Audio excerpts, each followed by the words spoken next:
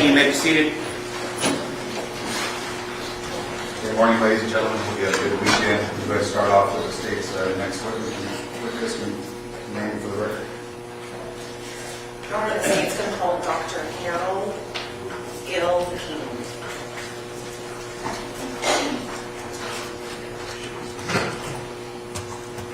In Your Honor, may we approach? Yes, sir.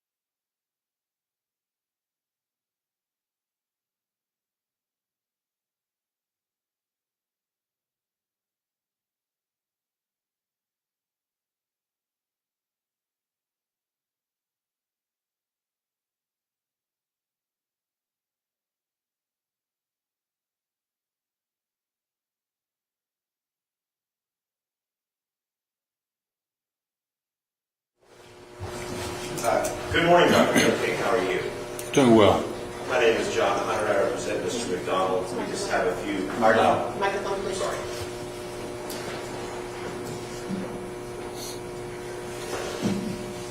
My name is John Hunter, and I represent Mr. McDonald, and I just have a few questions for you before we begin your testimony in front of the jury. My understanding is that you were asked to consult on a case involving skeletonized remains involving BCME 2019-1699, later identified as Andreen McDonald. Is that right? It's yes. And the state has asked you to come and provide expert testimony and opinion today in conjunction with that case. Yes. Could you please tell us, explain to the court what opinions you anticipate providing today? Well, I will provide a description of the injuries that I saw on those skeletal remains. Okay, and what did you review in order to render an opinion about that subject? Little chronology here. Went to the Bexar County ME's office at the request of a different pathologist to perform some casework in a kind of a teaching context. Later that day, Dr. Feig approached me and said, would you mind giving these remains, that is to say, the remains of our decedent, a look while you're here? And I said, certainly, and went over the remains in his presence. After that examination, we concluded that it might be a good idea if we would send the remains to our laboratory for a bit closer scrutiny, which we did. And at that time, I performed my analysis and so forth, which will be the sum and substance of my remarks today. Okay, and so specifically, are you going to be providing any testimony regarding an opinion as to cause of death? I am entitled to do so under the code, although that is typically done by the medical examiner. Cause and manner are generally specified, although I will be happy to opine on that. Well, let me ask you, do you have an opinion as to cause of death? Yes. And what is that opinion? Cause of death is homicidal violence. Okay, and is it your belief that the damage to the bones that you identified can be pinpointed to cause of death? No. So you're not going to be saying any specified injury was that you identified on the bones as cause of death? What I'm going to say is for a little spoiler here, is that blunt force injury cannot be excluded as a cause or contributing cause of death. Okay. You wouldn't rule out another cause of death or a contributing cause of death based on what you had available for you to evaluate, correct? What I'm saying is that the injuries that I observed and noted constitute cause or contributing causes of death. Okay, let me ask it a different way slightly. You cannot rule out that the acute cause of death in this case was something involving strangulation, right? No. You couldn't rule out a soft tissue injury as being There was no soft tissue to examine. Right. And the highway bone in this case was not recovered, I'm right? sorry, what? The highway bone in this case was not recovered, correct? It was not one of the elements that I inventoried. And so, you know, in many cases involving strangulation or damage to the cartilage and structures of the throat and esophagus, highway bone damage is an indicator of that, perhaps. One of several. But without that data, you can't comment one way or the other, right? In specific or in general. Well, I guess both. What I'm saying is that if you're asking if one can determine that strangulation might have been involved in the absence of the highway, the answer is yes. There are other indicators. But in this case, because there was no soft tissue, you could not. No, not because there was no soft tissue, because there was no additional indication in the hard tissues. It is a common misconception that the hyoid is the only indicator of strangulation. There are other bony indicators. Okay, I understand. But I could not comment on strangulation because there was nothing else abnormal. So it is equally as possible that that was the cause of death in this case? Yes, it is a possibility. Okay. Now, in your report, in the summary of your opinion, have you reviewed your report today in anticipation of your testimony? Not today. Okay, but you're familiar generally with what your opinions were in that report? Yes. You noted that there were exhibitions of perimortem blunt force injuries to the mandible. That's correct. Now, when you use the term perimortem, what do you mean by that? Perimortem means around the time of death. Around the time of death. Around the time of death. Okay, but you would not render an opinion as to whether that occurred prior to her dying or after her dying. You can't say. No. You would just acknowledge that it was sometime around the time that she died. In a short time frame around the time of death. Yes. Okay. Similarly, when you indicate that fracture patterns on the right manual digits indicate that burning occurred in the perimortem period, you're simply saying that burning occurred somewhere around the time of death, right? Well, I would assume that the burning occurred after death, but not very long after death. Okay, but as to, when you use that term perimortem, you are not trying to imply that it would have occurred prior to her dying. When the term perimortem is used, it simply means around the time of death. Now, in the case of the mandible, could have been slightly before, could have been during, could have been slightly after. I presume that the burning was something that took place afterward. However, not long afterward. Okay. How long would you say? Well, the body was still fleshed to some extent because the pattern of burning in the bone indicates that both water and organic material were present in the bone.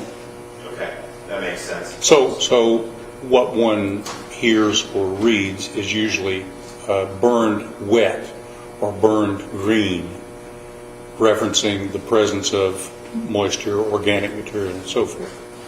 Okay. Similarly, when we talk about the fracture to the mandible, and again, looking at that term perimortem, would you say that you're using that term to mean that it would have occurred somewhere around the time of death to include after death, but not long after death? Strictly speaking, yes.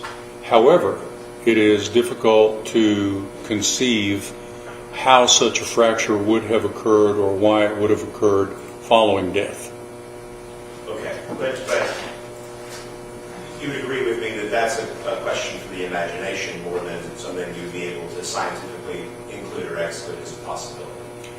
I would say that in my 46-year experience, fractures such as the one you mentioned occur at the time of death or slightly before.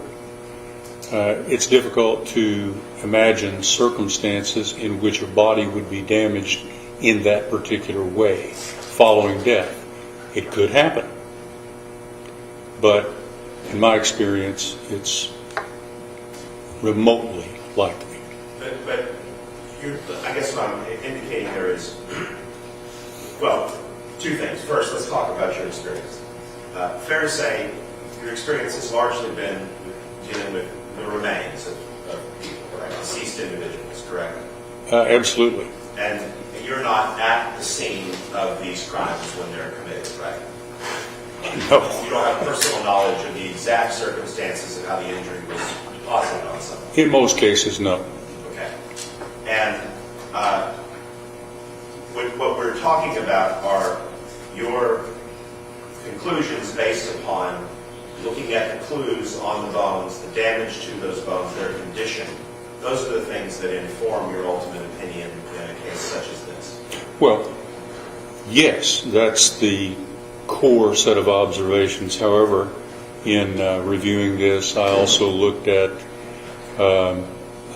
dozens of scene photographs that were taken before the remains were recovered and during the recovery of the remains. So I have some familiarity with the scene from which they were collected as well, and that formed part of my opinion. Okay.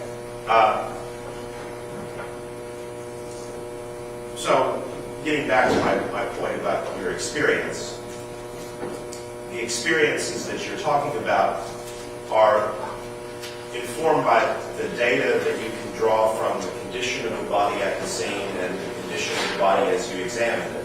Mm-hmm. And then you determine whether or not that experience or that conclusion has some validity based upon how law enforcement interprets your data, or whether law enforcement believes that's consistent with the remainder of the evidence in the case, right? No, actually, when I perform casework, I do it without taint of input from law enforcement, from medical examiners, from anyone else.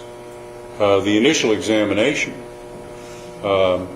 requested by Dr. Feig sort of informally that afternoon, he said, let me tell you what I have found so that you can look and see if I miss anything. And I said, no, please don't tell me anything. Okay. Just. So the answer to your question is, I tried to separate the context of my examination from outside interference, information, hearsay, that sort of thing. To avoid any confirmation bias in your... To avoid confirmation bias, yes, absolutely. Okay. But, I mean, let's look at it this way. When this report is finished, absent the unusual circumstance or a peculiar thing that you don't often encounter in your practice, this is not the sort of document that would be submitted to an academic journal, for example. No, this is a material that is being adjudicated, maybe appealed. We don't know. It's a private, restricted audience that sees these reports. These are in no way a matter for publication to the scientific community. And you're aware of the process by which conclusions and ways of thinking in your field do get into the scientific community writ large, right? I mean, not about a specific case, but in general, forensic anthropology has scientific publications, for example. That's correct. There's peer review of those publications, correct? Well, and there is peer review in this report. Peer review in this report in terms of Dr. Fye? No, in terms of another forensic anthropologist. Okay. Within your own department or in another department? Yes, we have a peer review policy within that laboratory, and the peer reviews are performed by another anthropologist who has not looked at the case. In some instances, the remains are still present when the peer review occurs. In other cases, the report is written, peer reviewed, and the remains have already gone back. Do you know which was the case in this particular? The remains are present. For the independent review? And the independent reviewer, Dr. Wendy Potter McQuaid, made her peer review with the remains available to her. Okay. Did she generate an independent report, or was No. it a simple verbal confirmation that she... No, she signed as the peer reviewer.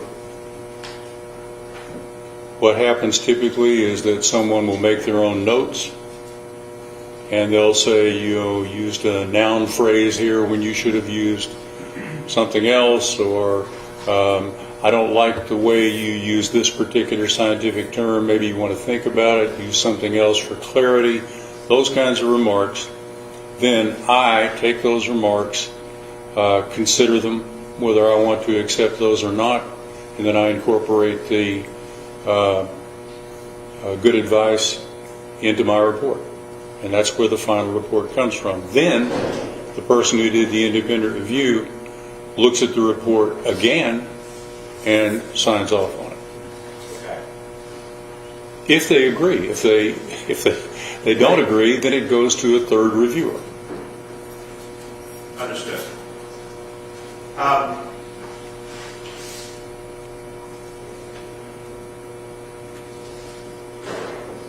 You were not present for the collection of the remains in this case, right? You had No. to review photographs from the scene. Absolutely. And you'd agree with me, those photographs don't indicate that any kind of organizational system was used to document where a bone was found in relationship to another bone, right? The only thing I noticed was that in the many photographs that I observed, there was no scale and there was no direction indicator, which is really the first rule violated. When you take photographs that are going to be admitted into forensic evidence in a court of law, you put a scale in there so people can judge size and distance, and you put a distance orienter in there so we know where north is and so forth. And that would be important for you to understand the relationship between the bones and the place where they were found. Not in this case. In this case, the photographs began with entering the scene and then go into closer and closer views. I can see where everything is that I need to see, and direction really doesn't matter. However, there are instances in which it would matter. And let me ask you this. I follow you, that makes sense, but what I would be curious about is how can we tell whether it would matter when we're only able to look at the photographs? Well, let me put it this way. I'm not there. I need to see what the general context looks like. Here's why. Because sometimes the question of time since death comes up. Well, if you take a body and you throw that body out in the field, maybe you mix it with some trash or other material that's in the field, cow bones in this case, in East Texas, those remains may go to glistening bone in as little as 7 or 8 days. Because of the relative humidity and temperature of East Texas versus, say... Yeah, let's say we put it out there in August in East Texas. You've got insects, you've got scavengers, you've got temperature, all the drivers that accelerate decomposition. On the other hand, if on that same day you drop that body in a crevice where it was protected from predators in El Paso, you'd be able to autopsy that body a year or a year and a half later and find organ tissue because of the relatively dry climate, because sand acts as a wick and removes water from the body and so forth. So if you look at the state of Texas as a whole, there are 6 different biotic provinces like that, each with its own suite of predators, its own climate, its own moisture, and so forth.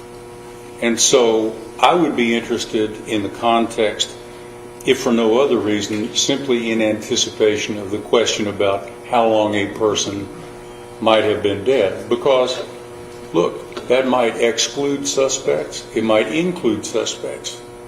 Sure. If we have that time block. So to answer your question, I need to see that context. Whether I'm there or not, I'd like to have a general idea of what forces may have acted on those remains. Well, and admittedly, you're living in Denton, right? No, I live in Dallas. In Dallas, probably, but you teach at the university in Denton. Actually, I retired 4 months ago. Oh, well, congratulations. You were talking about different biological zones.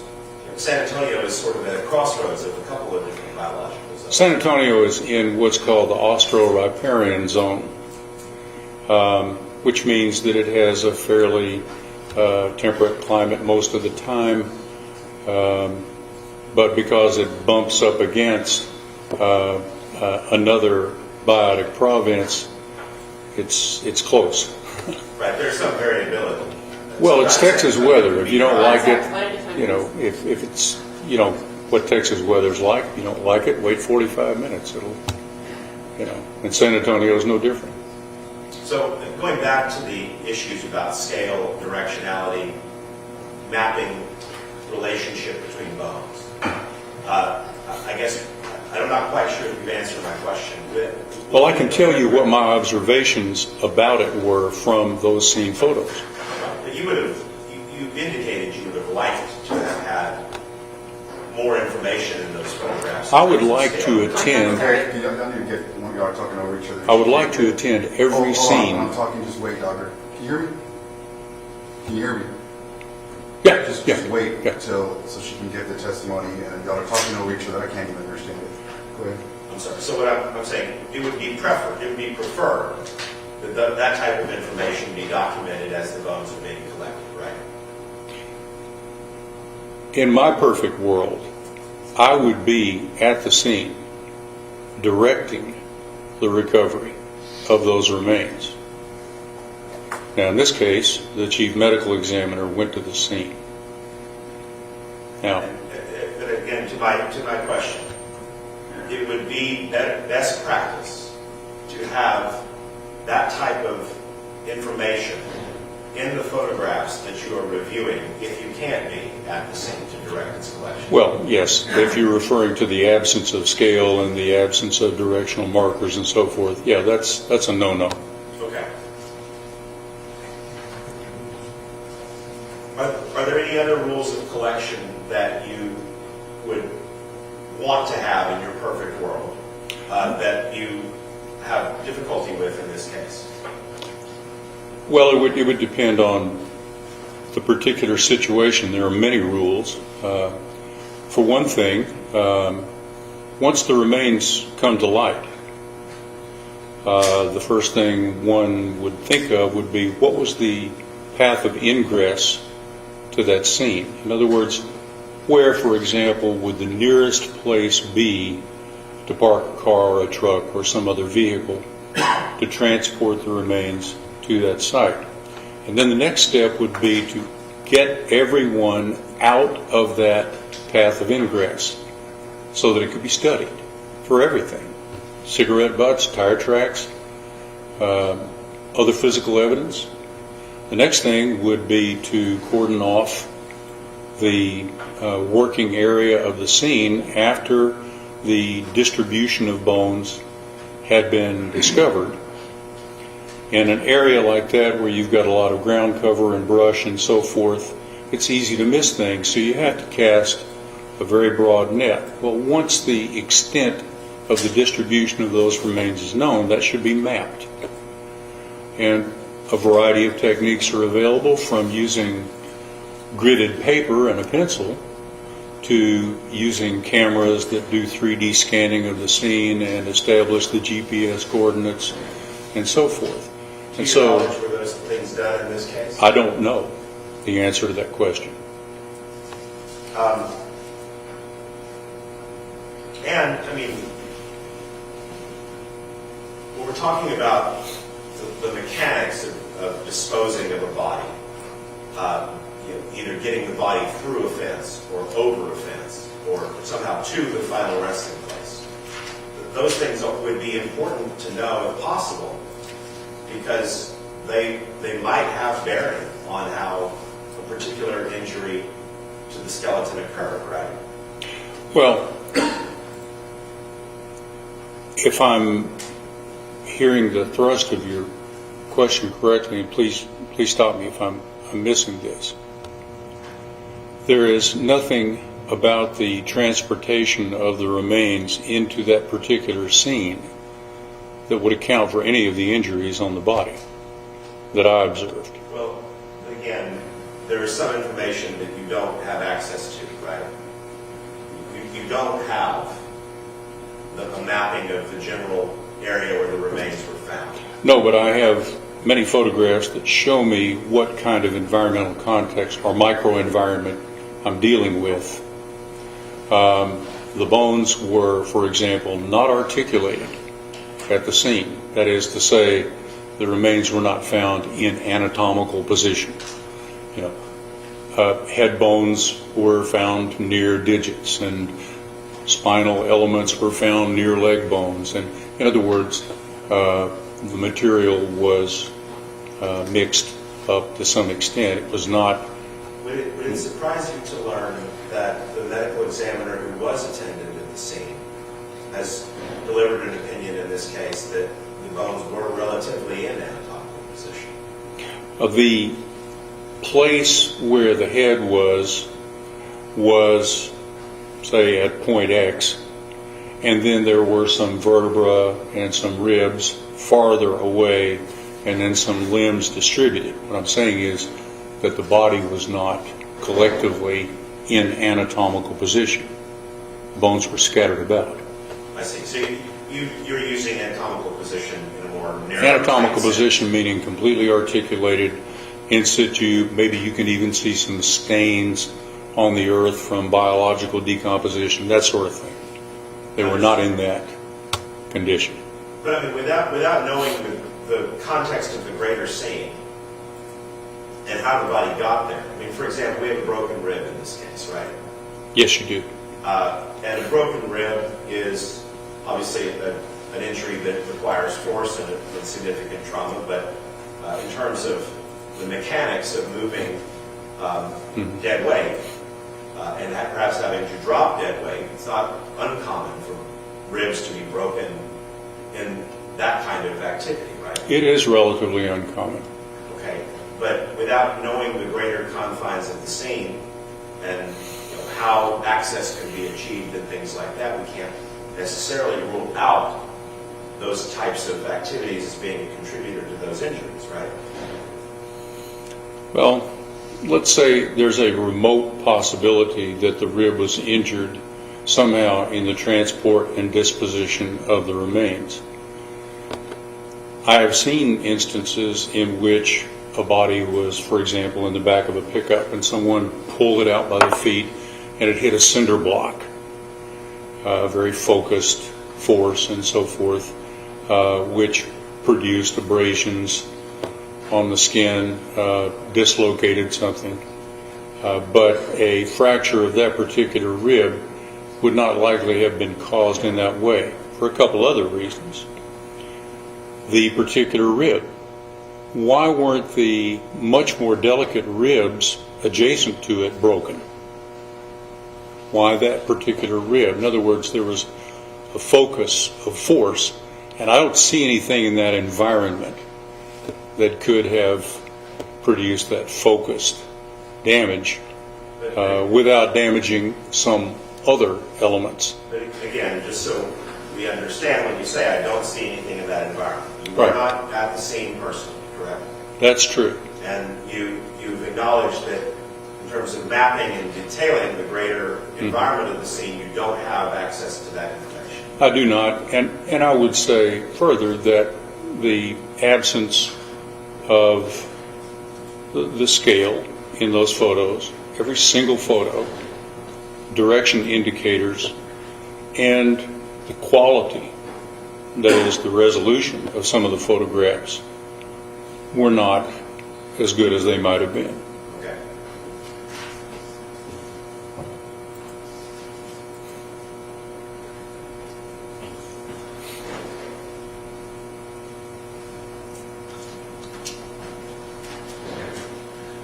I want to just very briefly ask you a couple of things about the specific injuries in order that they're discussed in your report and what your opinion is based off of. So with respect to the mandible, you would agree that that type of injury is consistent with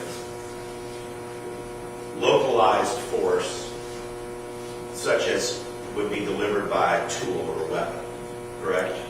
It is a very focused application of force. Okay. Similarly, with the damage to the cervical vertebra and the thoracic vertebra, that is consistent with a localized type of force like you might see with a tool or a weapon, correct? Very focused, yes. Okay.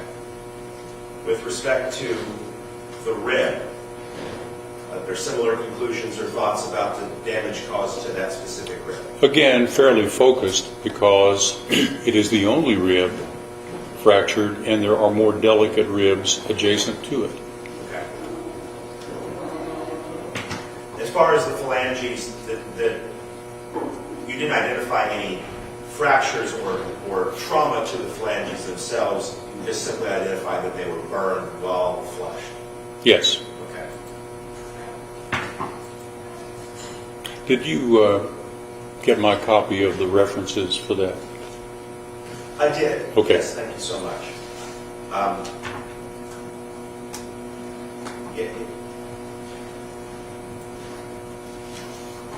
It's a very interesting thing. I shudder to think how we learned that information, but thank you very much for providing it. I'll pass the witness. State. Nothing further. Your Honor, if we may be able to have a brief argument outside the presence of the witness. Yes, you can sit down. You can step outside until we call you back in. Yes, thank you.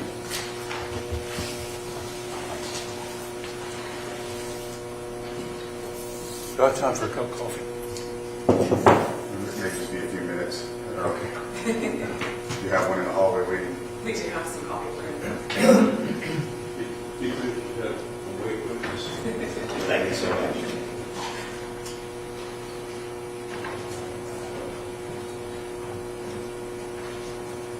Okay, go ahead.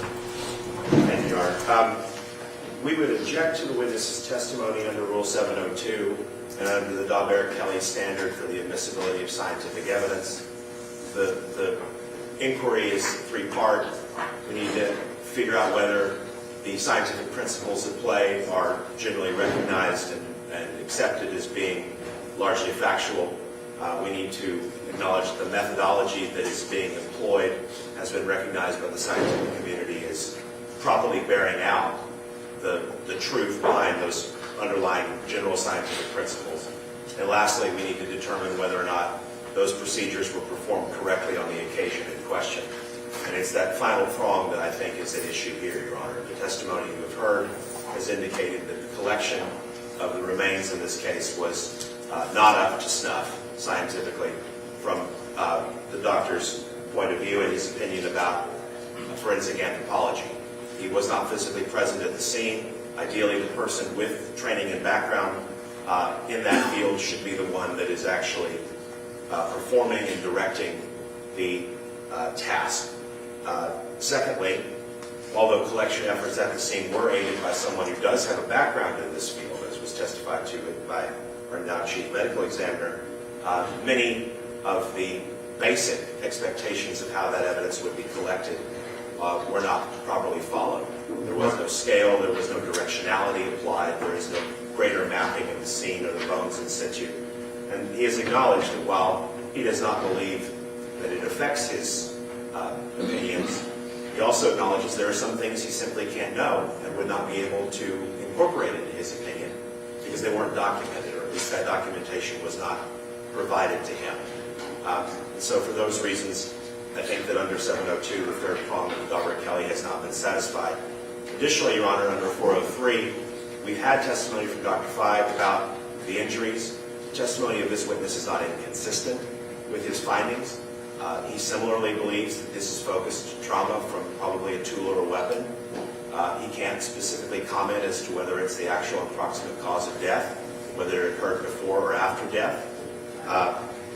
And I think that it's cumulative in that sense and runs the risk of simply misleading the jury by having more information than is necessary for the underlying conclusions.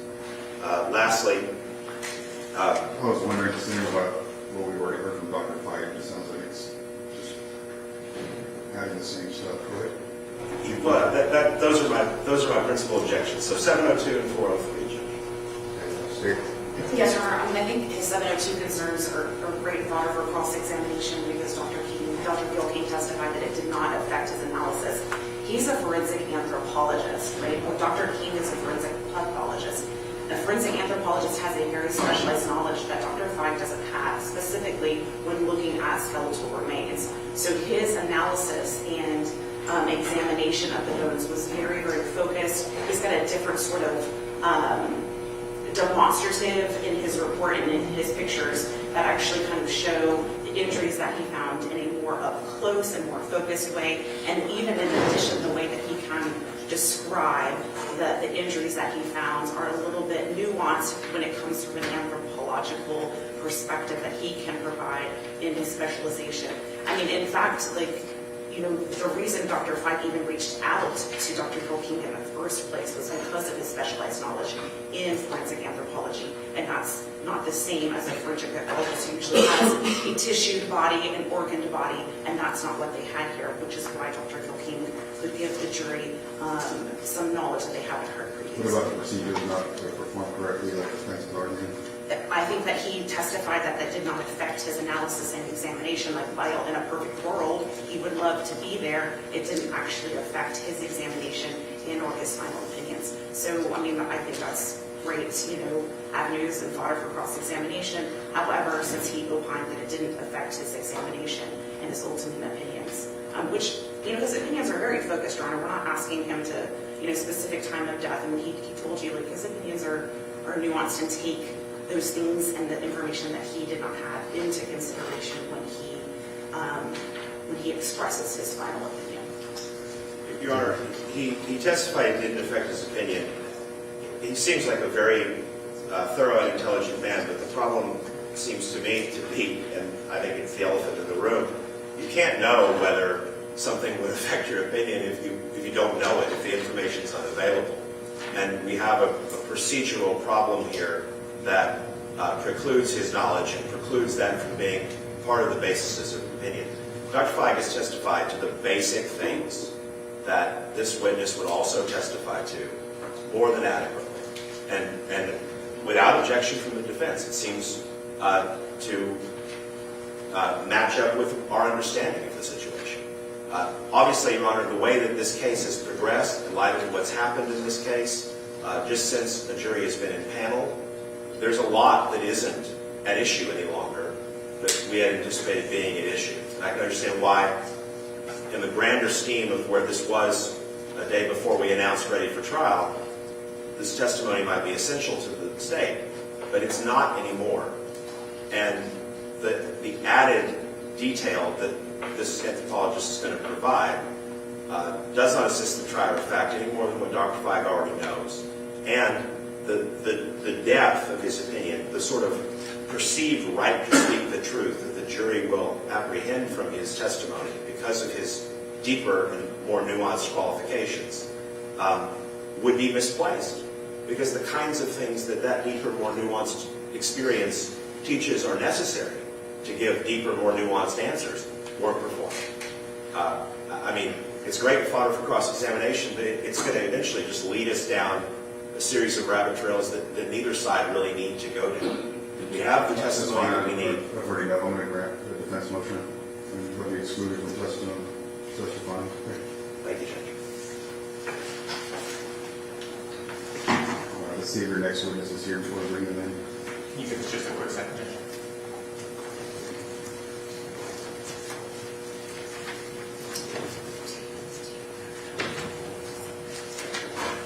Your Honor, and we approach. Yes.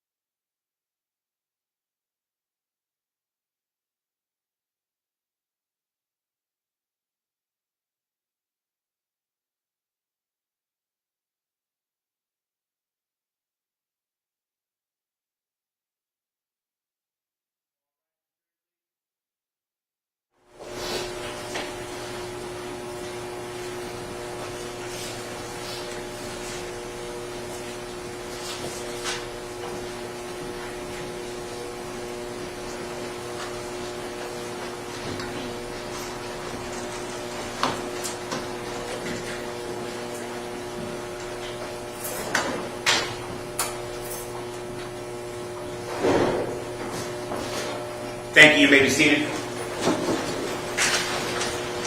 state your next witness. Yes, Judge. The state will call Tony Coburn.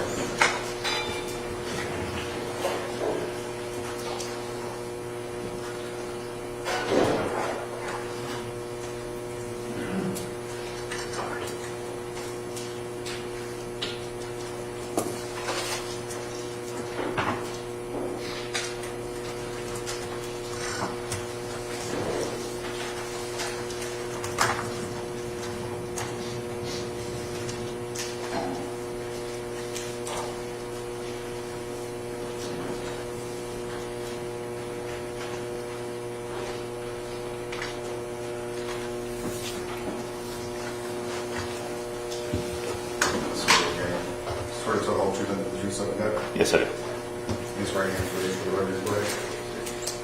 Thank you, Judge. Investigator Coburn, can you reintroduce yourself to the jury? I'm an investigator, Tony Coburn. It's Kobryn. I'm an investigator with the Bexar County Sheriff's Office. I'm currently assigned to an electronic crimes task force with the U.S. Secret Service, and my assignment is digital forensics. And you previously talked to this jury about an extraction you did on a cell phone in this particular case, correct? Yes, I did. And today I have you here to talk about an extraction on a second cell phone, correct? That is correct. Did you conduct an extraction on a cell phone pursuant to a search warrant in this particular case on a Samsung Galaxy J7 mobile phone? Yes, I did. And do you remember the IMEI number in that particular phone? I'd have to review my report. May I approach you? Yes.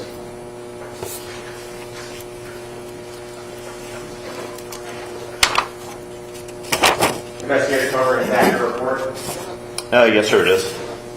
And using that report to refresh your memory, what was the IMEI number on the Samsung Galaxy J7 mobile phone that you conducted an extraction on? 35480-70946-99444. May I approach you? Yes.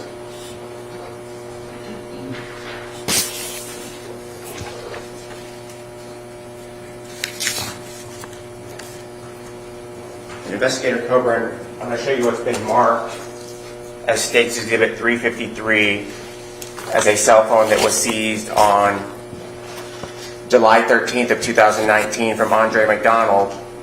Does that a piece of evidence that has a matching IMEI number? Yes, sir, it does. It has the same IMEI number.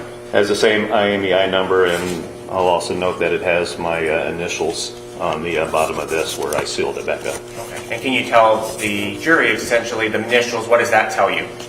That just tells me when I take this out of the property room, I have to unseal this package, and when I'm completed with my examination before it goes back in the property room, I reseal it with evidence tape and place my initials along the evidence tape.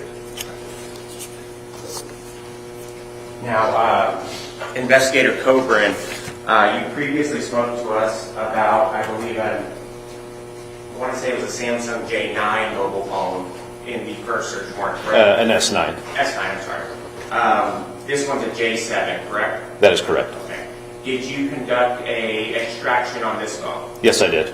And can you just briefly walk the jury through what the process is for doing that? On this one, I did a physical extraction. Once I collect the device, at first I get the search warrant. In this particular case, the item was in the property room, retrieved it from the property room, brought it back to my office at the Secret Service Task Force office. I document the mobile phone, and then in this particular case, I attached it to Celebrite, which is the device used for the extraction. Once I get the extraction completed, then I use what's called physical analyzer software to parse out the data into the different categories: messages, call logs, images, or anything that's in a phone, and produce a report.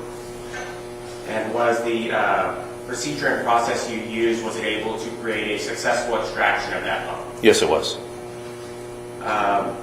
And similar to the last time we spoke to you, we asked you to provide us with some extraction reports of certain items that were found on that phone, correct? That is correct. May I approach the witness, Your Honor? Yes.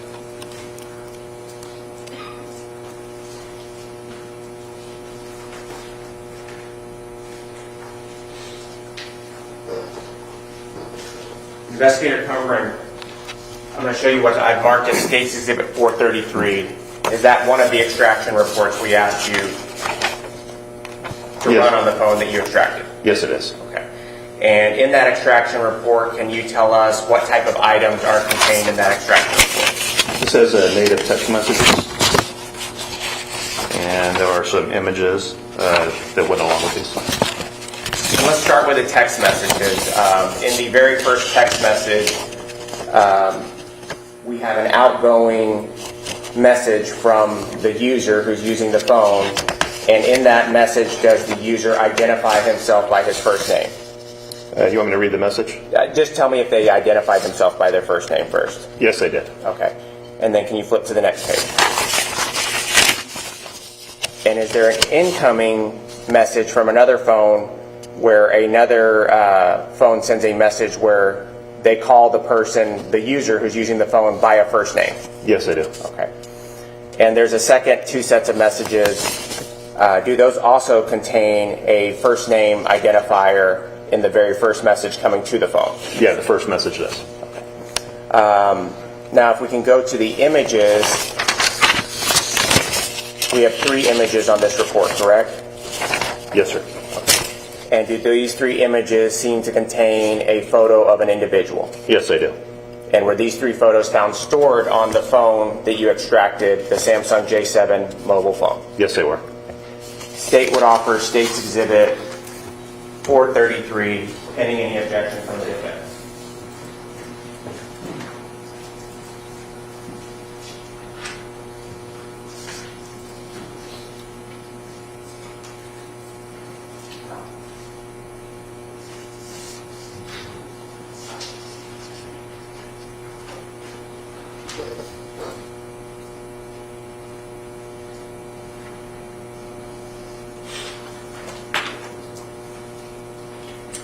No new objections. Commissioner Collins? Yes.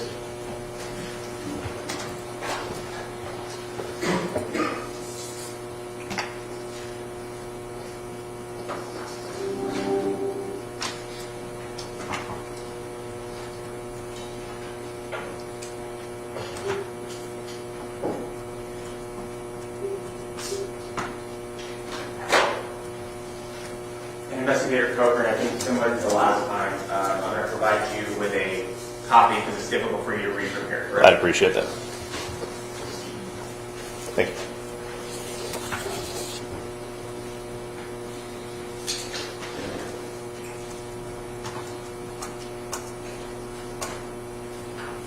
Investigator Coburn, on the first page of State's Exhibit 433, we see essentially 3 categories that are titled a summary, a source extraction, and a device information.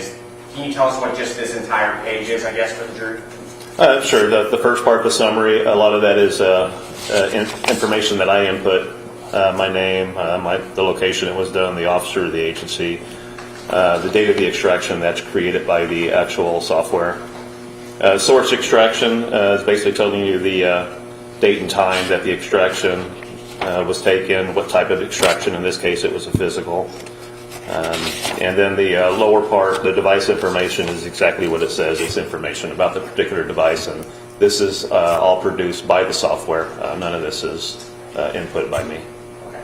And does this indicate to you essentially that this is coming from the device that you ran the extraction on, correct? That is correct. It is the same device. And I believe in the device information, the second one down, is that the IMEI number that you referenced in this particular case? The IMEI number is located in here. What do you mean by second one down, though? The second category down. Oh, okay. I'm sorry. Yes, sir. That is correct. And I'm going to flip to page 2. And at the bottom of page 2, is this the first text message that we spoke of that is an outgoing text message from the user who has this particular phone, correct? That is correct. And can you tell us the date that this message was sent and time? This was July the 10th, 2019 at 6:30 a.m. And what does the message say? This is Andre. I'm going to skip PT today. My left knee is hurting from my run on Monday. Thanks. I'll flip to page 3.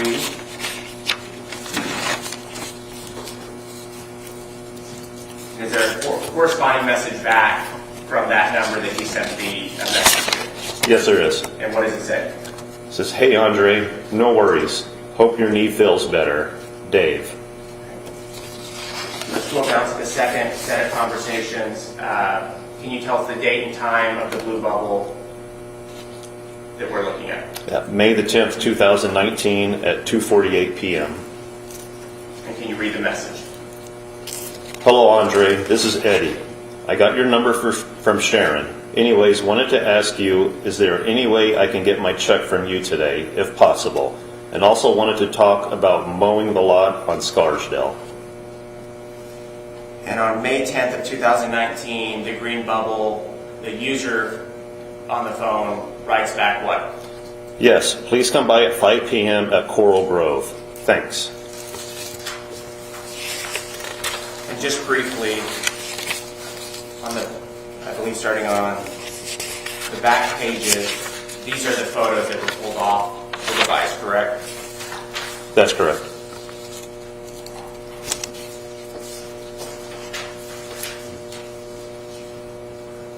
And the final one may be slightly blurry, but there's 3 photos and they all appear to be of an individual, correct? Yes, sir.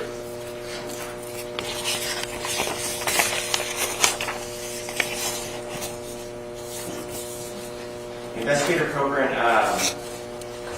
we also asked you to pull some other text messages off that device, correct? That's correct. And we ran an extraction report with these other text messages that you verified came from that device, correct? That is correct.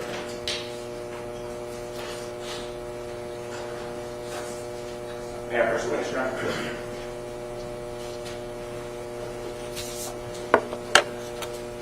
Showing you State's Exhibit 434. Can you flip through that and see if that's one of the extraction reports containing text messages that we asked you to pull? Yes, sir, it is. I verified these came from the original and initialed. And there are truly and accurately things that were taken off the larger phone. These are text messages that were specifically pulled for this extraction report. That's correct. And obviously, just to inform the jury, there's a lot more text messages on the phone. These are just a subset that we pulled, correct? Right. These are just certain messages that we pulled for this purpose. State would offer State's Exhibit 434, pending any objection from the defense.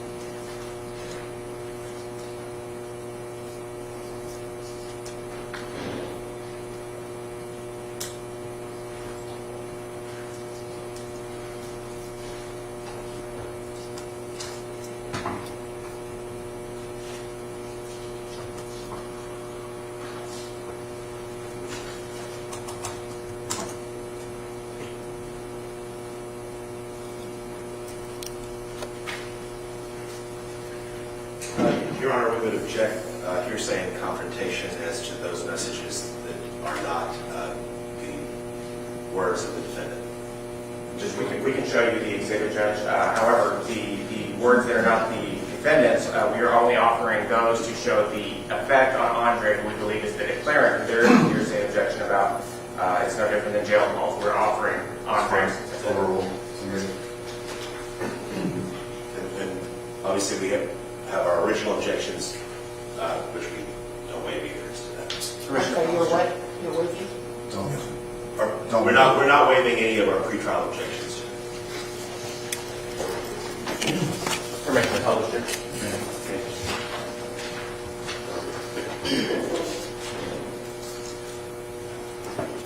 And I'm flipping to page 2, investigative program. And I have a blue bubble coming from a Starlight cell phone, and it is at 5/11/2019 at 1:38:07 p.m.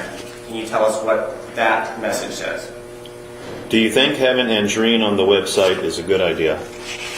This is on May 11th at 2019, correct? That is correct. And at the top of page 2, can you tell us what the user on the phone you downloaded says? Good question. Might need to scrub it. What's your initial thought? The blue bubble beneath it? It needs to be redone ASAP. And now the green bubble? I'll email James. And the blue bubble? I thought it was done already. I just checked and saw.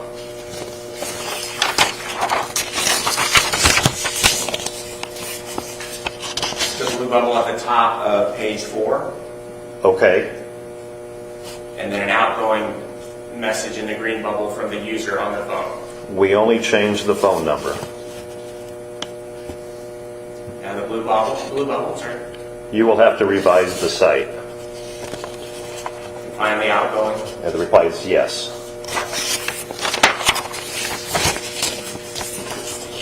Now our second conversation starts on page 5, and the very first message is on July 12, 2019 at 8:55:29 a.m., correct? That is correct. And it's coming from an individual who is named in the phone as Sharon, correct? Yes. And can you tell us what that first message says? Jenny just sent me a news clip that they found a body on Speck Road, and Salazar is saying it is Andreen. And the first message from the user on the phone to that number says, Okay. and then following this up, we have another message right here. Can you tell us what you know about that message? Yeah, it's got the red X. It was either not retrieved by the software. It could have been deleted. It may just be a false signal from it with the same date and time. But for whatever reason, there's no message on that.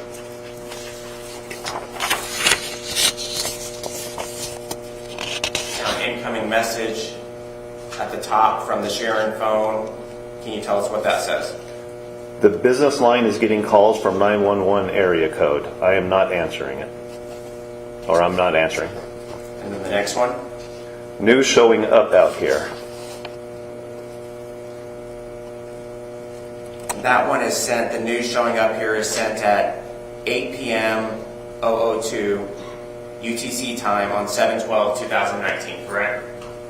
Yeah, 7/12/2019, 8 o'clock p.m. local time.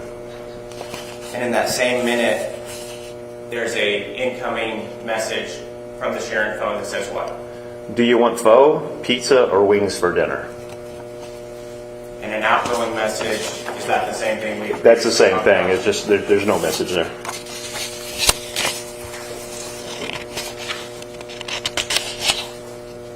At the top of page 7, an outgoing message from the user on the phone that you extracted says what? If you are still at the phone, get me a Thai tea. Thanks. And an incoming message that says what? What flavor? Am with Gene. An outgoing message at 8:44 on that same day. Regular. Thanks. And then an outgoing message at 8:52, Serena lose. and that's the following day, correct? That's July 13th, 2019 at 8:52 a.m.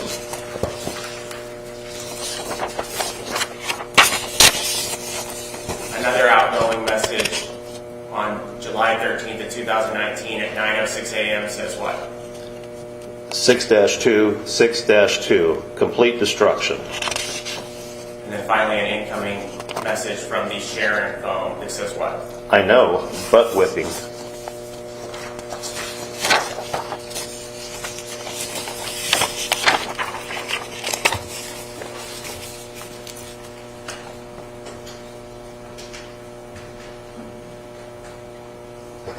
Investigator Coburn, we also asked you to make an extraction report regarding a number of searched items on that phone, as well as web history, correct? That is correct. And can you remind the jury what those two categories would contain? These is going to be search categories and web pages from whatever web browser is on the phone. In this case, it's an Android phone. And there's a couple of different, Android has a stock browser that they use. It could also have Chrome. There's different browsers you can have in your phone. But basically, search engines on a web browser. And did you provide an extraction to us with those categories and certain items from those two categories? Yes, I did. May I approach, Your Honor? Yes.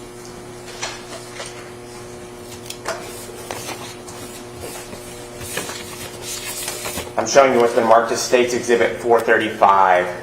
Can you look at that and tell me if that's the extraction report that you pulled regarding those two categories?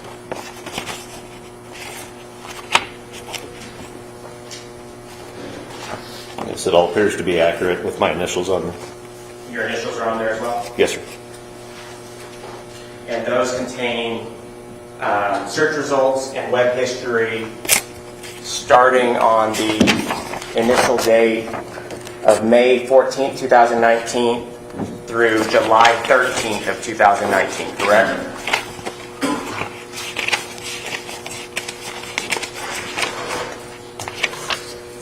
That is correct. And those are search history and web history that have been pulled off that phone that we've been speaking about, correct? Yes, sir, from the Android browser. State would offer State's Exhibit 435 pending any objection from the defendant. No, we would object under Rule 801. It isn't a statement by party opponent. It isn't even a statement, as that term is defined in Rule 801, nor is it admission by party opponent. So, your response? There's no exception. Judge's information that's found on his phone, I believe it would assist the jury in being able to determine. We've established that Andre was the user of that phone, and we believe that those searches contain information that, based on the terms of the search, based on what the jury has already heard is involved in this case, would show that this was Andre and these were things that he was searching for. Okay, that's denied or admitted.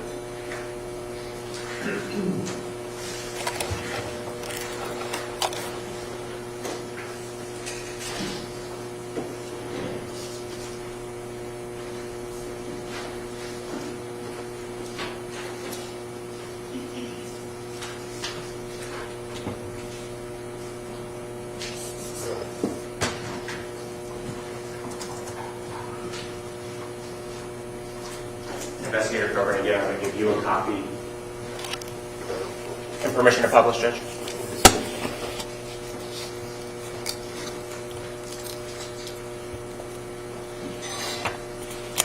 Investigator Coburn, I guess before we do that, just very quickly, can you tell us the total number of searched items that are contained in the extraction report? On this particular report, Correct. on search items 393. And how many web history items are on the report? 847. And the item is in evidence, and I don't expect we'll go through all of those, but I did want to call your attention to a few of these.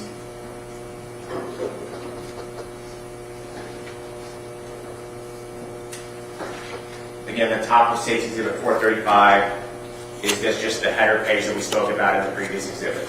Yes, sir. It's all the same information that we talked about previously.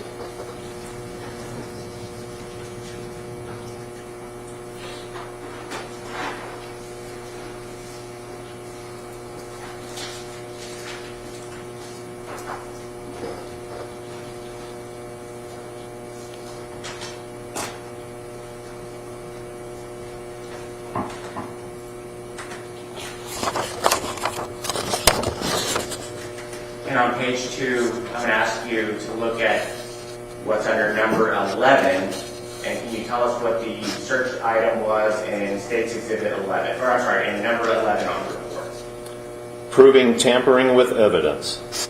And what was the date of that search?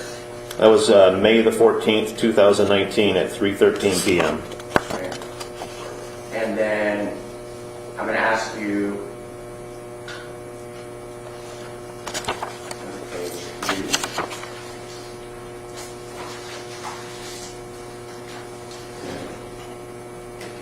At the top of page 3, starting on search item 21, tell us what that search was.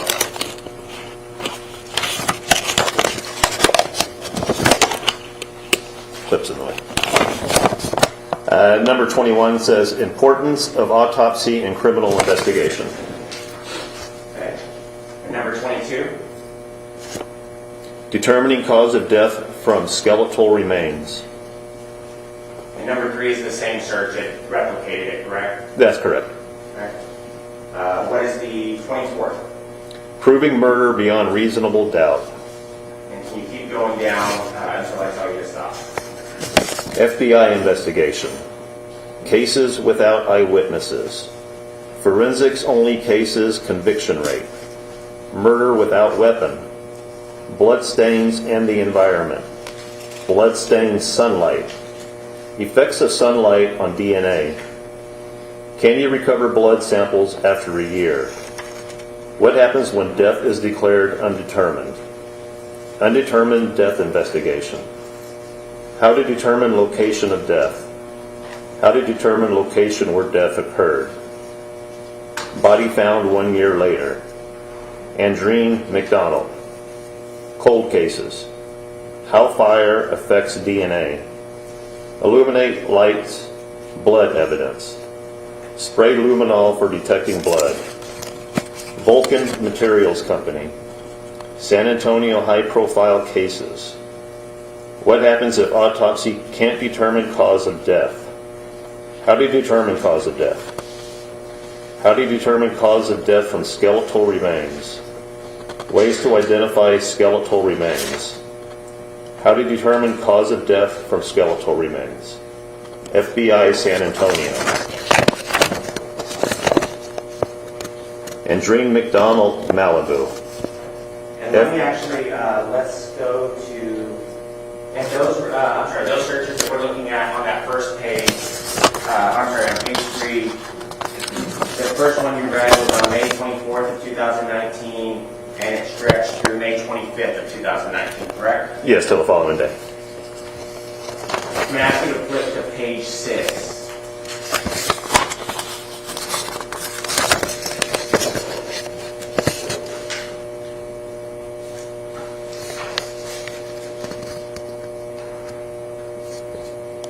And on page 6, I'm going to ask you to look at entry 138 at the bottom, and can you tell us what the search was on 138?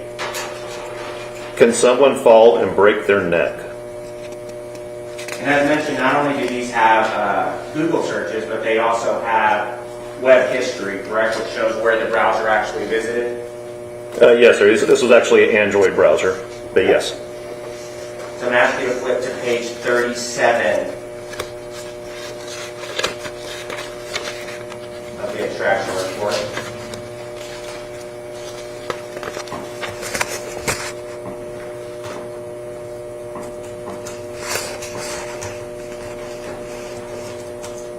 And on page 37, starting at 240 at the top, is the first browser report, the web history mark from doing the actual search. Yes, sir. The same term. Can someone fall and break their neck? Google search. And where did the browser visit after that search on 241?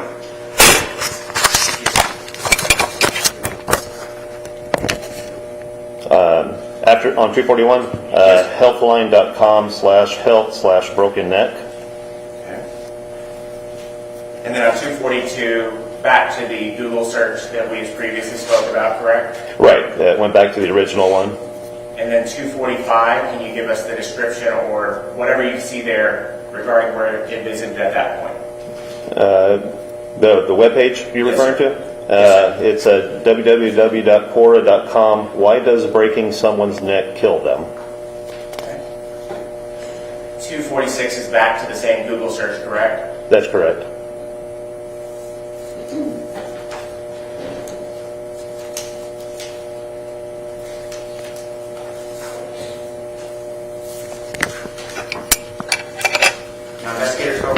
go to page 10 of your report.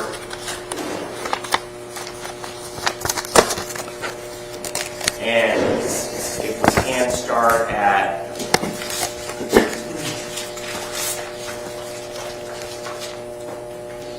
on page 10, if we can start on number 239. Recovering DNA indoors versus outdoors. Okay. And can you tell me the date and time of that search? July 7th, 2019, 1:35 p.m. Okay. And can we start going down from that period, and can you read us the searches that we see at that point? How long do search parties last? Recovering DNA indoors versus outdoors. Recovering DNA indoors. Celsius to Fahrenheit. Bankruptcy and security clearance. Chapter 7 versus Chapter 13. Texas Code 38.23. Let Suppression. me ask you at that point, let's skip to the next page. And can you tell us, starting at 265, can you tell us the date and time of that search? July 9th, 2019, 7:18 p.m. And can you tell us what the search was for? Missing woman, San Antonio. All right, and can you start reading down from there? Woman murdered in Portland, Jamaica. Missing persons. Missing persons, CT. Missing persons, San Antonio. Open murder charge. Fingerprints. How long do fingerprints last? Non-porous. Porous versus non-porous. Are bones porous? How long do fingerprints last? How long do fingerprints last on paper? Fingerprints. Fingerprints on wood. Fingerprints on concrete. Fingerprints on trees.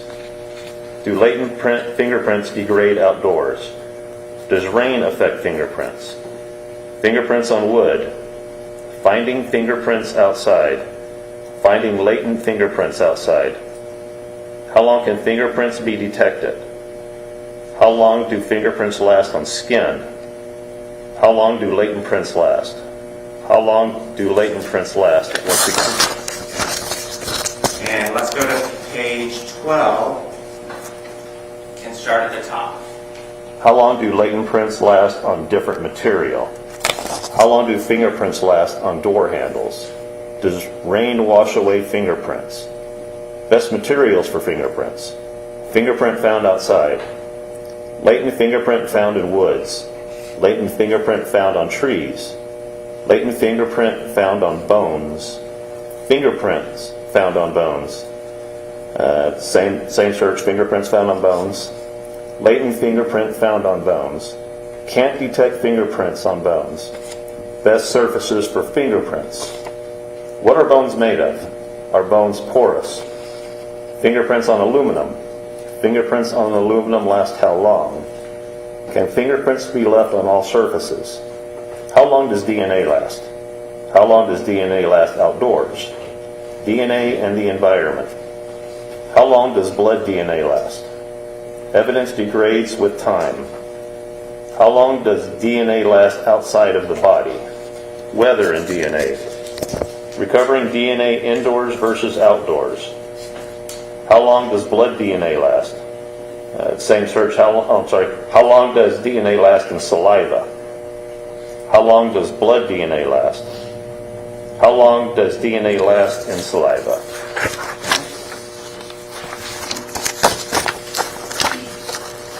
How long does blood DNA last? DNA outdoors. Does weather affect DNA? Does weather affect DNA forensics? How long does touch DNA last on the surface? How long is DNA good for testing? Recovering DNA indoors versus outdoors. Recovering DNA outdoors. Testing DNA outdoors. Rain DNA outdoors. Fingerprints and DNA.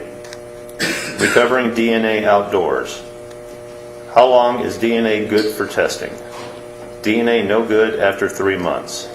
Recovering DNA outdoors. How long does blood last for testing? How long does DNA last for testing? Best surfaces for fingerprints. Fingerprints on bones. latent prints on bones, latent prints on skeletons. Fire destroys fingerprints. Getting fingerprints off organic materials. Does rain wash away fingerprints? Are bones rocks? When do bones become brittle? When do skeletons become brittle? How do bones become fossils? Do bones decompose? How long does it take for bones to decompose in a coffin? And that last one, 350, we're at 7/11/2019, and the time is 2:58 a.m., correct? That is correct.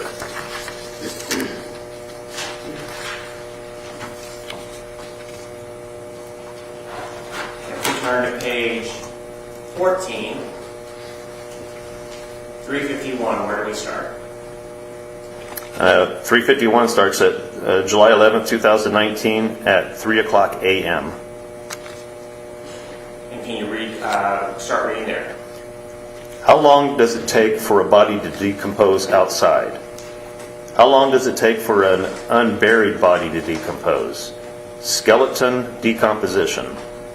How long do bones take to become dry and brittle? Is Austin humid? Is Texas humid? DNA decay in humid weather. How long do bones take to become dry and brittle? DNA profiling after 6 months. Collecting DNA for testing after 6 months. Effects of outdoor weather on DNA testing. Does cooked meat decompose? Do maggots eat cooked meat? Maggots in cooked meat. How to preserve a body. Bone decomposition in tropical rainforest. Mummify in dry deserts. Bone decomposition in tropical rainforest. How long does it take for animal bones to decompose? How long does it take for bones to turn to dust? DNA decay in humid weather. Is Texas soil acidic or alkaline? Is Texas soil acidic? When do skeletons become brittle? Taphonomy. Grass dries in winter. How long do trees live? Latent fingerprints. Do you always leave fingerprints? Making brittle bones. I believe the last page we have at this point where page 15 of that report, and we're at 7/11/2019. Can you start at the top and read the remaining searches? How to make bones brittle. Celsius to Fahrenheit. Heating bones make them brittle. Heating bones make them brittle. How long does it take for bones to turn to dust? Now on 386, we've jumped to 7/13/2019, correct? That is correct, at 8:01 a.m. And can you read the remaining searches? How does an autopsy work? Autopsy results. Autopsy results again. What happens if no cause of death is found? How can autopsy be inconclusive? Autopsy ruled undetermined. Undetermined death investigation. Autopsy ruled undetermined. And like I said, you can actually see it there at the bottom, web history. There's 847 web history entries that were pulled off the phone, correct? That is correct. And out of the 393 search histories, even though you read for a long time, we didn't read all of them, correct? No, we did not read all of them.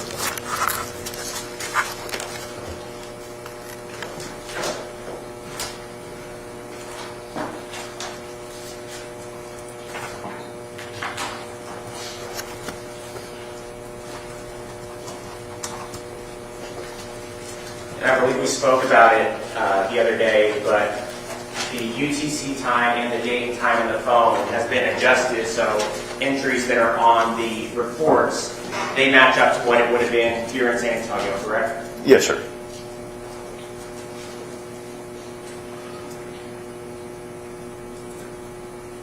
We'll pass the witness, Your Honor. Thank you, Your Honor. Good morning, sir. Morning.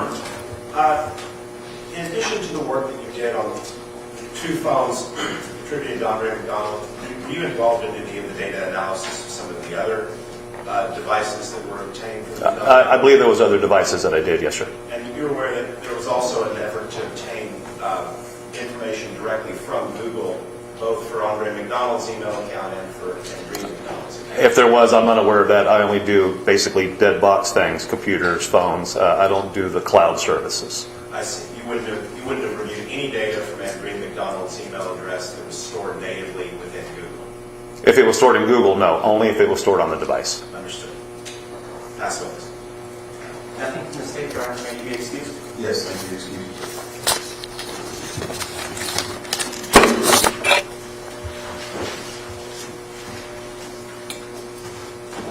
None of these have.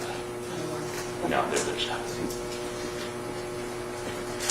Next witness. Yes, Your Honor. The second would call Paul Anderson.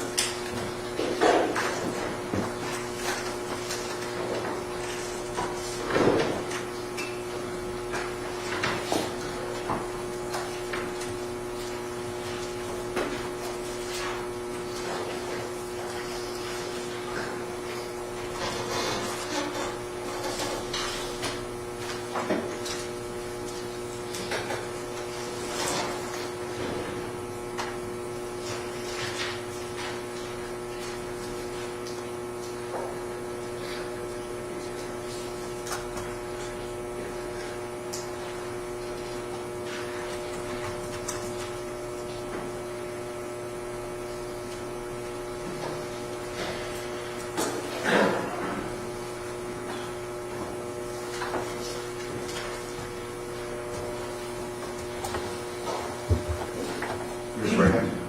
Swear to tell the whole truth, nothing but the truth, so help you God. Yes, sir. And have a seat. Adjust the microphone to meet you.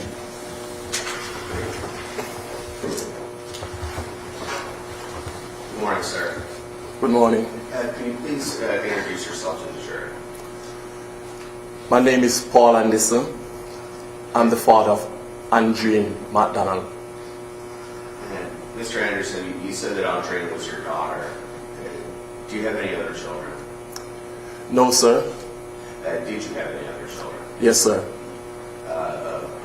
How many other children? One son, And what was your son's name? Andre Anderson. And you said that is Andre still with us? He lost his life in 2008 in a car accident. Was Andreen older or younger than her brother? Andreen was younger. Now, do you also know an Andre McDonald?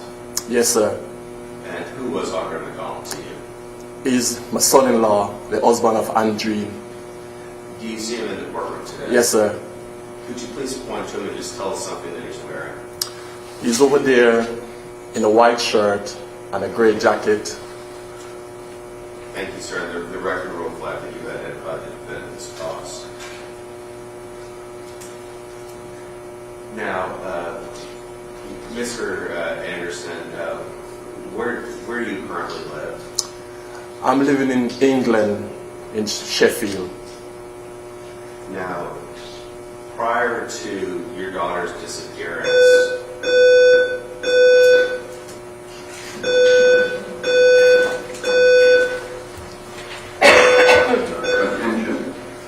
Attention. An emergency has been reported. Yeah, let's have the jurors go to the back and then we'll confirm this. Walk down to your All right, your jury, this way, please. main property. Do not use the others. Walk to the nearest door. All The jury.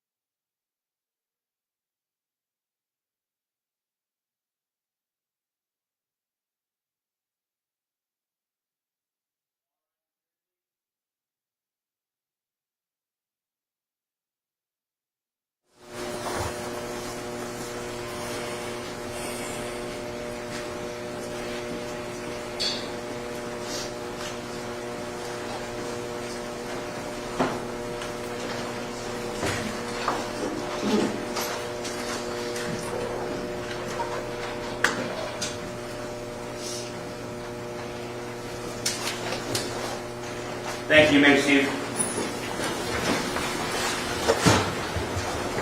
You're still under oath. Yes, sir. Thank you, Your Honor. Did I swear him in? You're blank for that far one. I swore him in, right? You did, Your Honor. We actually did some testimony. Some testimony. So, and Mr. Anderson, I believe where we left off is you were telling the jury where you currently live. Yeah, I live in Sheffield, in England, And how long have you lived in England? 19 years. Now, prior to that, did you grow up in Jamaica? Yes, sir. And were both of your children born in Jamaica? Yes, sir. Now, Mr. Anderson, obviously you being in England, would you visit your daughter, Andreen? Yes, sir. Roughly, how often would you come to visit? Most time, once a year. Would you stay in communication with your daughter? Yes, sir. How so? How would you do so? When I'm in England, by telephone. How often would you speak with Andreen? Very regular.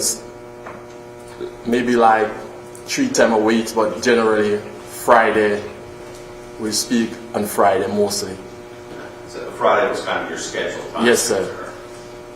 But you'd also speak to her on other occasions. Yes, sir.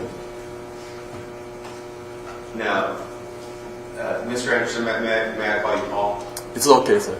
Thank you, Paul. Paul, were you aware that Andre and your daughter are having marital issues? Yes, sir. Now, would you try to counsel both of them when you had these phone calls? Yes, sir. Would you would speak to Andre? Yes, sir. Would you also sometimes speak to Andre? Yes, sir.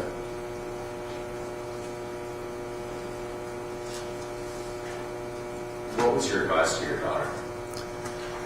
That they should seek counseling. Did you try to encourage them to stay together? Yes, sir. Your Honor, may we approach? Yes. I think you need discussions. I'm sorry.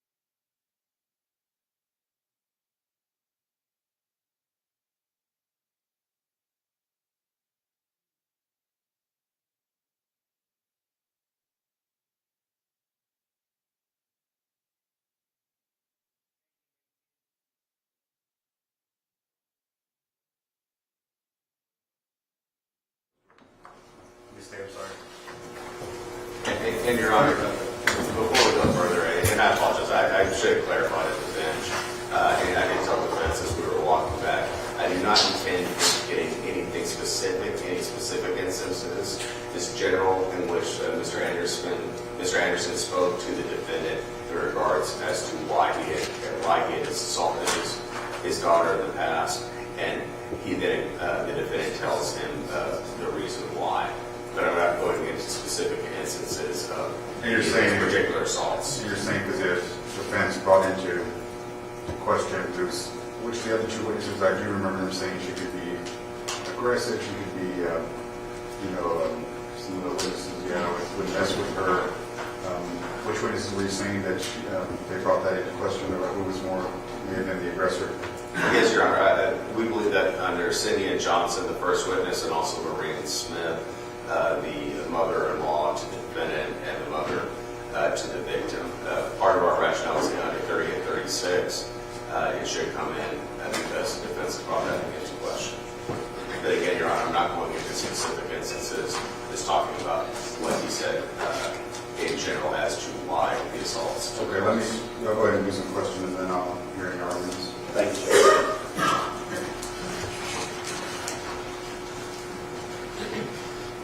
Now, Mr. Anderson, you said that you spoke with your son-in-law, Andre, on the phone on occasions. Yes, sir.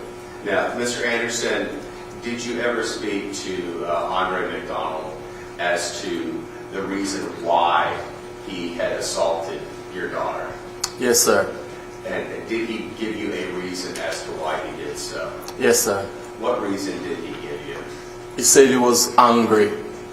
That he was angry? Yes, sir. And, Your Honor, that is what the state intends to elicit from the jury, and I've asked for a cross. Well, Your Honor, that is a specific incident of conduct, and it would be, if it's admissible at all, it would be brought in under 404B. The witness can elicit a general opinion and reputation testimony without triggering any of those procedures. But what is being asked here is essentially the 405 equivalent of the loaded question, when did you stop beating your wife type question. You did bring into all those other witnesses a lot of to call who was the more aggressive one, and if you look at 38, 36 in the murder case, all relevant facts regarding the killing and the previous relationship existing between both of them, together with all the relevant facts and circumstances showing the condition of the mind of the accused. What's your response on that Well, okay. at the time of the offense? The problem is, it's not clear to me from the testimony elicited what event we're talking about, when it occurred, how he has a basis of knowledge of it, anything about whether it actually happened or not. There's Let me an ask the attempt- state, you don't know more specifics you're just not getting into? Erring on the side of not getting that in, or you're just... Your Honor, I know that there was one particular conversation as to an incident that happened, but we're also talking about globally as to other incidents that happened. I'm not just pinpointing those specific instances. Also, just for the record, Your Honor, as well, we have served notice of these allegations to defense counsel before the... I don't know which one we're talking about now. I understand that they've notified us of specific instances of conduct that they might try to get through I think they're 404B. trying to leave it just broad. You want them to get into specifics further? I mean, Well, if they want to leave it broad, then the way they do that is through Rule 405, and they would ask him, if knowing Andre and having experience with Andre, he's formed an opinion about whatever pertinent character trait they want to ask. He'll say, yes, I have an opinion. They'll ask him what it is, and then we're entitled to cross-examine under 405 about specific instances, or have you heard and did you know questions regarding the underlying basis of that testimony. 404B is not implicated in any of that. And through that process, that's fine. But they can't say, we're not going to go into specific instances. It's a reputation and opinion question. And then through the way that they word the question, conceal that they are in fact talking about a specific conversation with Mr. McDonald and a conversation which ostensibly is about a specific incident that triggered the conversation. Because now they've tried to have their cake and eat it too. They don't want to go into the specifics of it, which deprives us of the ability to have a meaningful hearing under 404B with you now. And it forces us to have to make a decision, assuming that testimony gets admitted, of how vehemently we want to cross-examine about the particulars of it now in front of the jury. So we've undermined the point of both 404B and 405 in terms of why order of dialogue in the testimony has to be a certain way to protect Mr. McDonald's rights here. So, I mean, however they want to do it is their decision. I'm not going to grade their paper tactically.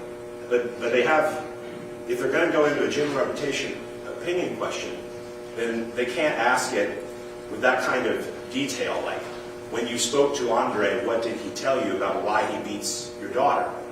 That is just concealing a 404B specific instance of conduct through the lens of 405.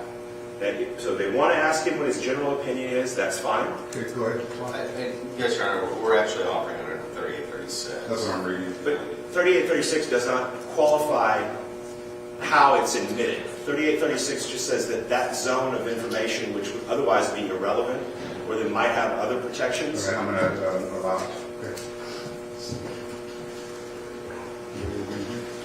For just the benefit of the record, Your Honor, so that I don't have to make that objection in front of the jury, understand that that entire line of questioning I'm objecting to. Can I have a running objection as to that line of questioning? Okay, I'll grant. Thank you, Judge. Well, just to that objection.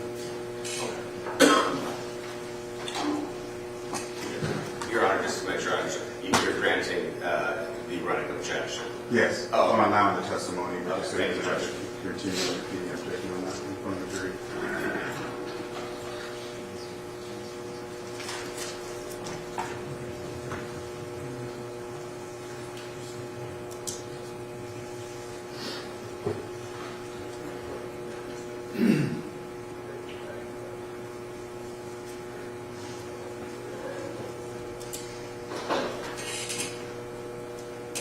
And I guess also, Your Honor, I'm sorry, one other thing.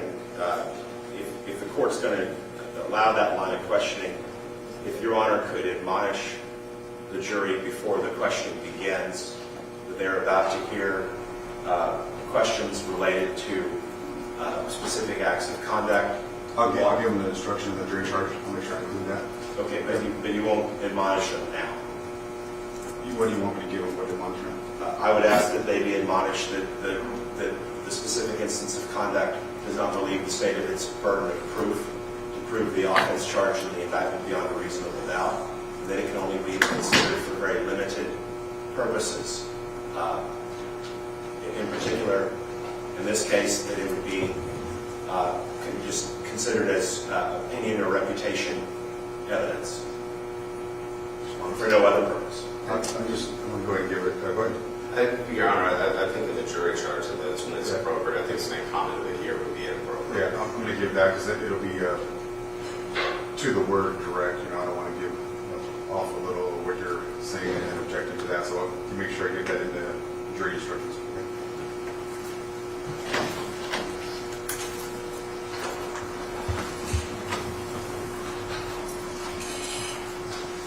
All right, jury, please.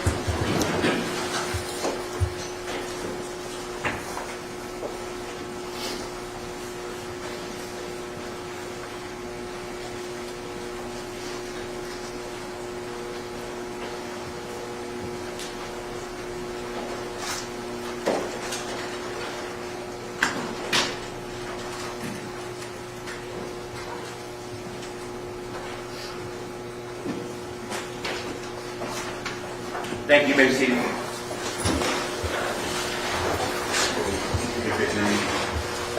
Thank you, Your Honor. Mr. Anderson, I believe where we left off is you stated that you would speak to your daughter on the phone about her relationship with her husband. Yes, sir. Would you also speak to Andreen McDonald about that relationship? Yes, sir. Did you speak to Andre about why any physical violence done by him happened in the relationship? Yes, sir. Did he explain to you why he did these physically violent things to Andre? Yes, sir. What did he say? He said he was angry. Now, Mr. Anderson, I want to call to your attention February 28, 2019. that this is the day before your daughter goes missing. Did you speak to Andreen that day? Yes, sir. How did you speak to her? Over the phone. Now, was there anything different about Andreen's demeanor or how she was acting when you spoke to her that day? Yes, sir. What was different? She was crying. Now, Mr. Anderson, you're Andreen's father. Had you seen Andreen cry before? Yes, sir. On how many occasions? Once. When was that? At my son's funeral.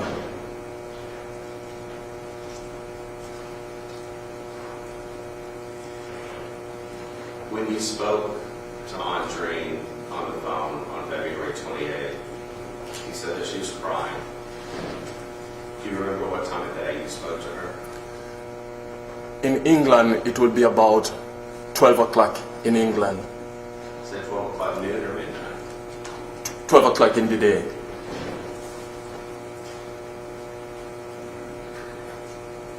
After that conversation with Andreen, did you ever speak to her again? No, sir. Mr. Anderson,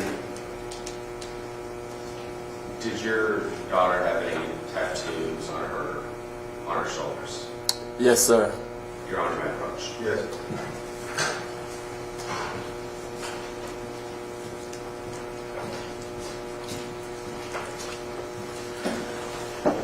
Paul, I'm going to show you what I've marked as State's Exhibit 436 and State's Exhibit 437. Do you recognize those photos? Yes, sir. Who is depicted? I'm going to backtrack on defense. I'm going to go ahead and give an instruction. Reading some of this stuff here too. I was going to give an instruction of the jury charge, but I'm also going to do it now. You're instructed that if there is any testimony before you in this case regarding, basically we just heard from the witness, that the defendant having committed an act or an act of misconduct other than the offense alleged in the indictment. In this case, you cannot consider said testimony for any purpose unless you find beyond a reasonable doubt that the defendant committed such acts or acts of misconduct if any were committed. And even then, you may only consider the same in determining motive, opportunity, intent, preparation, plan, knowledge, or consciousness of guilt, if any, of the defendant in this case, or to assist you if it does, in determining the context of the offense committed in this case, if any was committed, and or to rebut a defensive theory if it does, and for no other purposes. I was going to give you that instruction in the jury charge, but I wanted to give it to you now also because he just testified to that. May I continue, Your Honor? Thank you. Paul, I believe where we left off is I showed you State's Exhibits 436 and 437. Do you recognize the people in those photographs? Yes, sir. And in regards to State's 436, which individuals are shown? Andreen, my daughter, and Helena, my granddaughter. And Elena, is that Andreen's daughter? Yes, sir. And it states 437, who's depicted there? Andreen, my daughter. And Paul, you stated that your daughter had a tattoo.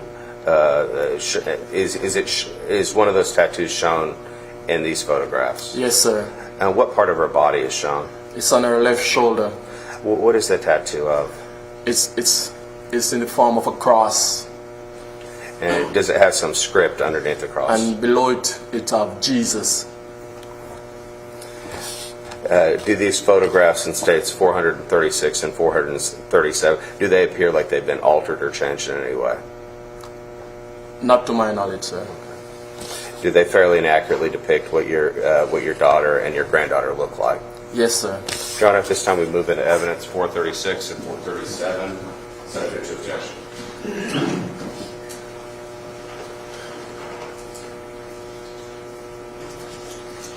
No objections. And that is the motion.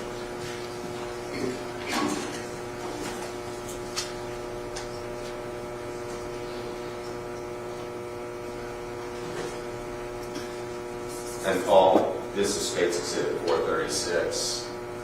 This is a picture of your daughter and granddaughter. Yes, sir.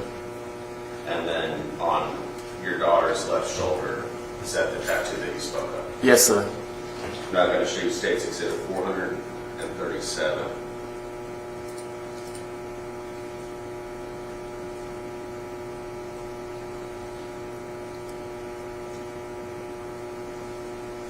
Paul is at another angle of that same tattoo where you can see the script saying Jesus. Yes, sir. Your Honor, may I approach the bench? Yes.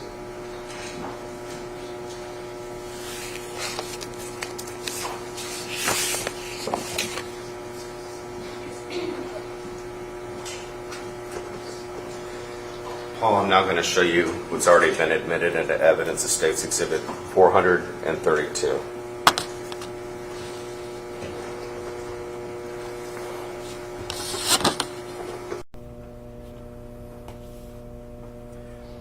Paul, does this appear to be the same tattoo with script that you identified in the previous two images? Yes, sir. Permission to publish.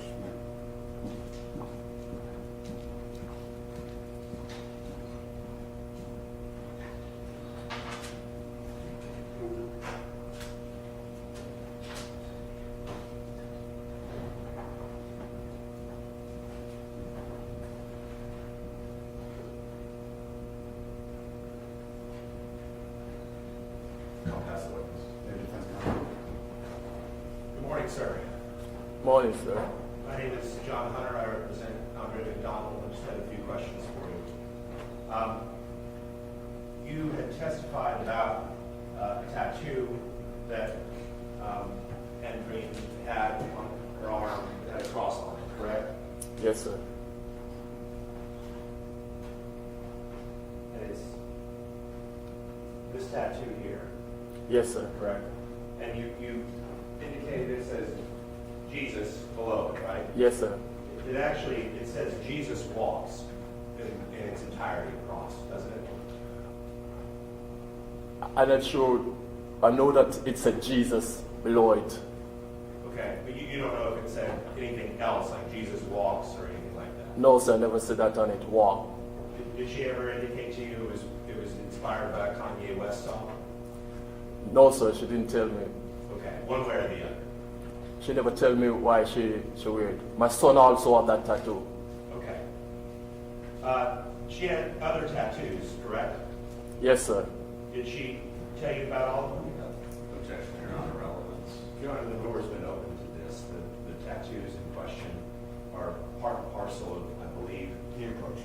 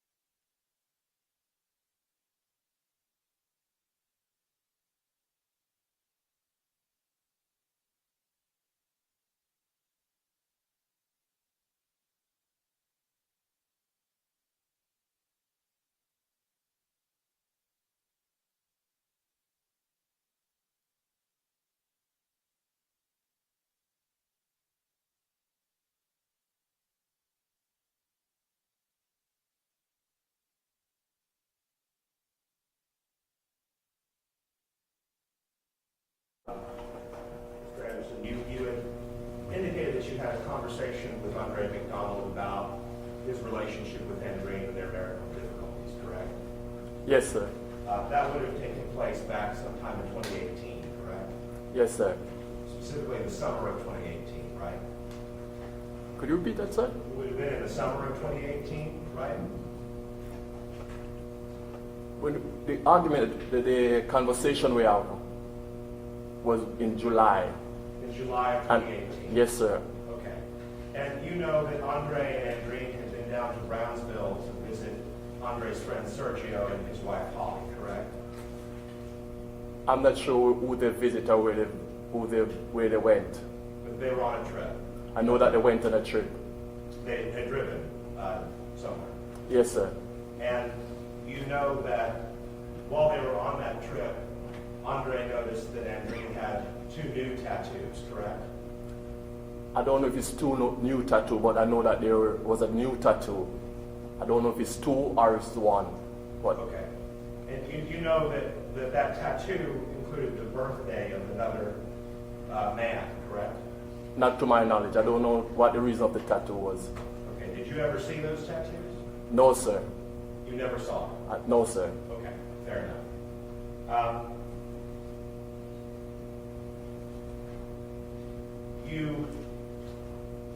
When asked about that, we're discussing sort of your understanding of Andre's, you're talking about a specific instance when Andre and Andreen had a fight, right? Yes, sir. And that's what you were asking Andre about, was that fight in July of 2018, correct? Yes, sir. After that fight, you still encouraged Andre and Andreen to reconcile and to work it out, correct? No, I asked them to see counseling after that date. Okay.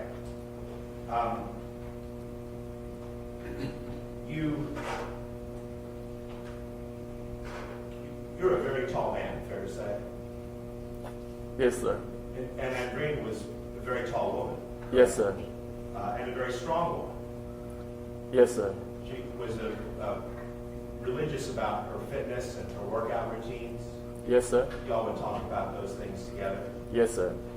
Have you ever seen Andreen carry Andre around on her shoulders before? Could you repeat that? Have you ever seen Andreen carry Andre around on her shoulders before? I saw something on the internet where she was showing me that she was working out at the gym. Okay. She could lift a lot of weight. Yes, sir. And you know your daughter. You know that your daughter would also sometimes have a temper on her, right? Have a what, sir? Have a temper. Not to my knowledge, sir. You never saw her lose her temper? No, sir.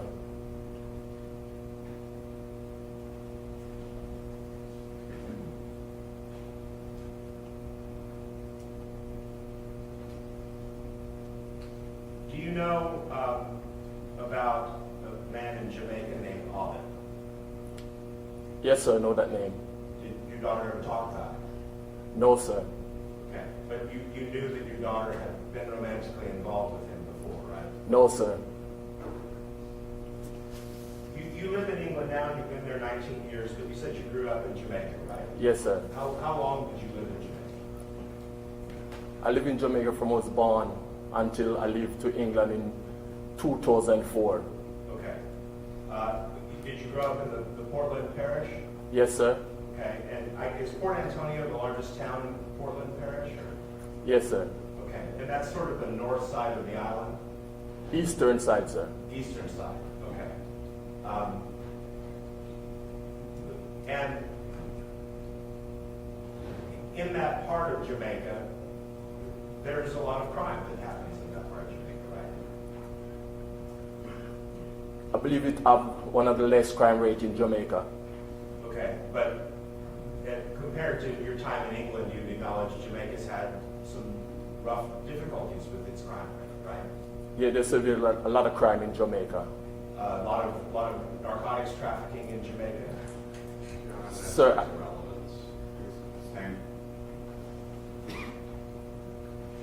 There are a lot of murders in Jamaica, right? Yeah, you're on agricultural relevance.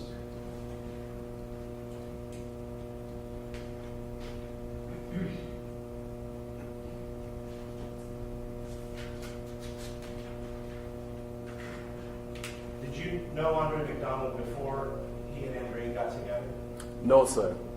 But over the time that they were married, you all had a relationship, correct? Yes, sir. And it was often a positive relationship. Yes, sir.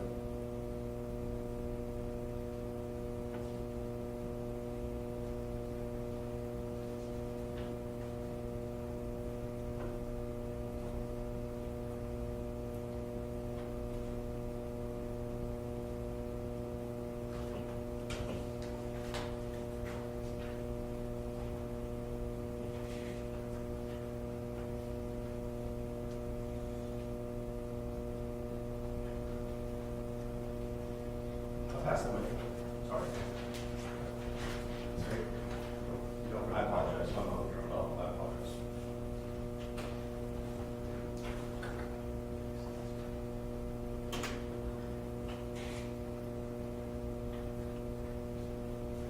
You mentioned that you had heard the name Lawman before, correct?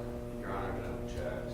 He's already answered that he knew the name, and that would be on. You say you didn't know anything about the tattoos, but I don't think the court would know my exception. I'll pass the witness. No further questions. Thank you, Your Excellency. Thank you, sir. State, next witness. Your Honor, the state has no further witnesses to state the rest. No approach.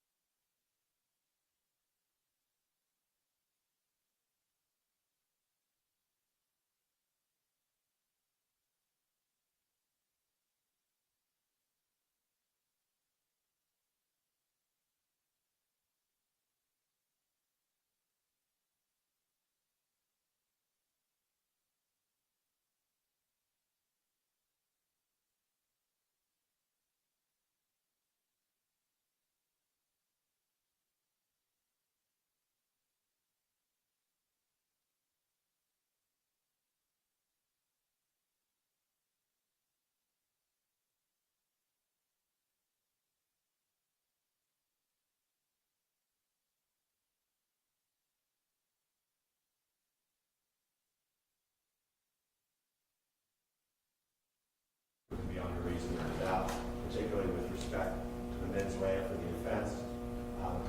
And so for those reasons, we're making a motion for direct verdict. Your Honor, the state has provided evidence as to all the elements that in this case, the state has proven in this case. Y'all deny that request. I don't see it back with the 401, so we know what you're calling anybody or not. Thank you, Judge. Give me an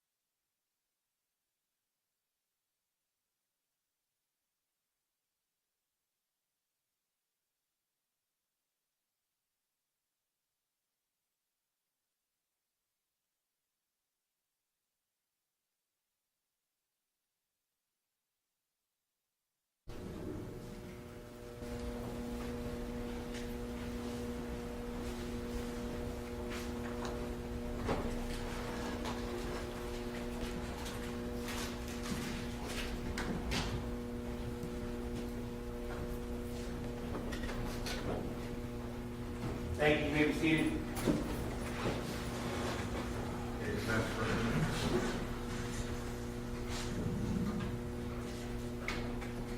Defense calls Major Andreen McDonald.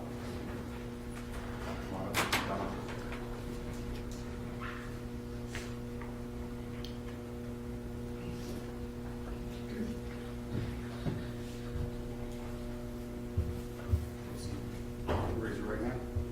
Swear to tell the whole truth, nothing but the truth, so help you God. All of it, sir. Okay, go ahead. Please speak loud enough and adjust the microphone if you need to. Go ahead and state, sorry. Am I clear? Good afternoon. Good afternoon. Are you Major Andreen McDonald, the United States Air Force Reserve? Yes, sir. And you're the defendant in this case? Yes, sir. I want to talk to you a little bit about your background. Okay? Okay. Where were you born? I was born in St. Catherine, Jamaica. And where were you raised? I was raised in St. Catherine, Jamaica as well. Where did you go to school? I went to St. Jago High School in Spanish Town, Jamaica. Did you graduate from high school? Yes, sir. Who did you live with in Jamaica? Primarily my mother and aunt. Did there come a time when your mother left Jamaica? Yes. And at the time that you're in Jamaica, graduated high school, did you know Andreen Anderson? Yes, as a small child. Is there an age difference between you? Yes, we're 10 years apart. So at that time, is she significantly younger than you? Yes. When do you leave Jamaica? I left Jamaica in November 1995. Where do you go? I went to go live with my mother in Florida. Who had you come there? Who brought you? My mom. And had she remarried? Yes, she got married to a man named Tommy Horn. And did you live with them? Yes. Did you get your United States citizenship through them? Yes. And did you continue to go to school? Yes, I did. Where did you go to school? So initially I started going to a community college called Broward Community College. And then after that I went to Florida International University. Did you have to work? Yes, I worked part-time while I was going through school. What did you do? I did like IT tech support. You have an interest in computers? Well, it started out like that, so I suppose. And did you graduate from community college? Yes. What was your degree in? Electrical engineering. Did you continue your education? Yes, I continued at Florida International University. I'm sorry, continued into what? Yes, I continued at Florida International University. What did you study? Same thing, electrical engineering. And did you graduate? Yes, I did. Your Honor, I'm going to object to relevance. I mean, a little background is fine, but I think we've gone past. So we'll,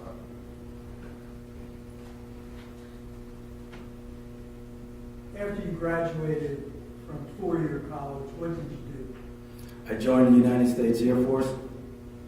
And did you go to officer training school? Yes, I did. Where was that? Montgomery, Alabama. What was your first duty station? My first duty station was in Fort Walton Beach at Edmond Air Force Base. Can you remember what year that was? 2005, February. What did you do in the Air Force at that location? I did two things. So first, I worked for a test and evaluation center. And then after that, I got transferred over to the Air Force Research Lab. Is this primarily computer work, Yes, it's basically computer work. software, Yes, weapon systems? yes. How long did you stay there? I stayed there a total of 5 years. What was your rank by the time you left? So when I left, I was a captain. During this time period that you're talking about, do you meet Andrew? Yes, What year? In 2009, when I went to Jamaica for a funeral. Tell me about meeting. So, Andreen and I are related, well, not related, but we have similar family members. So my oldest sister, Michelle, is also Andreen's cousin. And when you met her, did you start dating her Yes, in Jamaica? yes. How long were you there? About a month and a half. When you come back to your duty station, Yes, I returned back to Eglin. do you continue a long-distance relationship with Andreen? Yes, I did. How? Well, it was basically phone communication. So we talk on the phone every day. What did you decide to do about that relationship? So at some point, I decided to have her come to the United States to join me. Did you sponsor her in terms of immigration? Yes, so we got married first, and then I filed for the necessary paperwork. Was it a big wedding, small wedding? It was just a small wedding with some friends. Where were you at when you got married? What location did you get I was still stationed in Eglin. I was now living in Crestview, Florida. married? Where did you live with Andreen? At Crestview, Florida. Did you have a house? Yes, at my townhouse.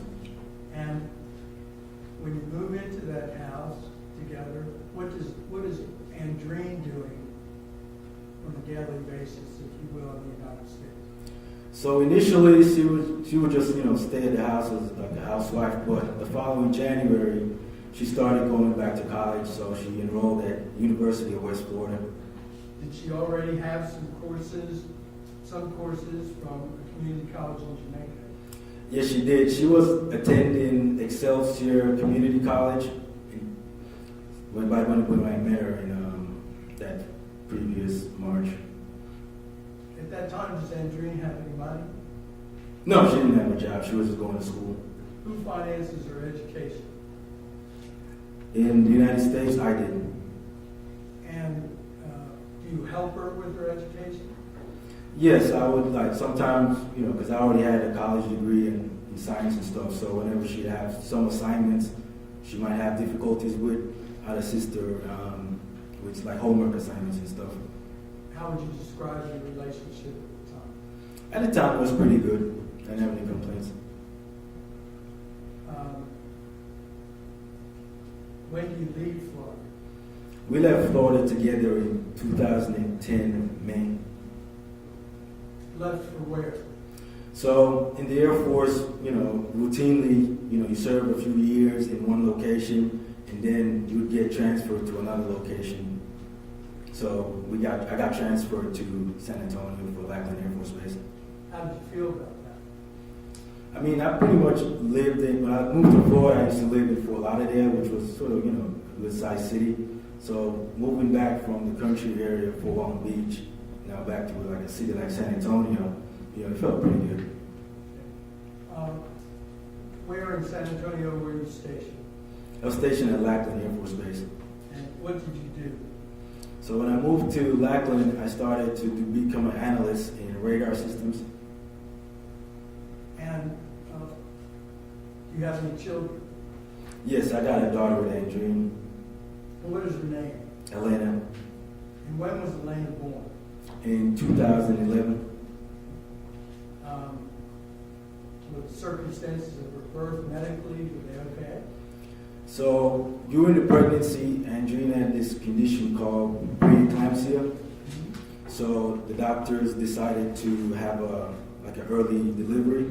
So she got delivered in 29 weeks. Give me one more. Now approach to this.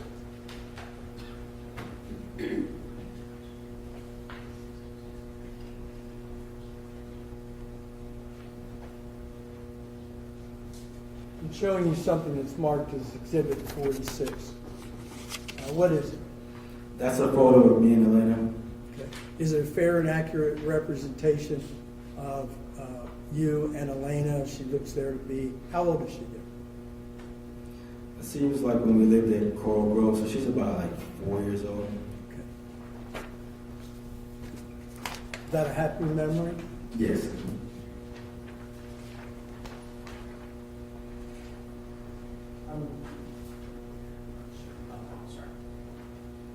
Show the state which been marked as defense exhibit 46, and I offer state's exhibit 46.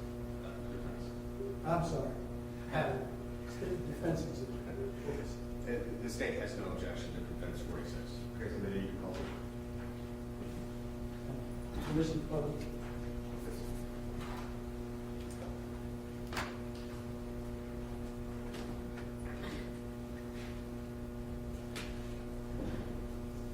That's the photograph you were just describing, Yes. and that's you and your daughter.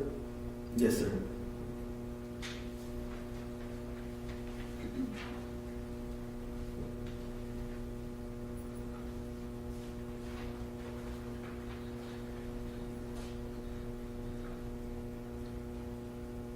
Where did you live in San Antonio? I lived in about 4 different locations. First, I think we lived in an apartment complex off Blanco. I don't remember exactly where, but it was off Blanco Road. Then we, Andreen lived there with you? yes, it was me, Andreen, and my daughter Elena at first. And what is Andreen doing at this time? So initially when we came to San Antonio, she was just finishing up her college degree at the University of San Antonio, Texas. Did she complete that degree? Yes, she completed the degree in 2012. And after her degree, what does she want to do? So after she graduated, she came to me with this business idea about starting a home health care facility. Is that sometimes called assisted living? Yes. Did you do any research on that subject?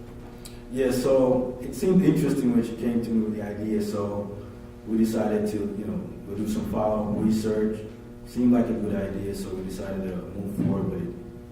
What kind of, when you do that kind of a consideration, what are you looking at? So it's just different aspects, like what does the business entail? Do you need to get a license? How you go about getting like licenses and stuff like that? And also costs, how much it would cost to operate a business, how much profits you could possibly make depending on how many patients, that kind of stuff. Did you do a business plan? Yes, we did a business plan. Did you take any steps to begin such a business? Yes, so initially we wanted to just test the waters. So I went out and rented a house, and at that time in Texas, you can have an assisted living without being licensed if you have, I think, like 4 or less patients. So we started out by just testing the water through the rented house.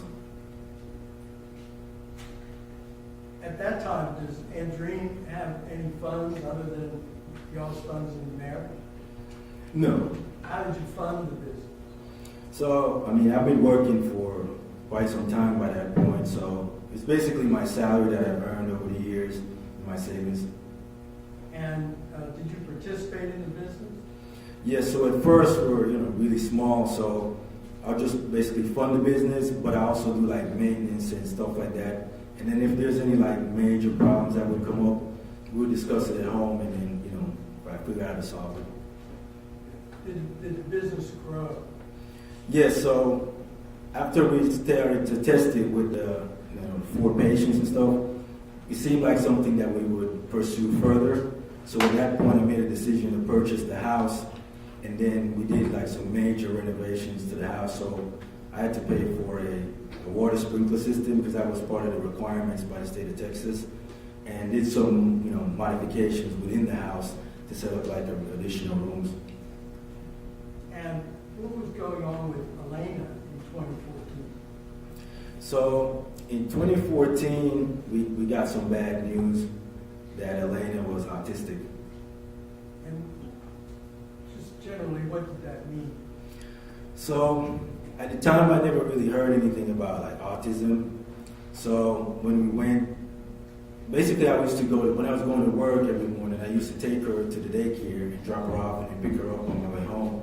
And then one day when I went to pick her up, the director of the daycare facility told me that she thought, based on her experience with small kids, she told me that she thought Elena had autism, and we should, have her checked out just to, make sure. Did you have her checked out? Yes, we did. And when you discovered that she had autism, what did y'all do? Well, at first, after the test, when I brought her home for like the next few days, as we're trying to figure out like where to send her to, get some kind of treatment, I also did like some research on the internet, and I noticed like some of the patients, well, some of the kids that I would see on YouTube, they had a lot of similar characteristics that Elena had, like the wandering eyes, and she kept on like repeating something over and over and over. So I knew for sure she had it. Beginning at that point, what do you do between you and Elena? So at that point, she's no longer a normal kid, so I had to basically start paying a lot more attention to her and trying to teach her stuff so she could communicate. Because in the beginning she wasn't talking, so she would have difficulty understanding when someone wanted to talk to her.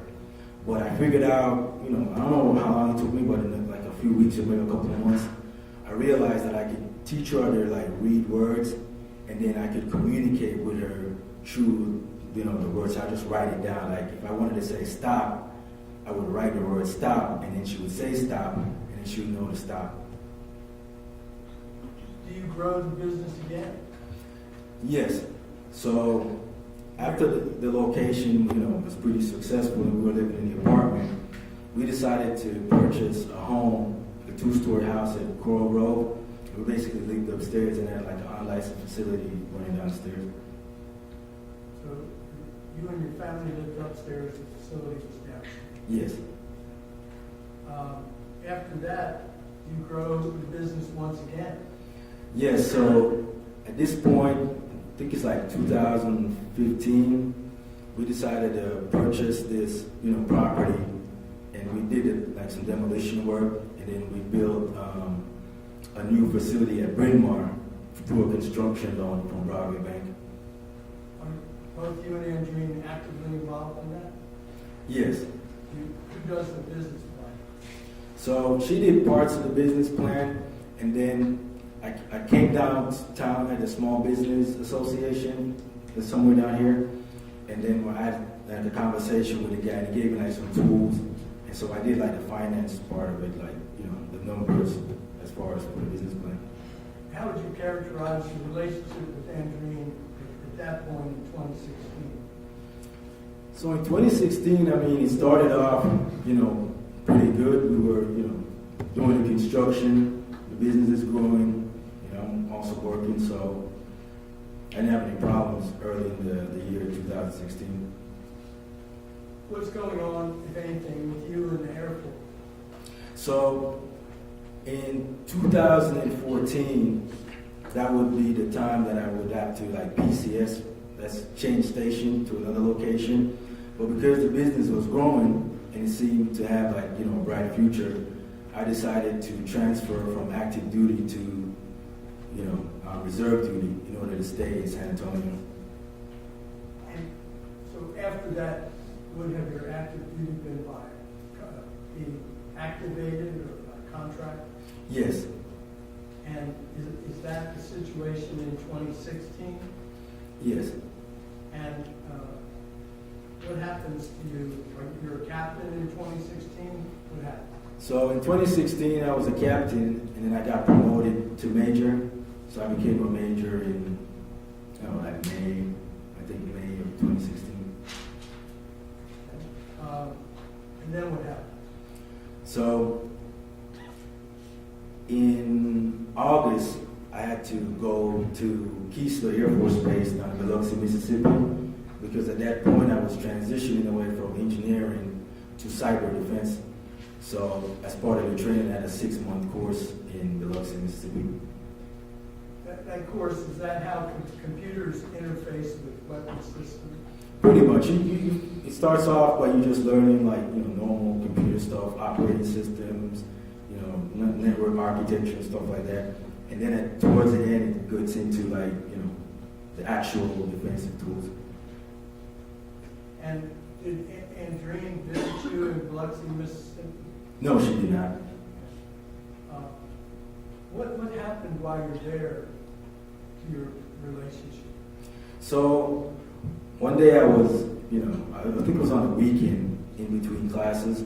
I go to the laundromat to do laundry, and all of a sudden I get this strange text from Andreen saying, when I come home, not to come back to the house.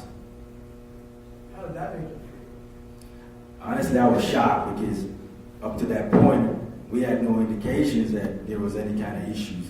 When I left the house in August, we were doing perfectly fine.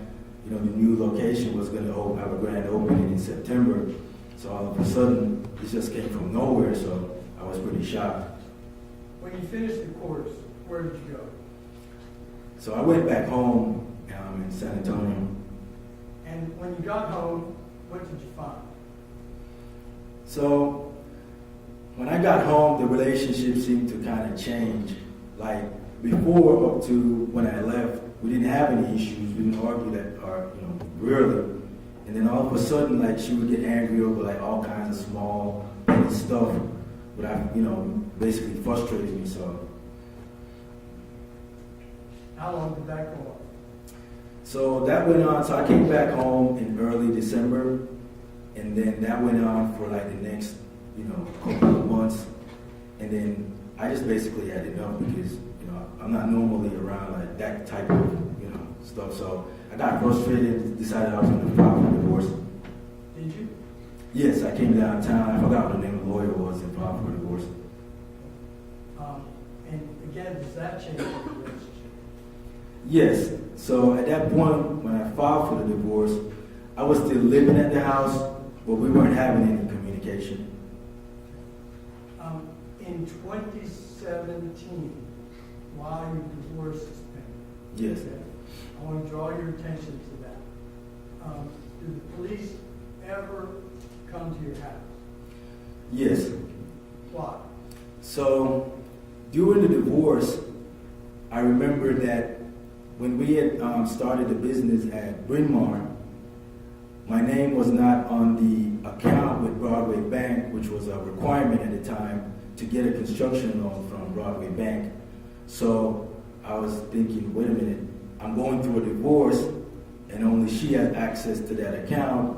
It'd probably be wise if I could, get my name added to account so I could make sure that she wasn't doing any funny business. Why did the police come to your house?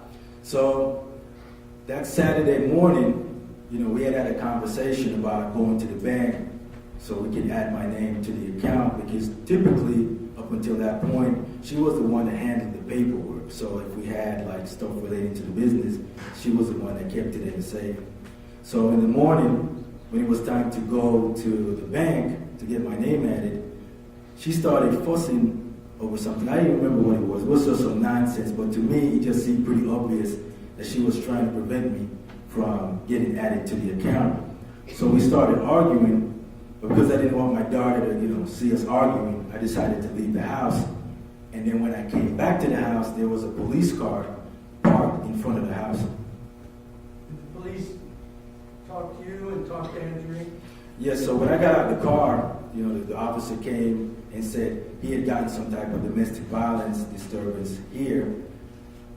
And so I looked at him, and then all of a sudden Andreen comes out, and I turned to the officer and I said, "Sir, take a look at her. Does she look like somebody's been abused to you?" And he looked at her and he said, "No." And then I asked him, "Could you please just wait here while I go upstairs and get some clothes so I can leave?" And then I went and got some clothes and I went and checked in a hotel that night. Did you go back? So when I was at the hotel, I didn't appreciate the fact that, she had called the cops and lied on me. So I told her I was going to come to the house to get the rest of my stuff and move out. So the next day, when I got to the house, she had locked the doors using the deadbolt from the inside, so I couldn't get in the house. So at that point, I called the police and asked them for assistance to help me get my stuff so I could move. And they sent a couple of officers over. And when they came, they called her and asked her to open the door so I could get my stuff and leave the house. Other than that instance in 2017, during the divorce, have the police ever been to your house? Not to my knowledge. And what happens after that with your relationship with Andrew? At that point, for maybe like a couple of weeks, I moved out of the house now, and I was living with a friend named Micah on the other side of town, and then going to work from there. And at that point, like the next couple of weeks, she kept calling, telling me to come back home for Elena, she was sorry and all that stuff, and she was also calling out my mom and family members trying to talk me into coming back home. Did you? Yes, I did. And did you move back into the house? Yeah, so when I moved back into the house, I came downtown and met with a lawyer and then told him, not to go through with the rest of the divorce. You withdrew the petition? Yes, I did. Now, after that, do things stay that way for a long period of time? So things were, calm maybe for like a couple of months, at which point we had purchased the house at Solitude Cove. But then, as soon as we moved into the new house, the whole problem started again. A lot of disrespect and all kinds of stuff started again once we moved into the new house. I want to call your attention to the 4th of July, 2018. Okay. What did you do? So, during the summer, we had decided to send my daughter Elena down to Florida to meet with, to stay with my mom for the summer. So we were going to go down to Brownsville to hang out for the 4th of July with a friend of mine I used to work with named Sergio and his wife Heidi. So, we drive down to Brownsville, and as I'm in, Sergio's house, sitting around the dining room table with Andreen, I noticed a tattoo inside the section of the arm, like here. And immediately when I saw the tattoo, it seemed like a date that I kind of recognized, but I wasn't sure, but it seemed like something kind of familiar. Were you aware that Andreen had a relationship before you in Jamaica with someone? Yes. Do you know who that person was? Yes, his name is Albin Hall. Do you know Albert? Yes, I do. And how do you know?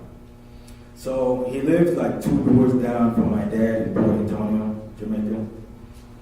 And in Puerto Antonio, what is Albert? Albin's a local drug dealer and a gang leader.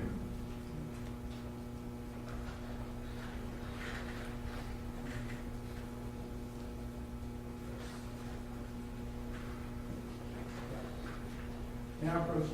Yes.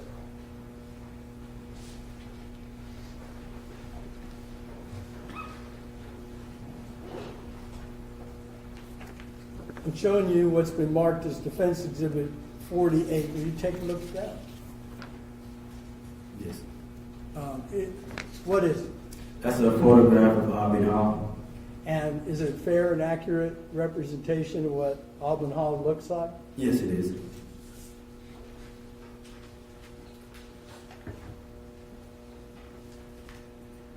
Tendering Defense Exhibit 48 to the state for any objections.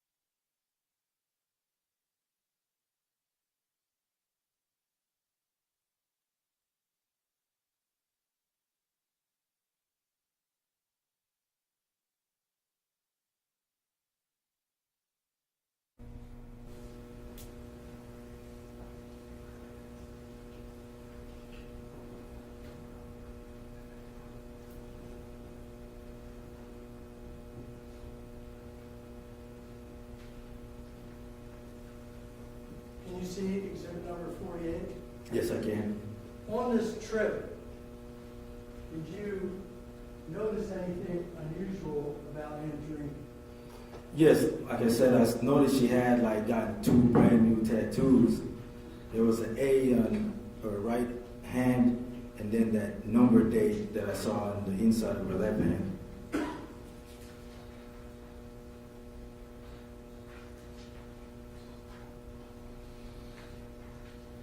Now, Chris,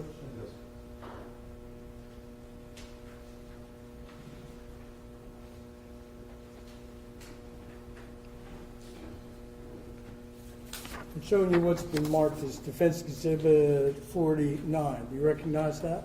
Yes, that's a photograph of Andrew's hand with a tattoo.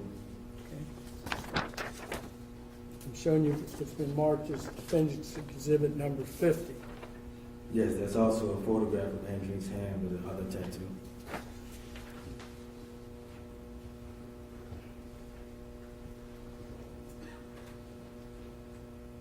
Defense Exhibit 48. Do you see this tattoo that's in Defense Exhibit 49 on Alvin's chest under his chin? Yes, I do. Is it the same? Yes, it's the same A. I'd offer Yeah, show the 49 and Just show 50, the- and I'm just going to take this off. Showing it to the state attorney. No objection either. Third meeting published.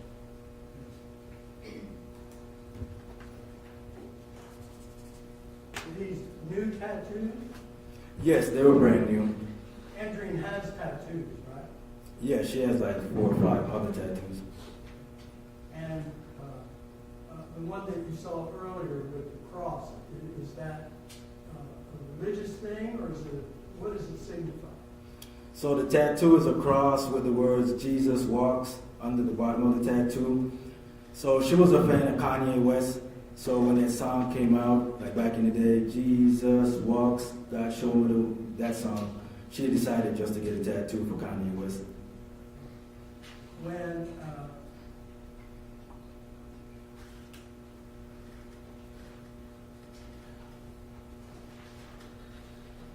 because I'd like to publish Defense Exhibit 49, Defense Exhibit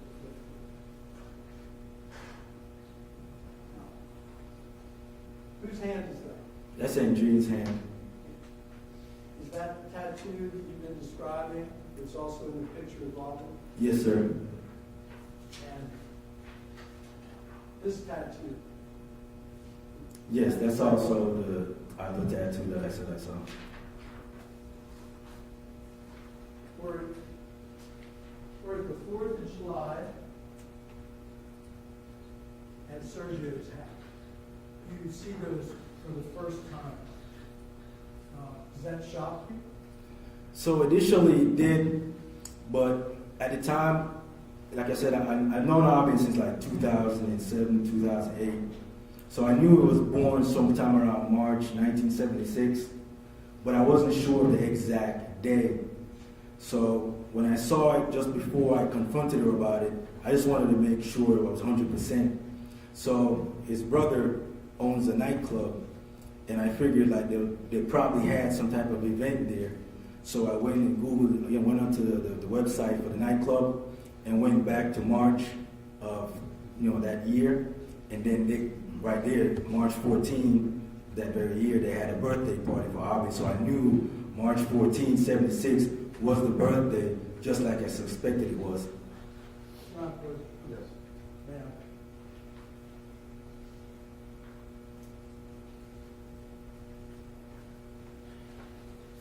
I'm showing you it's been marked as Defendant's Exhibit number 47. Do you recognize that? Yes, I do. What is it? So that's the picture I saw on the website that I took a snapshot of from the birthday for that year in 2018 for Albin. Is it a fair and accurate representation of what you saw when looking into that? Yes, it is.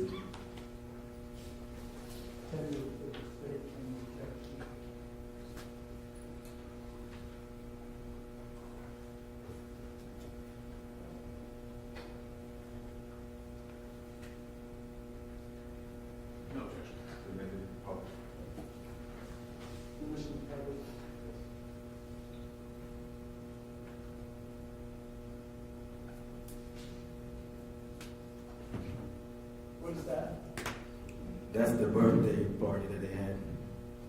Is the date on it? Yes, on there it says the 13th. I'm thinking it's probably like a Saturday. That's the 13th, so they probably just had the birthday party like the day before, since it's a Saturday.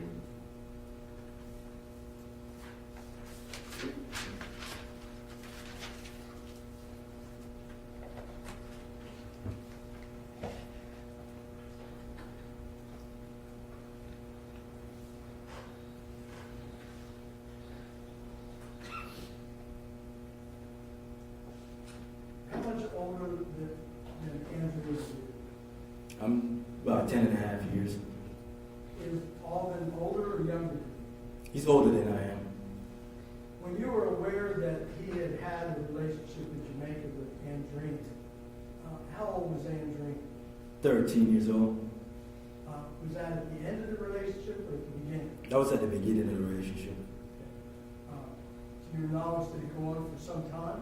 I think it went on for like 5 years or so. Back to Sergio's house on the 4th of July. What reaction do you have to finding this information out? So I was, at that time I became pretty angry, to be honest. A lot of things, like since, late 2016 when she had sent me that text, and then since I got back in December 2016 with all the bickering and fighting over like some nonsense, at that time it was pretty frustrating because, we're having these arguments, but none of these arguments make any sense. Like, why are we arguing this much when everything seems to be going, right?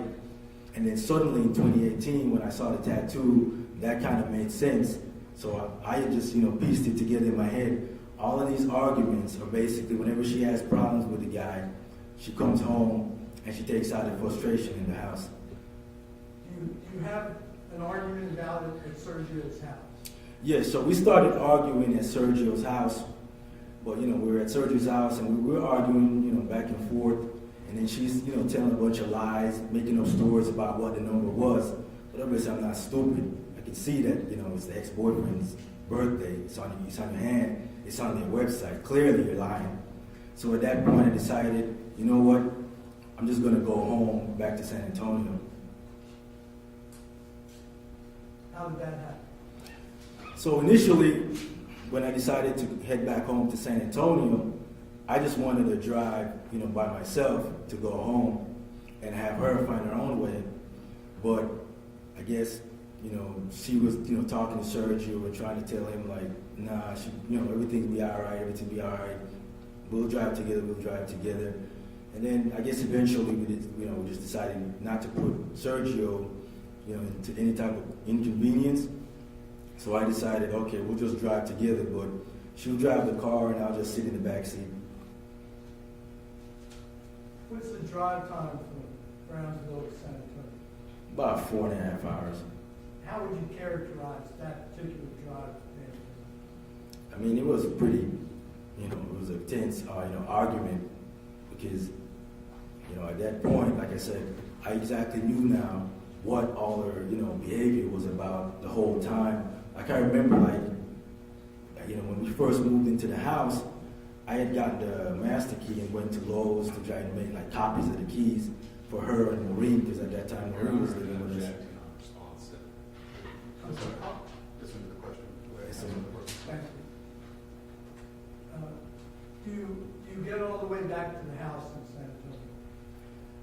No. So when we got to San Antonio, I decided hey, it's been already almost 4 hours in here. I don't want to be around you. So could you please let me out of the car? Did she let you out of the car? No, she wouldn't let me out of the car. How far were you from the house? Drive time, I'm thinking maybe 15, 20 minutes. Walking distance, maybe an hour. And how many times did you ask her to let you out of the car? About 10 times. Did she ultimately let you out of the car? Yes, she did. How did that happen? So eventually, I keep asking her, let me out of the car. And she keep driving, let me out of the car, let me out of the car. And then finally, I was in the back seat and I grabbed her face. But when I grabbed at her face, she moved. So I think I scratched her in the face.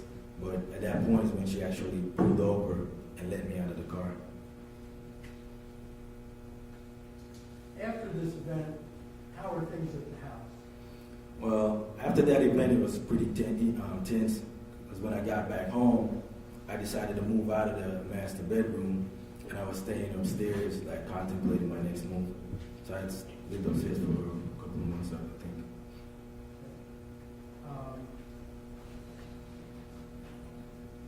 But you stay at the house, Yes, I stayed at the house. and she stays at the house. Yes. And where is Maureen during this time? Maureen is living at the house with us. And just so I'm clear, when did Maureen come to live? Maureen came to live with us, I'm thinking 2015, when we lived in Coral Grove. Has she lived with you ever since? Yes. How would you characterize your relationship with Maureen? So my relationship with Maureen over the years was pretty good. How do you think of it? So at the house, I normally refer to her by the term "mommy." So like in Jamaica, that's what you call like your mom, but you say "mommy." And since she was Andreen mom, my mother-in-law, and we had a close relationship, whenever I referred to her, I call her "mommy." And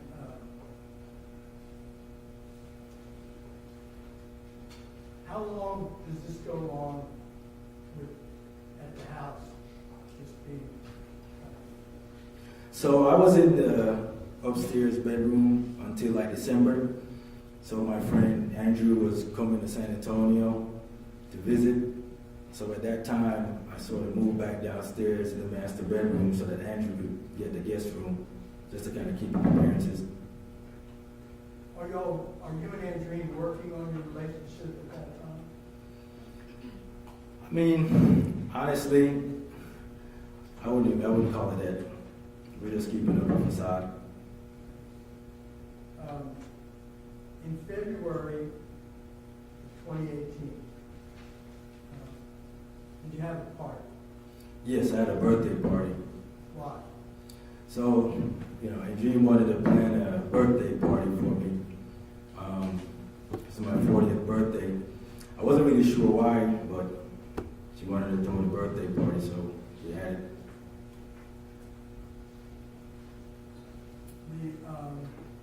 Whose idea was that? That was Andreen's. And how many people were invited? Maybe like 30 or so. Were you excited about that? I mean, it was a party, so we had fun. And how did the party go? The party went well. After the party, is there any difference in the treatment with each other between you and Andreen? So shortly after the party, I don't remember how many days after, she came to me with this idea about us, going to Jamaica. I think she had mentioned it before, but I told her that I'd think about it. But then after the birthday party, I contacted my friend Andrew in Florida to talk about it, just to see what he thought about this whole idea of us going to a concert in Jamaica. So when I called Andrew and told him about the concert, it was for like this reggae artist called Buju Banton. So I told Andrew about it, and he asked me if either one of us listened to Buju Banton, and I told him no. And I didn't know if Andreen listened to this guy in the 9 years we were married. And then Andrew said, Objection, if there's such thing. Did it seem normal to you? no, it did not seem normal.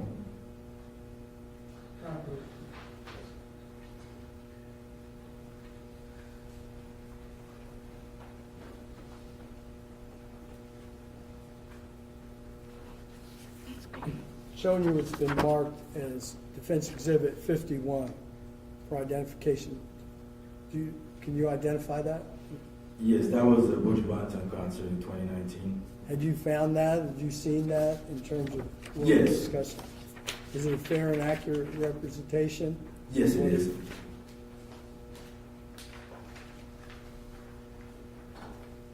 Showing the state Defense Exhibit 51, offering State's Exhibit 50. Your Honor, I found this irrelevant.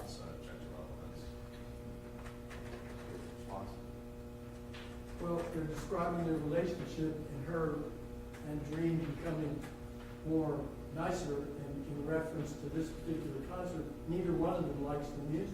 That's fine. So we'll connect to the radio. Published?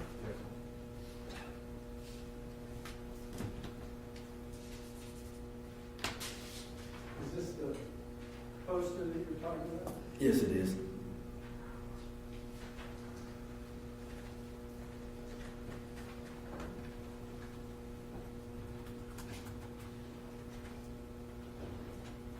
To your knowledge, were either one of you familiar with this artist's music? I mean, we both knew who he was because he's Jamaican, but neither one of us listened to the guy, so. And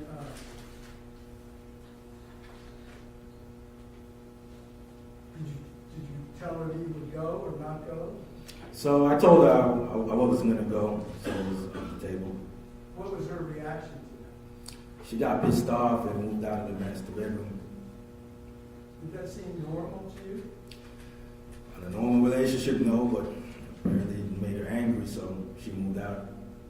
Did you think her reaction was proportionate to you saying, no, you didn't want to take a trip to Jamaica? At that time, it didn't really, I mean, it seemed kind of odd that, you asked me if we should go to a concert in Jamaica, and I said no, and you get pissed off to the point of moving out of the master bedroom, but she did, so it is what it is. So that was after February 16th of 2019. Now Yes. I want to draw your attention to February the 28th, 2019. Yes. Were you living at the house? Yes, I was. Describe the morning for me. So for me, it was just another normal morning. I got up my normal time at 5 o'clock. I got myself like half ready. And then around like 5:30, I do the normal routine that I did every morning with Elena. So I pick her up. I go to her room, pick her up, take her to the shower, give her a bath. They put on her clothes, take her downstairs, give her her vitamin C medicine, and then put her on the school bus. And then from there, go to work. Do you recall what time you got to work? Probably like 8 or something. Where do you go to work at LAC? So I work for the 426 Network Warfare Squadron. So it's a skiff. That's basically a secure facility. So whenever you go in, you'd have to leave your phone outside. When you're at work, you don't have your cell phone. No, I don't. You have to sign it in and out. No, you just leave it in your car or somewhere outside the building. There's like lockers on the outside. You can store it in there or just leave it in your car. But you can't take it inside. No, you cannot. You know what time you left the skiff? So I left the skiff around noon that day for lunch. And then after that, I had a briefing that I had to do for some folks that were like some foreign military guys about cyber defense and stuff. And then after that, I went back to work. How does Andreen start her day? So every morning when I get up, she'd probably leave the house maybe a few minutes before I actually get up. And then she'd go to the gym at 5 and come back home after 7. After that, I assume she eats breakfast, does what she does, and then eventually goes to work about 9:30, 10. One more.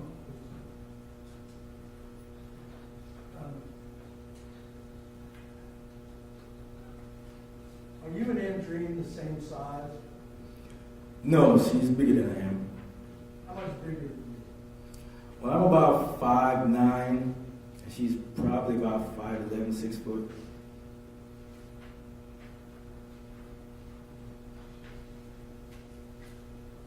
Can I approach you? Yes.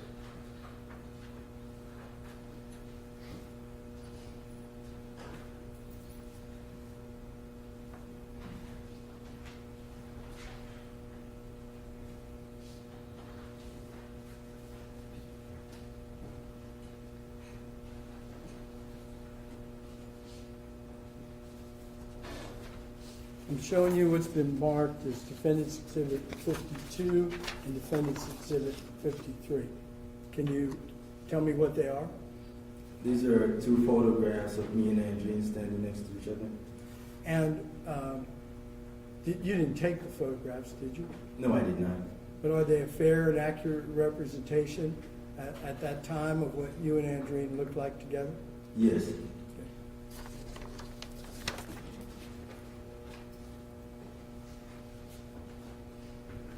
Henry 52, 53, statement of objection. No objection to 52 or 53. They're very published. You're not publishing.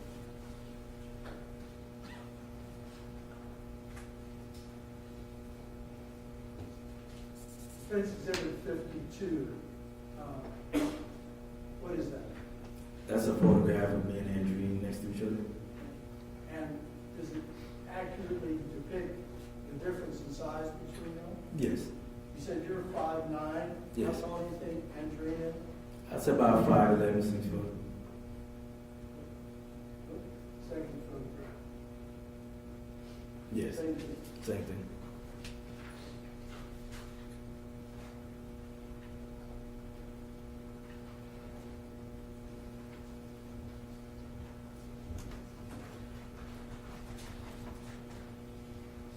Can you describe Andreen in terms of being her physicality? So, yeah, as you can see from the photo, she's pretty tall, but she does like a lot of CrossFit because she goes to the gym pretty much every morning, and she lifts like a lot of weight, so she's pretty strong. Do you happen to know, in terms of lifting weights, what kind of heavy weights is Andreen able to lift? So I know she does like a lot of squats and deadlifts, and I guess it's called like pull. I'm not sure what the term is when you pick the weight up and like snatch it over your head. But I know she can lift a significant amount of weight, maybe like around 280, 300 pounds. How much do you weigh? Well, today I'm sort of overweight, so I'm probably about 180. But back then I weighed about 168. I want to go back to February the 28th. When you leave work, where do you go? So I think when I got out of the building, I got a phone call from Andreen saying to meet her at the H&R block to sign the taxes. You go there? Yes, I went to H&R block For what purpose? just to do the taxes. And you've seen video earlier of you arriving there? Yes, I did. When you got there, what did you do? So when I got there, Andreen hadn't arrived yet, so I just went inside the building. But we've been doing taxes with Juanita for several years, so I just walked into her office, and she already had like our documents on the table. At which point I just started to like look through them just to see, make sure everything was good. How long were you there doing that? Before Andreen got there, I'm not sure, maybe 10 minutes or so. Did you observe anything while you were looking at the paper?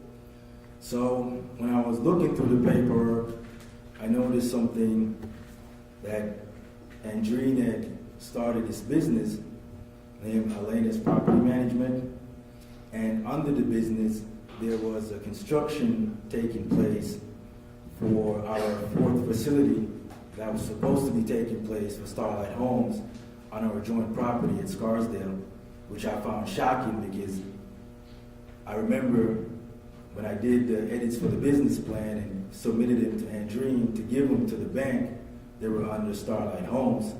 But here on this form, it says there's a business plan going forward under Elena Property Management, which I knew nothing about, and immediately I just knew she was stealing from me. This would be the fourth location? Yes, because we already had 3 locations before for the assisted living. At that time, what was the status of the fourth location? So the 4th location, we had already bought land, and we were, doing work with this architect who was designing the facility. So every few weeks or so, we would both go to the guy, take a look at the drawings and stuff like that. Did you do a business plan? Yes, we had done a business plan for it. Did you get a mortgage? So we were in the process of getting the mortgage through Broadway Bank. The documents that you saw at H&R Block, did you sign any documents for a new company? No, I did not. Did you sign any documents for a new account? No, I did not. What did that signify to you, if anything, at H&R Block? So basically, all that meant to me pretty much that she was robbing me, and she was trying to you create a new business so she could transfer property to it, and also open up a separate account to which I would have no access to, and in that way she would have control of basically all the business money. Did you speak to Ms. Brockman about that? No, I did not. Did you have any conversation with Andreen? So when she came to the H&R Block, initially I asked her hey, what the hell is going on with this? But I did it in Patois. What is Patois? That's a Jamaican Creole. Is it a separate language? Sort of, kind of. It's more like a dialect, but to the normal ear in America, you probably wouldn't understand Is it a mismatch or mixed match of different languages culturally? it. Yeah, so it's like a combination of mostly broken English and a little bit of Spanish and African Creole. And did you speak to Andreen at H&R Block in that language? Yes, I did. Did she respond in that language? Yes, she did. And what did you say to her? So I remember saying, hey, what the hell is going on? I said it in Patois, yo, what construction are I going with? Which was basically me saying, what's going on with this? What's this construction about? I don't remember what she said, but it was kind of like an aggressive tone. I didn't want to get into a big blow in front of Ms. Brock. So at that time, I decided to let it go. And did you take care of your taxes? Yeah, so we just went through and signed and then paid for the tax, and then we went home. Did you say goodbye to Ms. Brockman? Yeah, so, she had the documents out and allowed me to look through them. So for me, she just seemed like obviously whatever Andreen's got going on here, she's obviously not a part of it. So I just gave her a hug, and then I left and drove home. Do you go home together? No, we're in separate cars. Do you go anywhere else first, or where do you go directly from H&R Block? I go directly home. Is Andreen there? No, I think I got home first, and then, a few minutes afterwards, she pulls up. Do you remember what time she got home? No, I do not.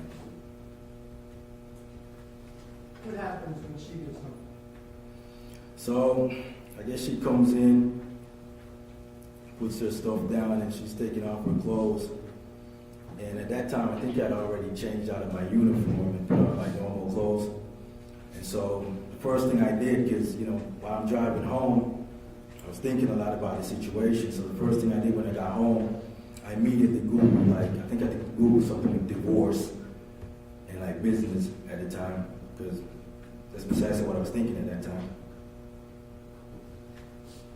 Do you check with the state of Texas, the franchise Secretary of State's office? Yeah, so after I, did a Google search on divorce and stuff, I remember just out of curiosity, because obviously, she's doing some kind of criminal stuff. I just wanted to see how long this scam was going on for. So I went on to, I think, the state property to try to figure out how long ago she had actually started to, and register the business, to kind of give me an idea of how long she was, scheming and plotting against me.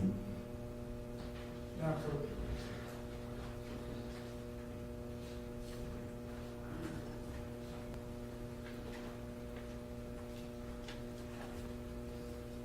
I'm showing you it's been marked as Defense Exhibit 54. Do you recognize that?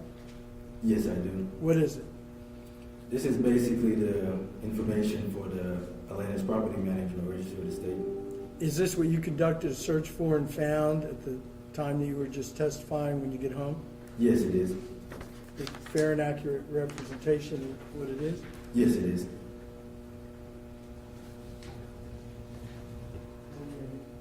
Defense Exhibit 54.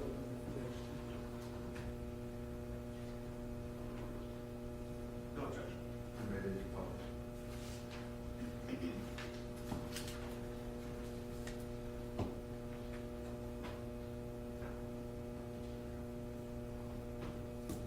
Does this show the information for Atlanta's Property Management LLC?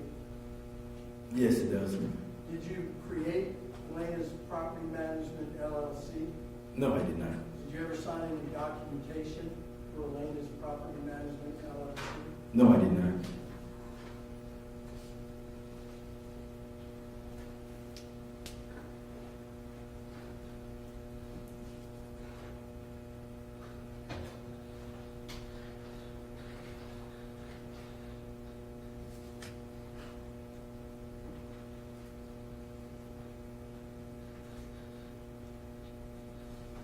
Can I just approach the gentleman?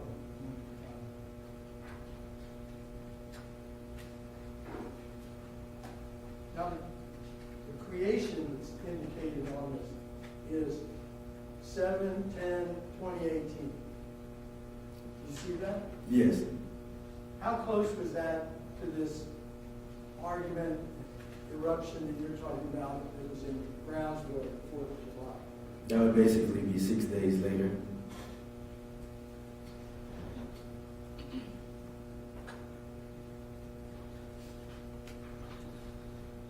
You confront Andreen about this issue at the house on the 28th? Yes, I did. How do you confront? So once I got the information of when she had formed the company, he said I realized it was right around the time she got the tattoo and stuff like that. So I know she was up to no good. So I basically came and said, wait a minute, how the hell do you go ahead and register a business behind my back? And the documentation that I write and give to you to give to the bank for the new construction, you go ahead and modify that document in a new company's name with the bank without my knowledge. What the hell is that? And her response was, Potential hearsay. it's not hearsay, it's her. You don't make the decision, take the total answer. Sorry, sir. You don't respond to that, which I can go ahead. Yes, sir. So her response was, she's always alone. That's why, she'll set things up where she does it by herself. And that's when I said, that doesn't make any sense because we both live in the same house. How can you be doing stuff alone? When are you ever alone? We live in the same house. We sleep in the same house every night. So I'm not sure. That doesn't make any sense. You're clearly trying to steal from her. Do you know about what time that is? That was probably around 7-ish or so. Yeah. Do you stay at the house and continue arguing with her? So she started getting aggressive instead of, like apologizing and say, she made a mistake or something like that. She, started getting aggressive. And since we had a young child in the house, I didn't want it to like blow up into any type of physical confrontation. So at that time I decided, you know what, I'm just going to leave the house. Did you leave the house? Yes, I left the house and drove down to the gas station at first. And the exhibit that we saw earlier in the trial, your movements and your texts and your actions, you know what I'm talking about? Yes, that's of me. Exhibit 174. Do you recognize that? Yes, I do. And is it accurate? Roughly. And does it show when you left the house or when you arrived at the Shell station? Yeah, I mean, the timeline squares with what I remember. When you get to the Shell station, does the video depict what you did? Yes, it does.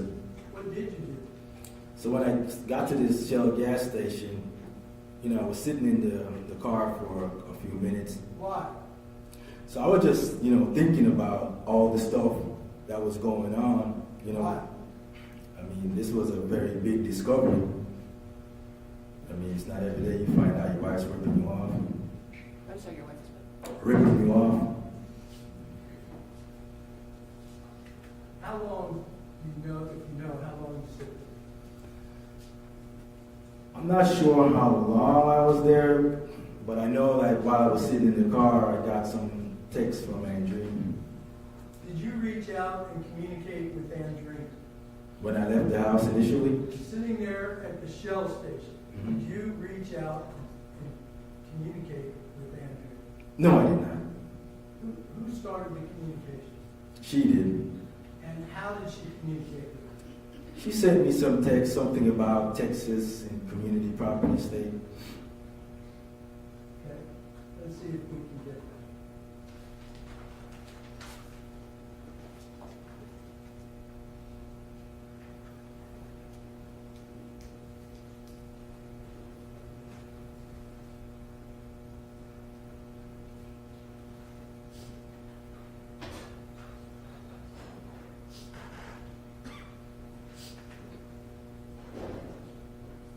Is this your response? It's on the screen, can you see it? Yes, that's it. And you indicate that you know what's going on and you're not going to be a fool. Say it again, sir. You indicate that you know what's going on and you're not going to be a fool. Pretty much.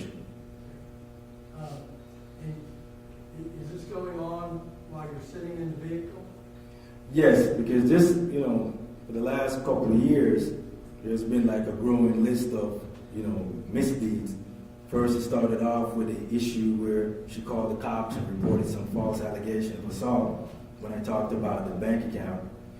And then the whole issue with her going to get a tattoo of her thug boyfriend in Jamaica, now to obviously her, starting another business trying to rip me off. You're 2 miles away from the house? Probably, maybe 2.5. I'm not sure distance. Okay, why don't you just go back to the house? Well, at that point, I didn't want to have anything more to do with her because, like I said, I already knew what I was going to do anyway. So I was just going to wait till probably very late, and she's already gone to bed to go to the gym. I'd go home, get up in the morning, and go back and meet with a lawyer and get a divorce. Why would that be your plan? Well, we were arguing before, and I didn't want to have like any kind of physical confrontation with her. So I already know I'm going to get a divorce. I'm going my own separate way. So at that point, it's probably best to just avoid any kind of physical contact just to be safe. After this text exchange, can you go to the pen?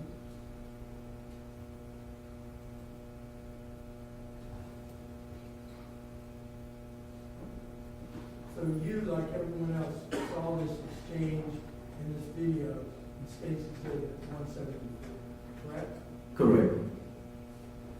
At the end of it, do you leave the Shell station? Yes, I left the Shell gas station and then I drove to the park that's probably like midway between the house and the Shell gas station. Stay right in the neighborhood. Yes. You go to the park. What do you do at the park? So at the park, I think I was like listening to some music, just killing time, just to let, the time go by. Why did you want to let time go? Because, we just had an argument. Like I said, at that point, I didn't want to have anything more to do with her. So the plan was, I'll just wait till it's extremely late. She'll be in bed. I go back home to the house, and then I'll just go to bed. How long did you stay at the park? I don't remember exactly, but I think I went home probably around midnight. When you came back into the neighborhood, did you use your keypad? No, I punched in the 1976 gate pass. And where did you park at the house? think I parked in the driveway. How did you enter the house? So when I got out of the car, I went through the front door. What do you expect to find? Well, at midnight, I sort of expected Elena to be asleep in her room and Andreen to be asleep upstairs in the guest room. When you enter the front door, what do you find? Well, the light upstairs was dark, so it seemed Elena was definitely asleep. But I noticed the light in the kitchen was on, which I found kind of strange. And where are you going? So at that time, I'm just going, to the master bedroom that's located towards the back of the house downstairs. How far do you get? So right as soon as I get to where the living room area is, I notice Andreen is sitting in the couch, basically there in the living room. When you see her, tell me what you see. So when I see her, she's sitting down in the couch and she's obviously pissed off, just like she was when I left the house, earlier that night. And so at that point, she's right there.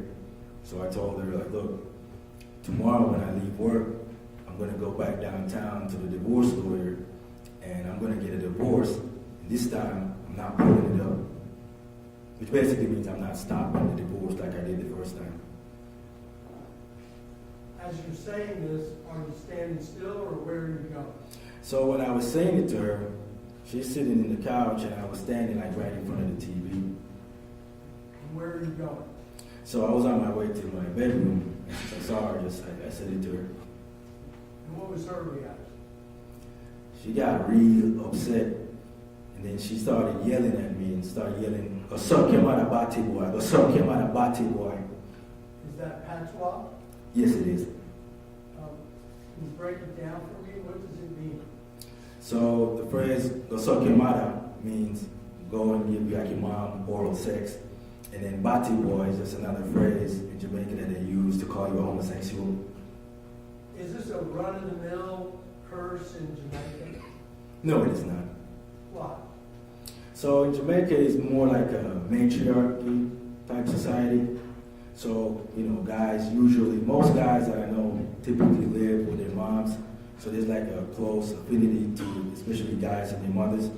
So like disrespecting somebody's mom is like a big no-no. If somebody said that to me in Jamaica about your mom, what would happen? Typically that would lead to a fight. And the second part of it about being a bocce boy, which you said a homosexual. Right. Why does that seem? So Jamaica is sort of, a little bit of, maybe a homophobic type society. So calling somebody like a bati boy is like a serious disrespect. Again, run-of-the-mill or serious curse? Yeah, I see. It's usually it starts like a fight. When Andreen says this to you, what do you do? So the bati boy piece, I sort of like brushed over it. But, the suck your mother piece, I responded to that. And I was like, over Marayata. And that's basically me asking her, whose mom are you talking about? Well, why did that bother you? Well, that kind of bothered me because, ever since we've been married, my mom treated Andreen pretty well, and I treated Andreen's mother pretty well as well. So that seemed like a pretty odd disrespect, unless you're trying to get into a fight or something. I don't know. Throughout your marriage, all the arguments you've had, is this different? Yeah, she had never said that before. And when it happens and you say, whose mother are you talking about? Does she respond? Yeah, she says, I feel my man bati boy, which means I'm talking about your mother, the bati boy piece of it. Is that further insulting? Yes, it is. What do you do? But at that point, it didn't make any sense to continue with the conversation, obviously, because it's going nowhere. So I decided to go inside the room let me stop there. Who's staying in that room at that time? So at that time, I'm staying in that room. Andreen is, I believe, upstairs in the guest room. Elena is in her room, and Maureen is in Maureen's room. Do you make it into your bedroom? Yes, I did. And what's the next thing that happens? So as I'm, going into the room through the door, I responded to her last, insult with, "That's fine. I know when I file my divorce, I'm going to keep my job and I'll have my company, and then you can keep the next half, and we'll go our separate ways." Did she have any reaction? Yeah, she became extremely irate at the thought of, I guess, I don't know, maybe the part about, splitting the business. And what does she do? So she yells out the same curse word again, "Yosokimarabati boy," and charges into the room to confront me. What does she look like? She's steaming mad at that point. She's really angry. Where does she go? So when she comes into the room, I turn around and she comes like right up in my face and says it again, "Yosokimarabati boy." Is she still continuing on forward? Yeah, she's charging, she's charging toward me when she's saying it. Okay. How close to your face does she get while she's charging? So she comes like right up in my face, at which point I'm like, "Oh yeah, to move out of my face," which means, "What are you doing? Get out of my face." What is her response? And her response after that is, "Away out of her," which means, "What are you going to do about it?" What do you say? And at that point I said, "You know what, you're trying to get me into, trouble." So, Does she stop? no. Now, after I say that, that's when, Does she leave? no, she does not. Right at that moment, what happened? So at that moment, she then repeats the "Yosokimarabati boy," but this time at the end, she spits in my face. At the moment she spits in your face, what happened? So at that point, this was like reflex. I grabbed her, because she's like right in front of me, so I grabbed her head. I think we had like a clash of heads, and I think it opened up like a cut somewhere on her face. Because she's a bit, taller than I am, so when the headbutt is like my forehead and like her lower face or something. You all wrestled. So at that point, her initial reaction was to kind of like, reach up and like grab her face to see. And then there was like some blood on her fingers. So she like runs into the master bedroom. How Not the far master. away is that? So the master bathroom and the bedroom are just separated by a door. So we're like, maybe the distance to the bathroom door is like between me and the slave right here. When she runs into the bathroom, what does she do? So she runs into the bathroom and turns on the light switch and then turns to the mirror to kind of take a look at her face. And at that point, I'm trying to see what her face looked like. So I just like stepped maybe like a foot into the bathroom. In the door. Right. And what happened? So when she looks and sees the mark on her face, 'cause she was like looking at it, I think she touched it again, but at that point she gets extremely angry, and that's when she comes, across the bathroom from the switch back towards the door, standing there to attack me. When she attacks you, do you react? Yeah, so when she comes, she's like throwing like some punches, so I'm trying to like duck down and like keep my face from, getting hit with the blows. And then in between the scuffle, I remember like grabbing her and like tripping her over one of my legs. And then she like falls, and that's when I kick her like twice when she fell. She's coming up. Yes. She's throwing punches. Yes, she was. Is she going sideways, backwards, or right up? Now, she was coming directly at me, so like I said, when she went inside the bathroom and hit the light switch is on the other side of the bathroom where the mirror was. And then she had to basically charge all the way across the bathroom back towards me at the door. And definitely. Use your momentum or her momentum to kind of flip her over onto the floor. So, doing the wrestling, I sort of use like her own body weight, when I twist her, and then use like my leg to like a trip. So that's how she fell.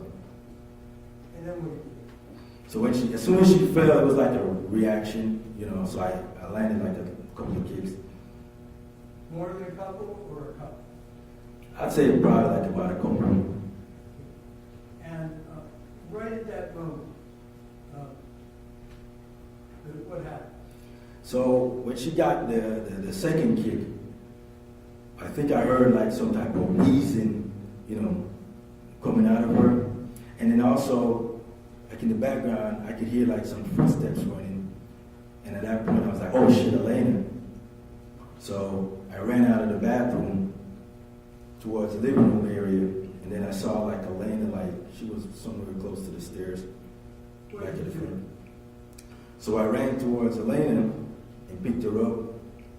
And we went upstairs. And then I was trying to get her back to bed. Back in the bathroom, when this happened, how long did that confrontation, that violent confrontation, how long did it take?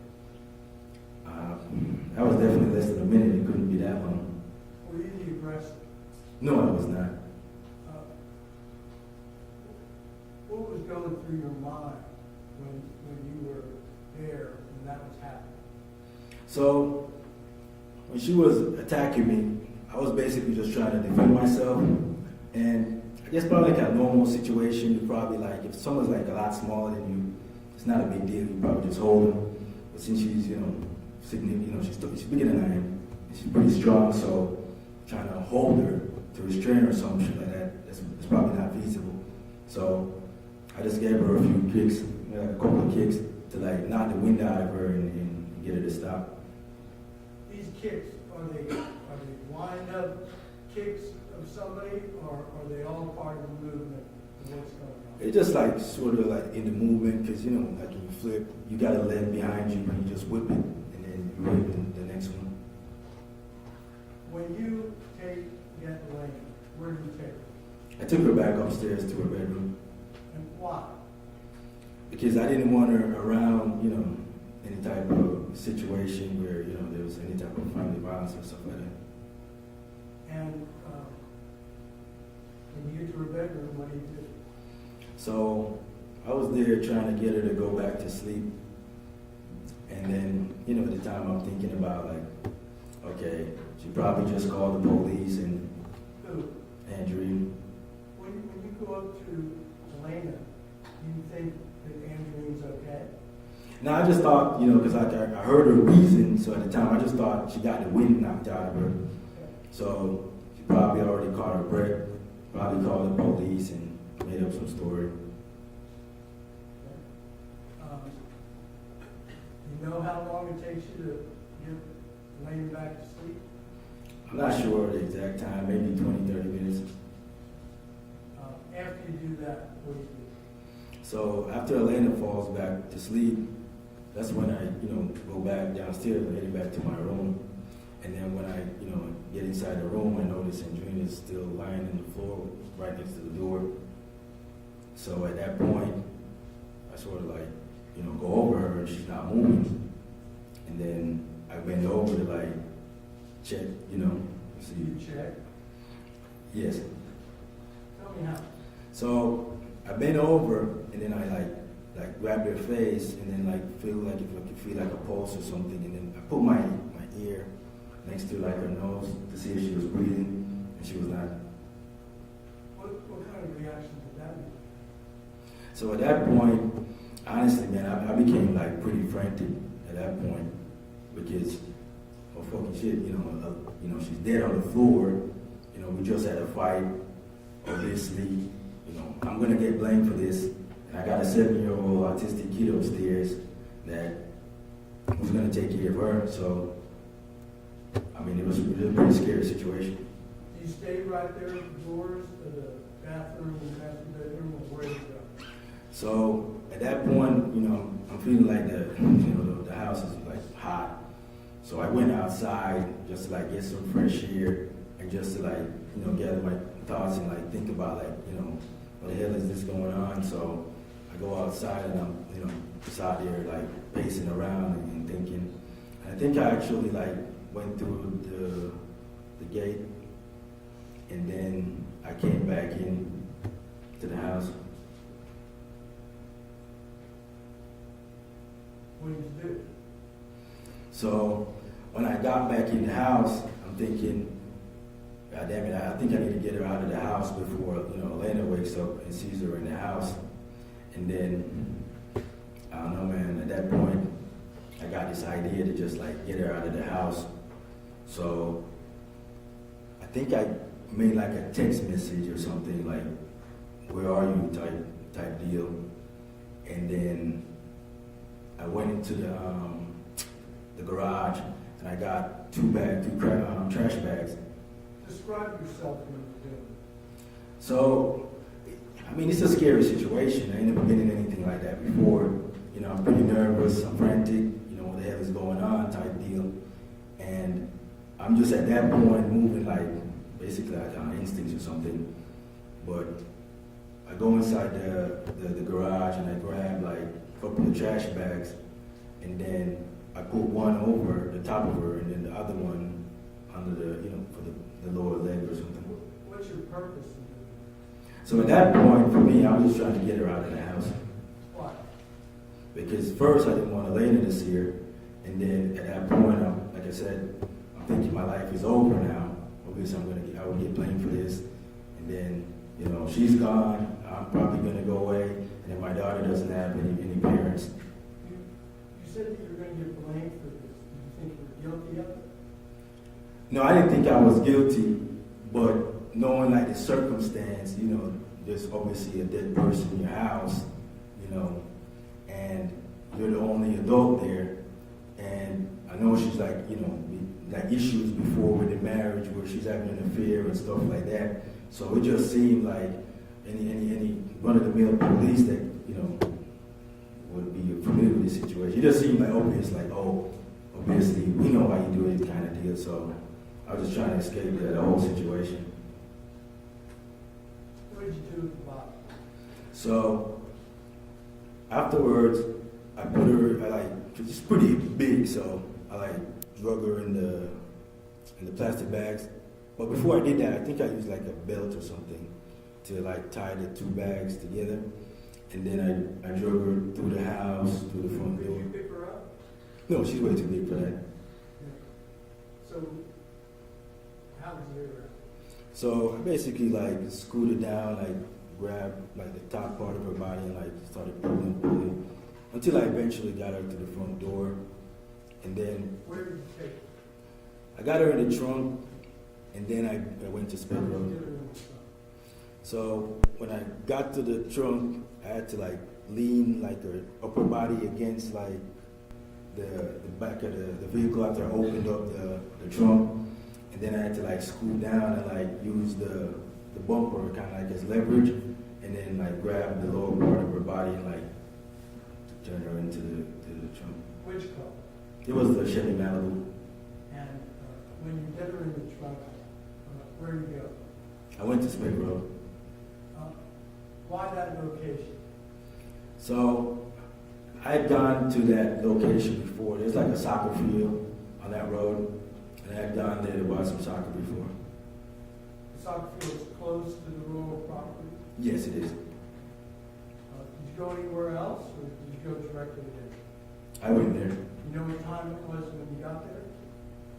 It's pretty late, maybe 1:32 or something.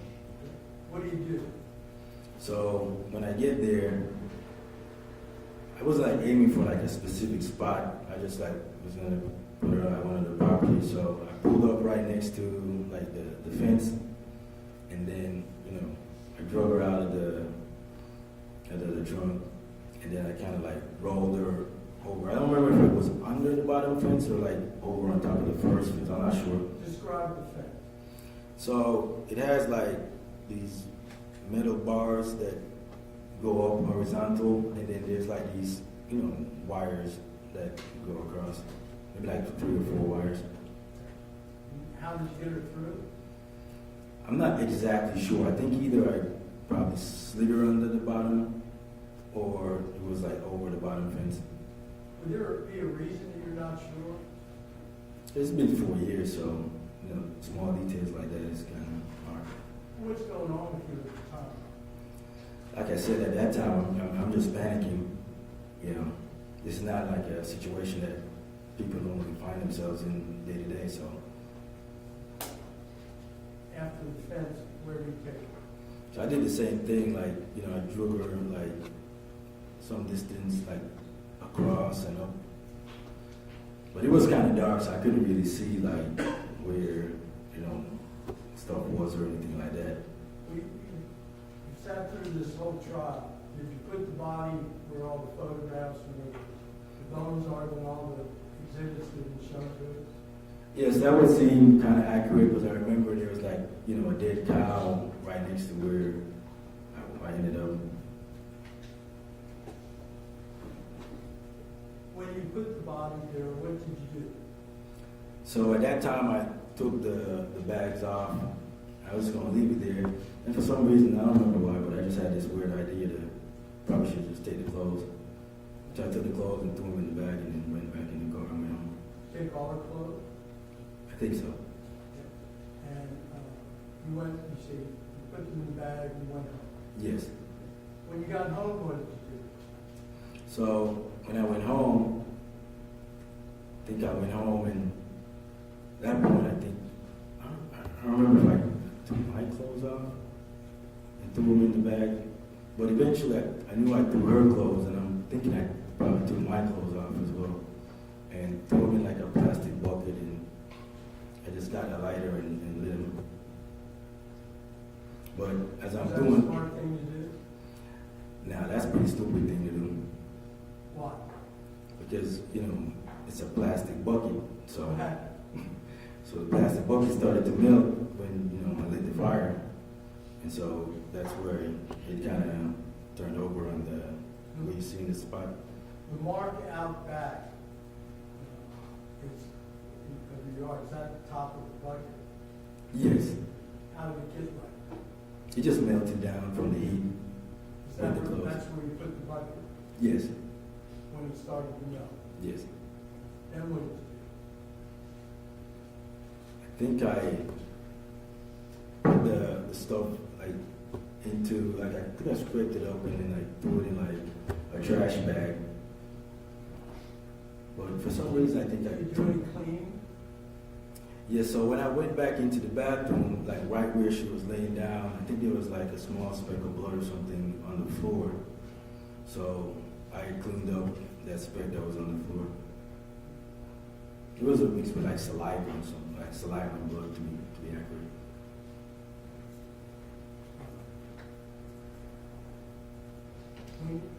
I want to go back for just a minute.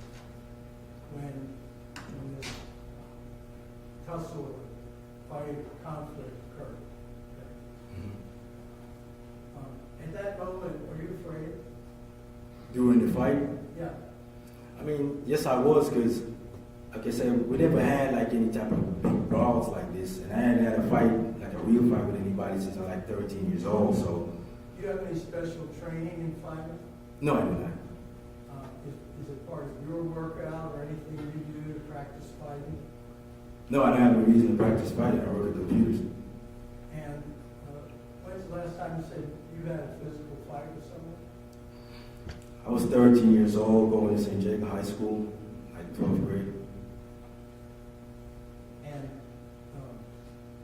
after this happens and you dispose of the body,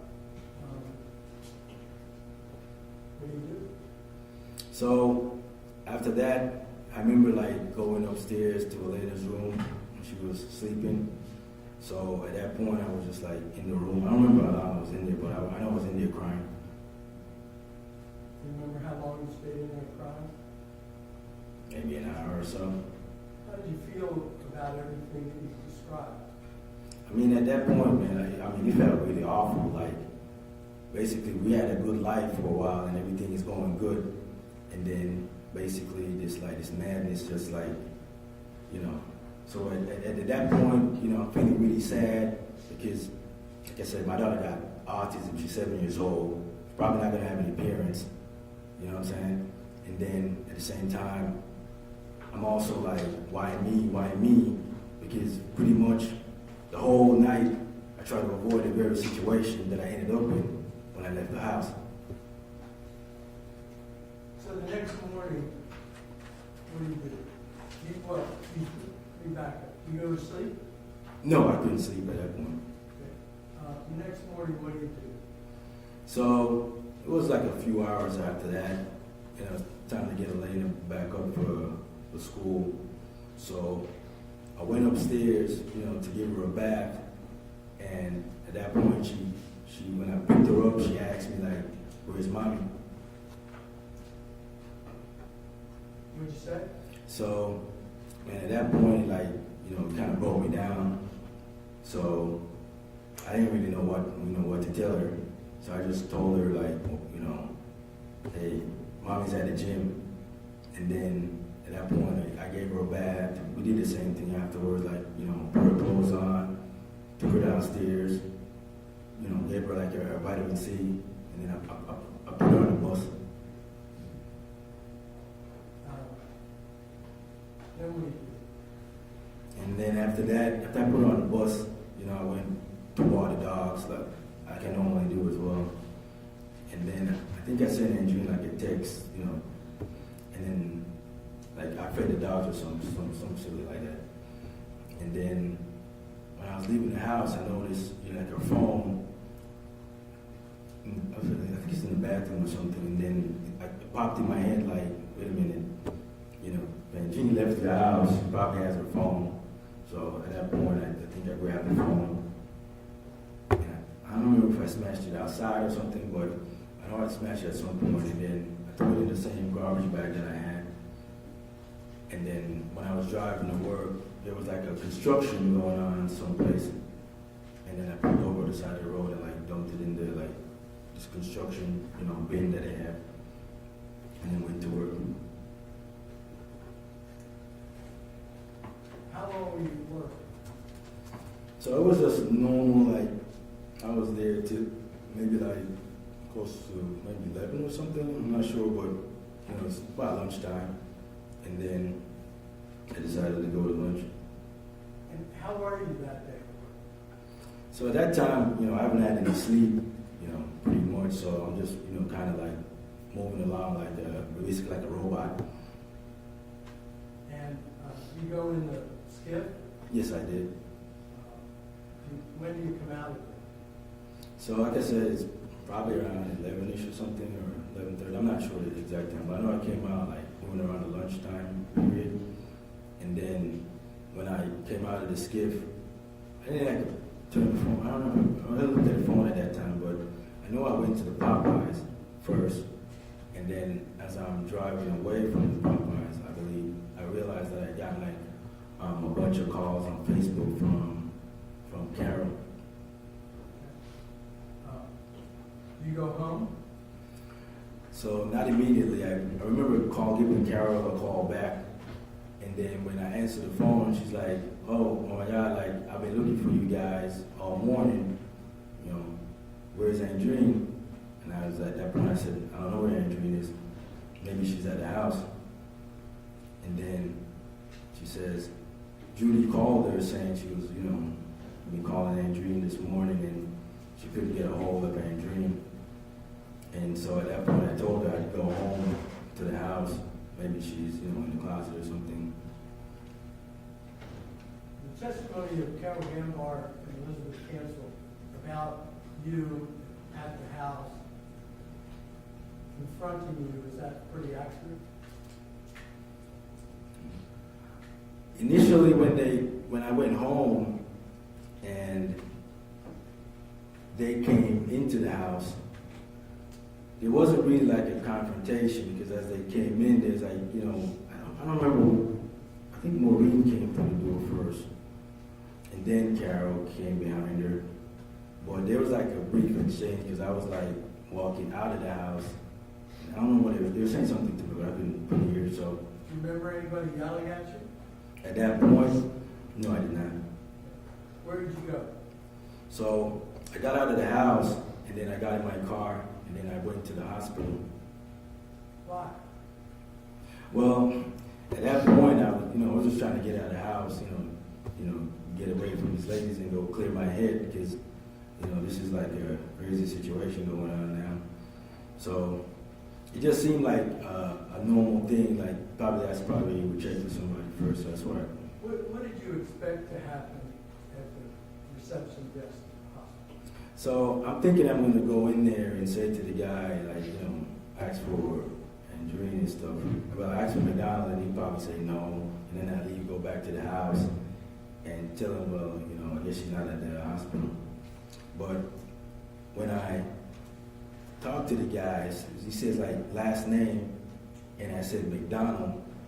I don't know, maybe like he heard like my accent when I said it, and then he's like, he looks up and he's like, yeah, there's this lady here with this little girl, which I thought was just like, I don't know, man, that just sounded like some kind of sign or something. So I just kind of got freaked out, and then I turned and left. So, and then when I left, I drove down the street a little bit, and then I stopped on the side of the road to like just like contemplate, like, what the hell to do next. What's going through your mind? So at that point, I'm just thinking, oh my God, this is probably it. This is over. How do you feel about what's happened? So at the same time, at that time, I'm feeling like pretty scared, the whole situation. And I'm just thinking about, oh my God, my life is freaking over. And my daughter's life is probably over too. And then, pretty much Maureen sort of like depended on us, so her life's probably over as well. So that's all I could think about. Where did you go? So I don't know how many minutes I was, on the side of the road, but then after that I decided like to go back. And then when I got back home, there was like cops already at the house. And then when I walked in, I believe the cop took me back to the bathroom, and then he showed me like the blood on the switch. And at that point, like, the ladies were yelling at me at this point. And then the cop, like, he started to take me back out of the house to like get some separation between, because the women were like, making a lot of noise. So he took me out of the house in handcuffs, and then he put me to sit down in the back of the car.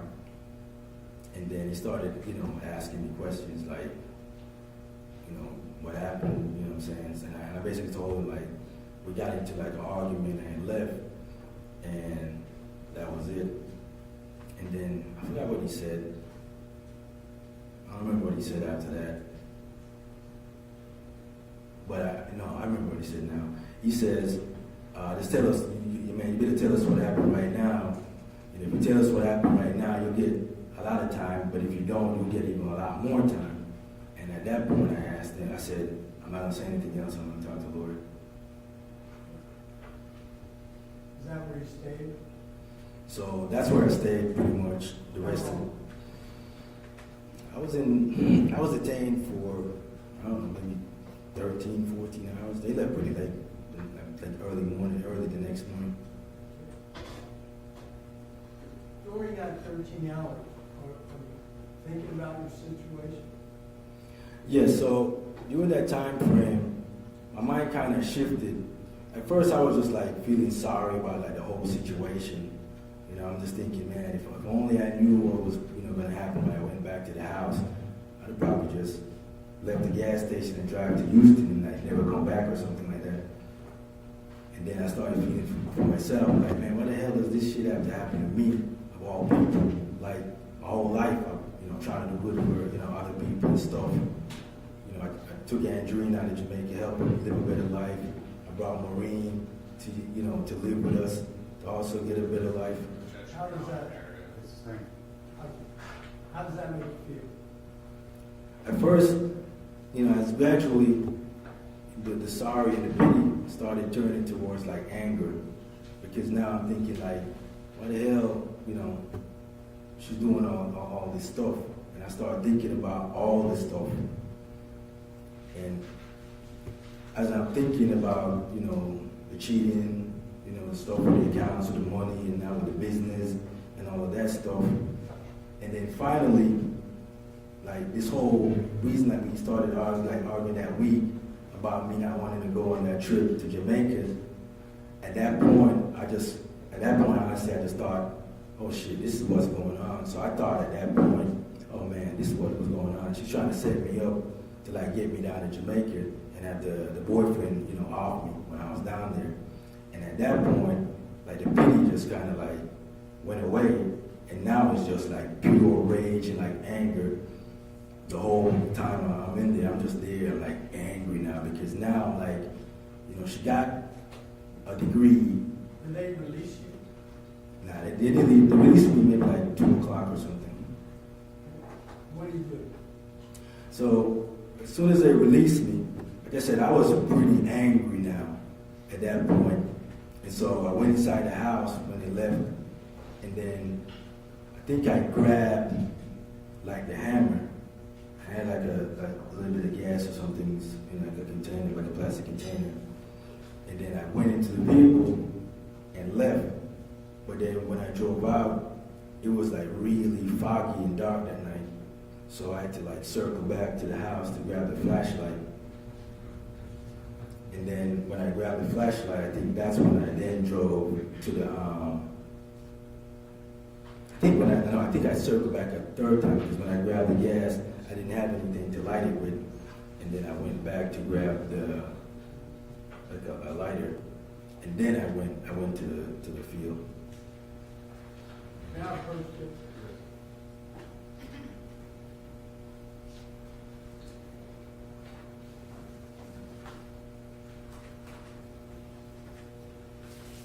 I'm showing you when marked as defendant exhibits 55 and 56.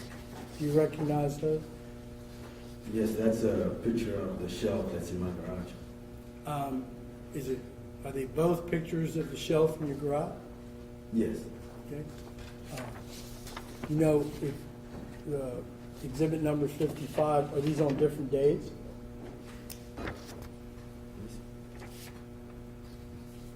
Now they look like the same day, just closer up.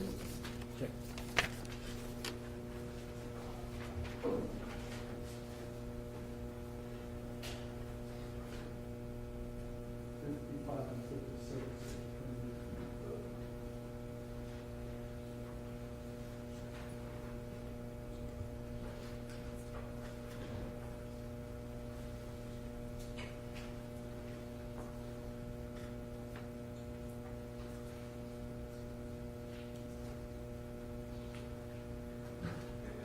Sorry, Mr. Conrad, which day is this? March 1st. March 1st. No objection, Judge, to 55 and 56. They're both admitted. Yeah.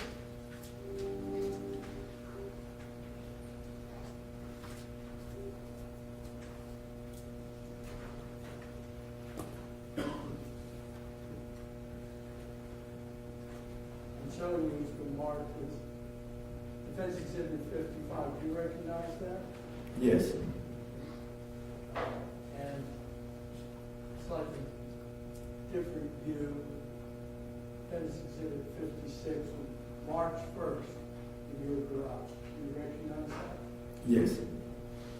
Can you see this little item right there, the little yellow base? Yes, I can. Do you know what that item is? That's my yellow hammer.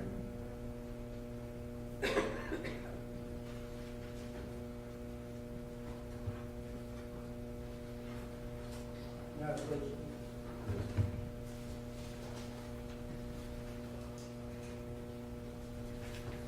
I'm showing you what's been marked as defense exhibit 59. Can you look at that and tell me what it is? That's my hammer. What you're calling the yellow hammer? Yes. And I'm showing you what's been marked as defense exhibits 57 and 58. Two photographs. Can you tell me what they are? Yes, they're just photos of the same shelf without the hammer.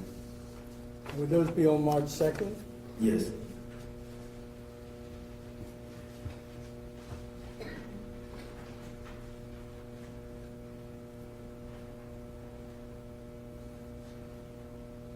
'57, '58, '59 defense exhibits tendered for Your Honor, no objection to 57, 58, or 59. They're all admitted.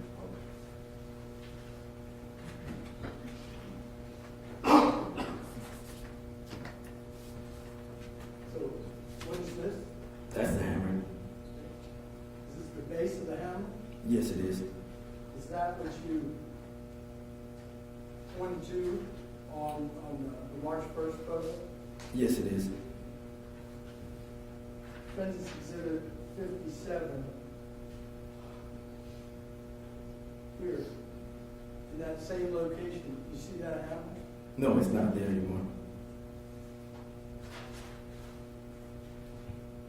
You see it in 58 No, it's not there anymore. on these March 2nd photos. You know why it's not there? Yes, I do. The reason why they're not there, it's not there, is because early Saturday morning, March 2nd, I had grabbed the hammer off the shelf, and then, like I said before, after I got released from the cops, I had driven back out to Speck Road. What did you take with you out to Speck Road? I took some gas and the hammer and the flashlight. Do you know what time you went out there? It was pretty late, probably like 3 o'clock or something. And when you got there, where did you go? I went straight back in front of the same property. I got out of the car. I was angry as hell. And at that point, I jumped over the fence and went towards the body. When you got to where the body was, what did you do? So at that point, now I'm like really angry. Because, When you say you're really angry about what? So the reason why I'm really, really angry is just because, I'm thinking about this whole situation, a lot of it. I left the house just to avoid the very situation that I'm in, a confrontation with Andreen. Okay? And all of this, in my opinion, could have been avoided. If Andreen wanted to, go be with somebody else, she was free to do that. She had a degree. She owned half of a business. Why would she need to go through all this stuff to try to get it all? And then in my opinion at that point, I'm thinking, that's what the whole thing about going to Jamaica was, trying to get this dude to probably offer me off so she can get everything. So what did you do? I get really angry. So at that point, I poured the gas on her and then I lit the fire. Was it enough gas? Nah, it wasn't a lot of gas. It's just leftover gas that I had. I used to cut my own grass, but then eventually, as the business grew and stuff, I started having Eddie come by the house now and do the lawn care.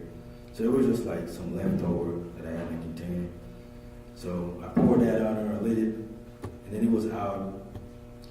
I don't know how long, but it was out pretty fast. Then what did you do? So at that point, I got a hammer, and, the body's right there. So at that point, I just got really pissed off and I started hitting the body with the hammer. How many times? Honestly, I couldn't tell you, but it was multiple times. But I know. Where did you hit it? So I know I was hitting in the face and the neck area. And I remember at first I hit her in the face with the hammer front, and then I used the claw and hit her in the neck area. And I remember the claw got stuck in her neck, and then that's when I was ripping the hammer out. And then at that point, I thought I was done, but as I'm starting to walk away, I give it one more whack somewhere in the body. I'm not sure where that landed. How did that make you feel?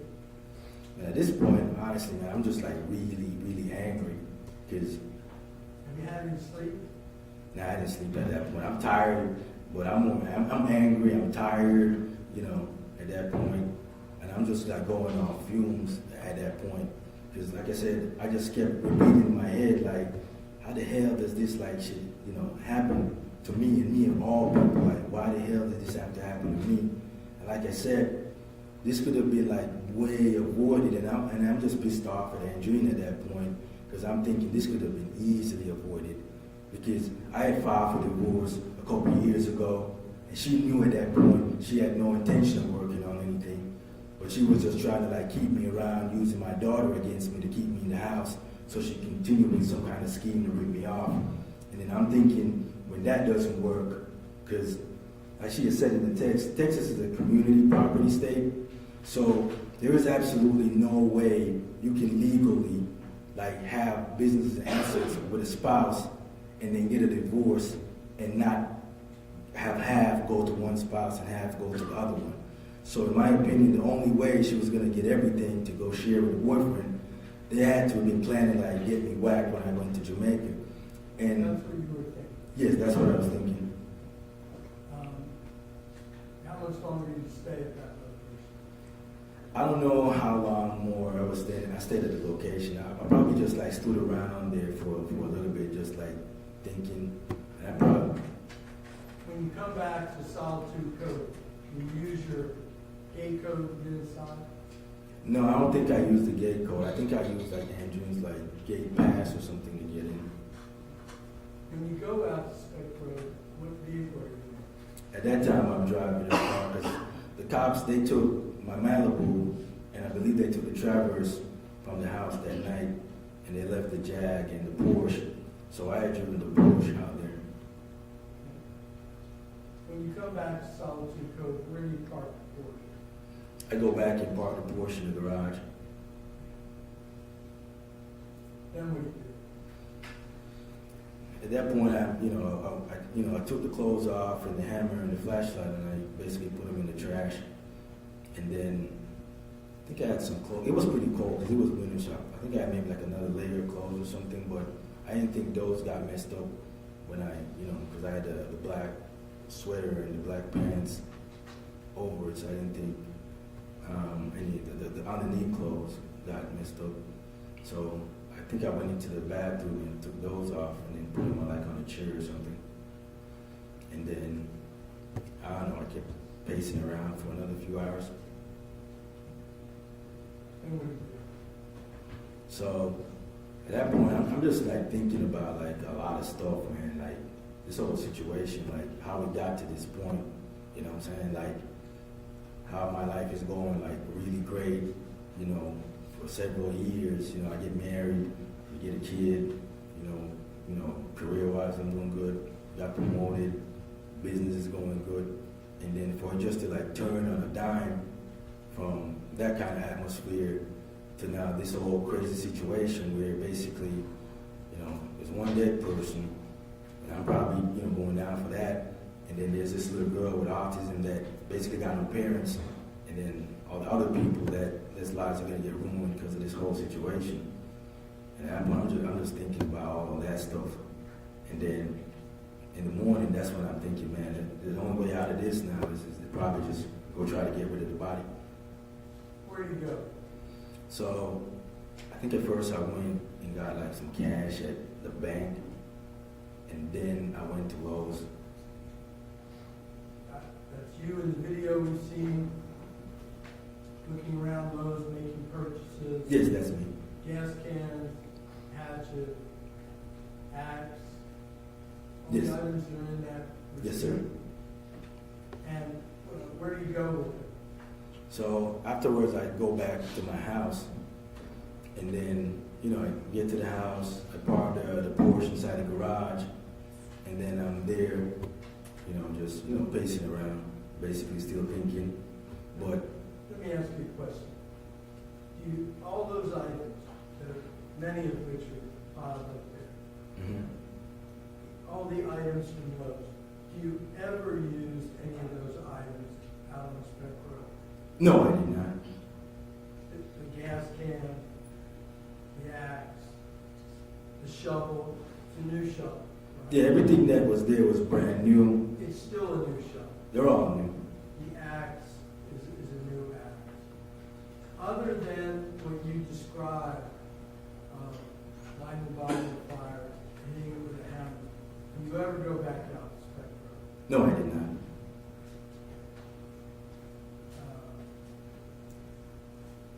Why are you looking up searches of questions about fingerprints and bones and bone decay and that kind of thing?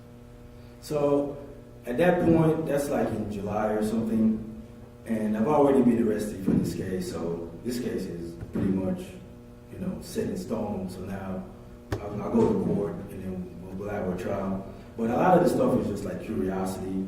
And then some of the stuff, like there was like another case where they had found like this other lady out in the woods that was burned around that time. And then also kind of like, you know, drive some curiosity.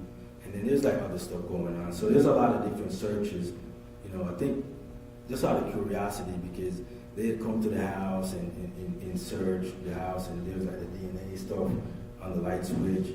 So I think that's what prompted like, you know, DNA tests for like newer stuff.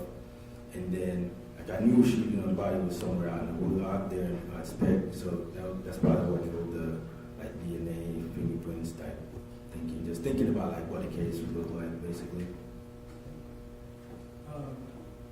There's been testimony in the trial that you were arrested for the receipt, for the Lowe's receipt for tampering with evidence. Right.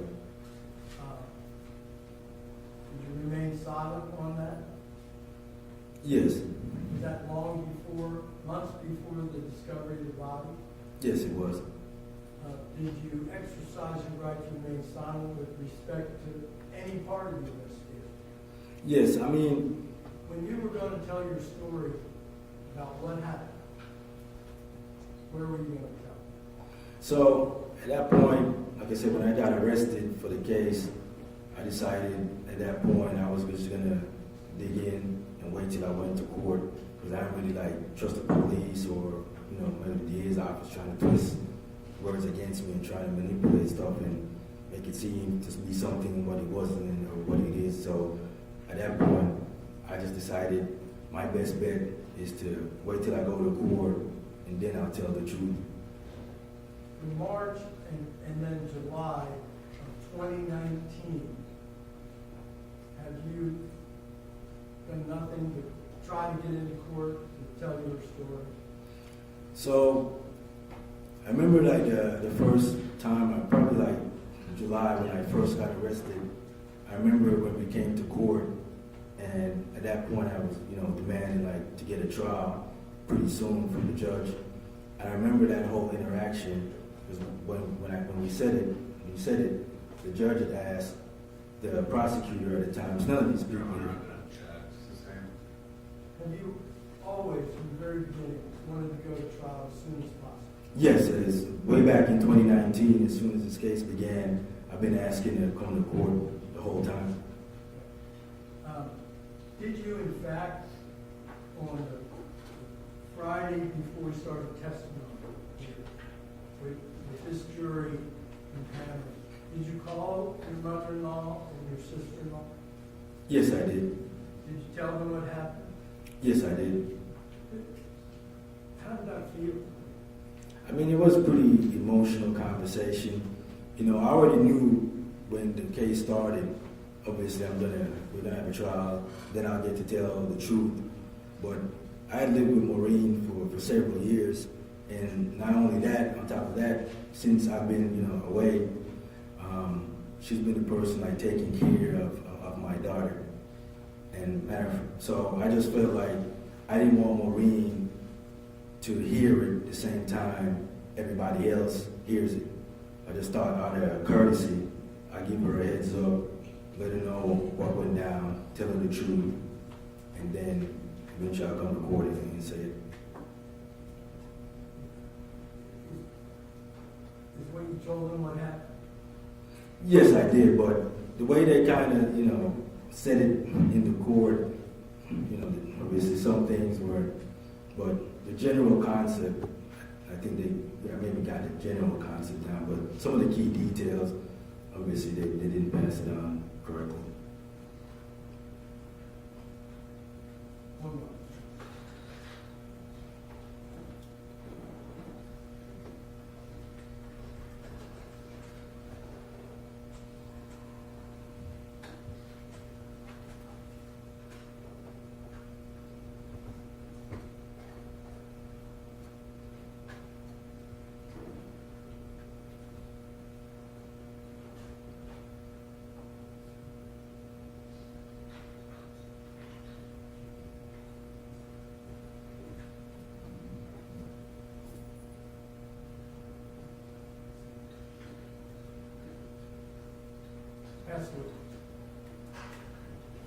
looking at it, are any of the jurors want a 10-minute break, or do you want to keep going?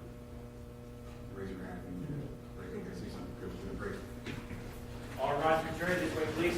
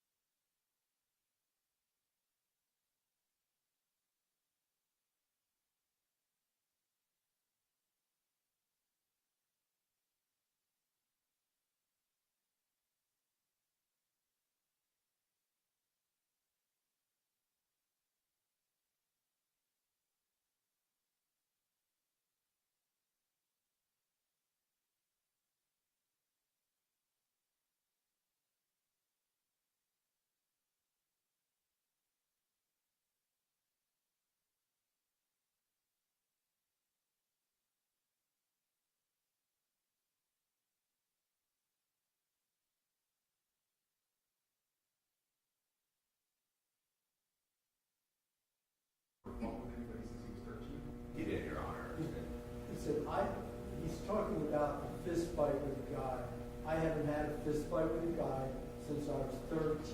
Can we, look at the record, just go back and say, I haven't had, search, high research. In your honor. Hold on, so. Oh, I apologize. Okay, so I didn't have a fight with anybody, you actually have a, this fight, let me go back. I haven't had a real fight with anybody since I was 13 years old. Haven't had a real fight, and then say guy or you know that. That's what the defense is saying. It's full answer what it is. I mean, yeah.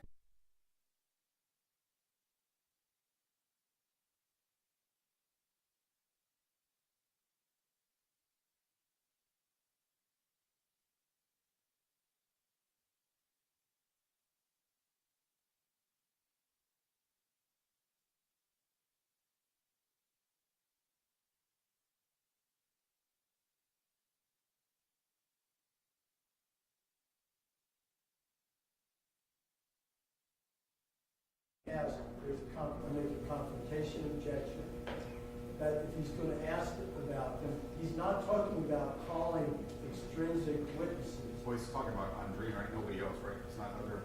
Right, I'm talking about an assault that the defendant perpetrated on Andreen McDonald. It goes direct, the defense is painting Andreen McDonald as the aggressor, as they did through the defendant's testimony. This would go directly to contradict it, and including his comment that he never had a fight with anybody since 13. It's a misleading.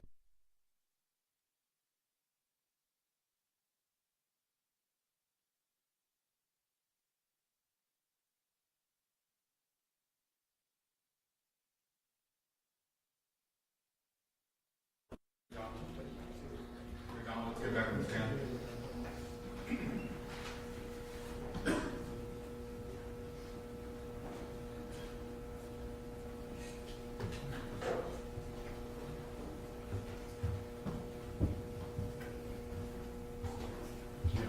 Just, you don't have to look at me every time I look over here. And sometimes you're thinking that I'm going to tell you something, but I'm just either looking at the jurors or listening to your testimony. But if I say something, I'll tell you. I know sometimes you kept looking over here when you take down.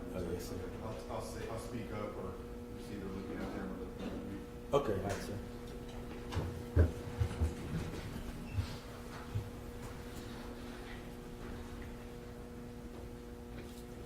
All rise, the jury, please.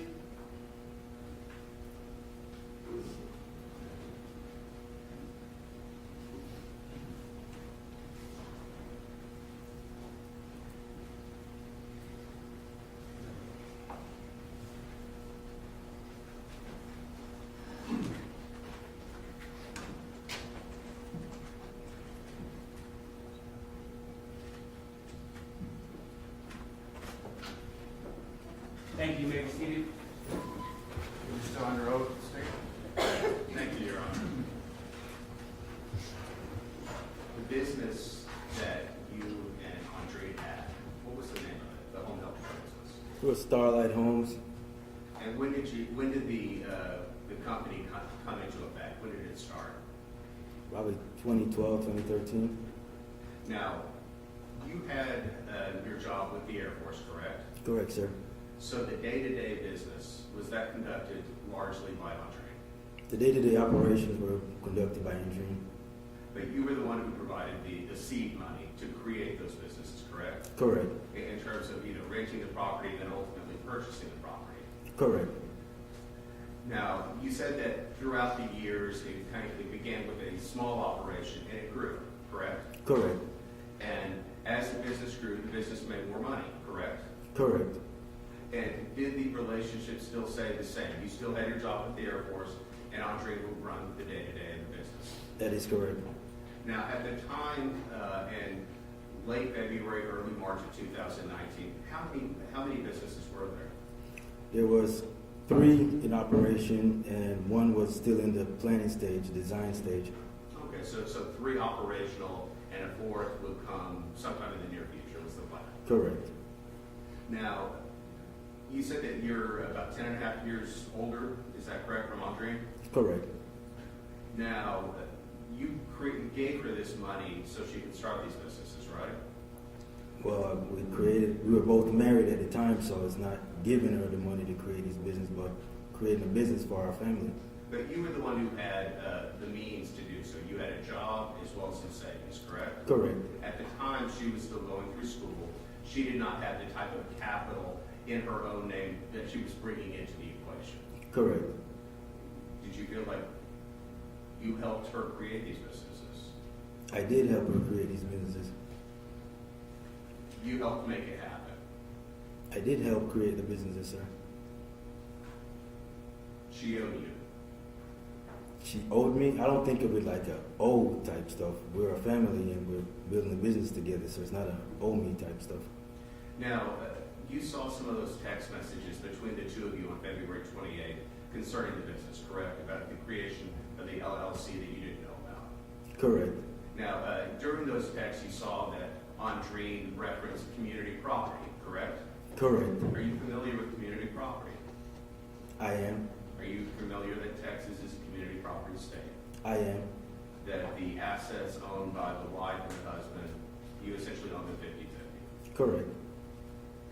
Now, I now want to call your attention to a visitor that you had back in 2017. Do you know Kadeen Harris? Yes, I do. Who is Kadeen Harris generally to you and Andreen? So, I would consider her a friend, but she was mainly Andreen's friend. But during the course of the marriage, I came to know her, so I would consider her a friend as well.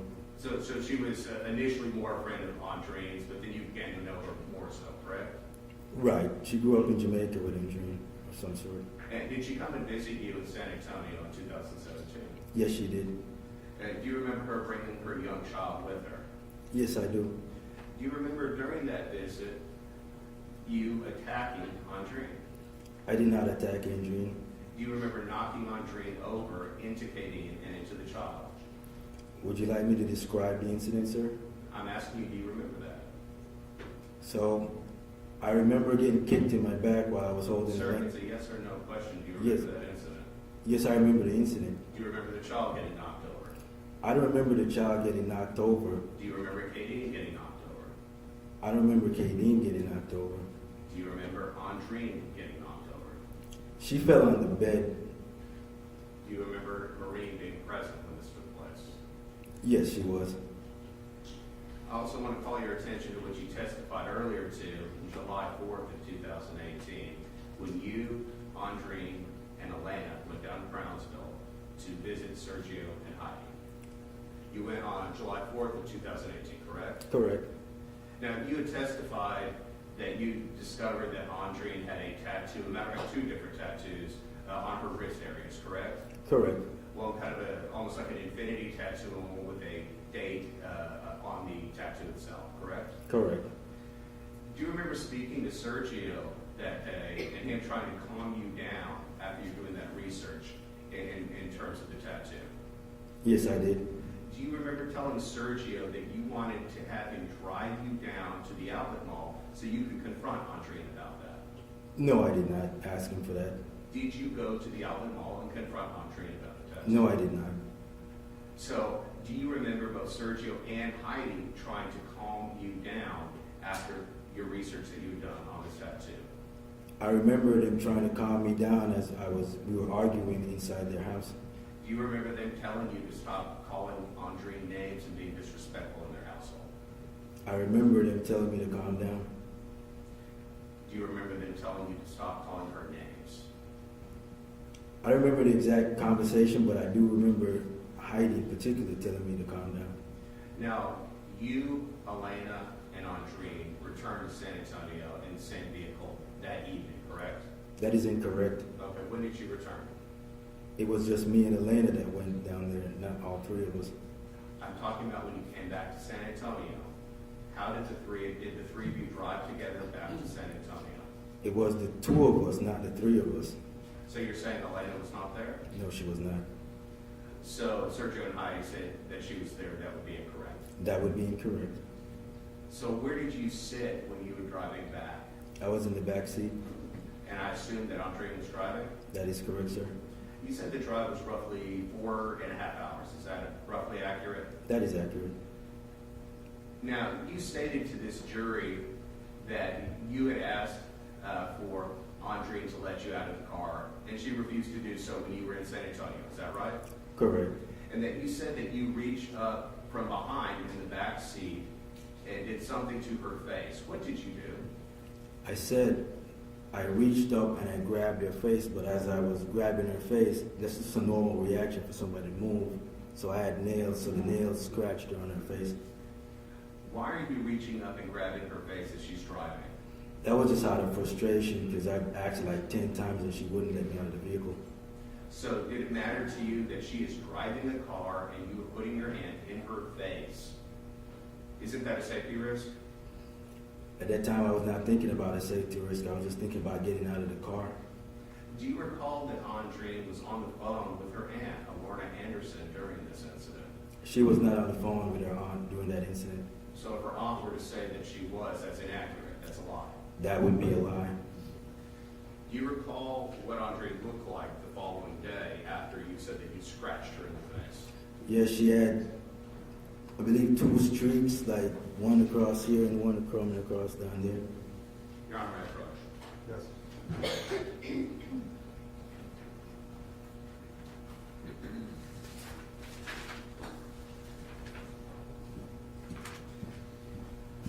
I'm showing you what has been marked as State's Exhibit 438.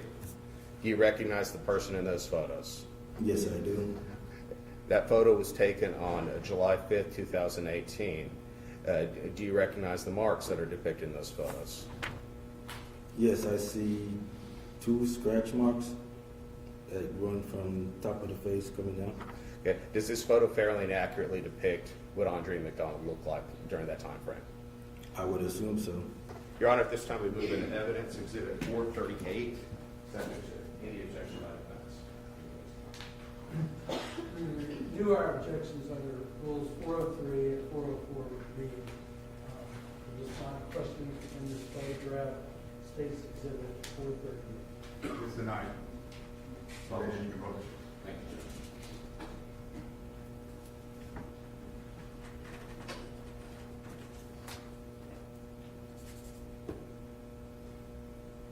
Who's this photo of? That's Andreen. You said that you saw 2 different marks on the photograph. Describe to the jury, where did you see those marks? They're running like from here down. And you're indicating a place on your forehead, on the left side or the right side? There would be like something like here. So on either side of the temple? Roughly like coming down the middle of the face. You said it was also going down. Going down to where? Like going down the face because it's a scratch. Where does it end on the face? I can't really tell, but it's coming down. Is it around her nose? I can't see any marks on the nose.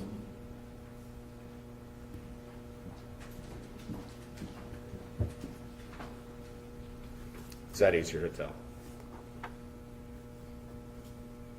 Where's the mark on the nose? You said that you indicated that you saw a couple marks on her. Where did you indicate that you saw marks? Coming down here in the face. So either side on the forehead. Right.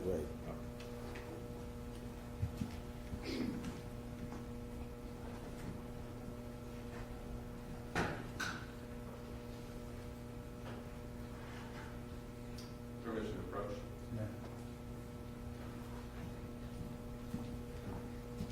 I'm again showing you States 438.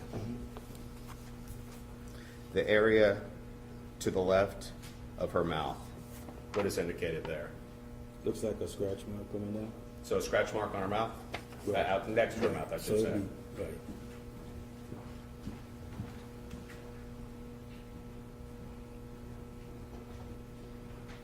You said that Andreen was not on the phone with her aunt during this incident. She was not. I now want to call your attention to Christmas time, December 2018. Was your friend Andrew Russell visiting from Florida? Yes, he was. Did he stay at your house during that time? Yes, he did. I believe you testified earlier during that time frame, you moved out of the guest bedroom to, I believe you said, for appearances purposes, so Andrew could stay there. Correct. Do you recall a conversation that you were having with Andrew on your deck area that evening? Yes, I recall. Do you recall during that conversation, you told Andreen that you made her that she was just a poor girl from the street? I'm sorry, what? That you made her that she was just a poor girl from the street? I do not recall saying that. Do you recall after that that you started to physically attack Andreen? I did not attack Andreen. Do you recall putting your hands around her neck? I did not put my hands around her neck.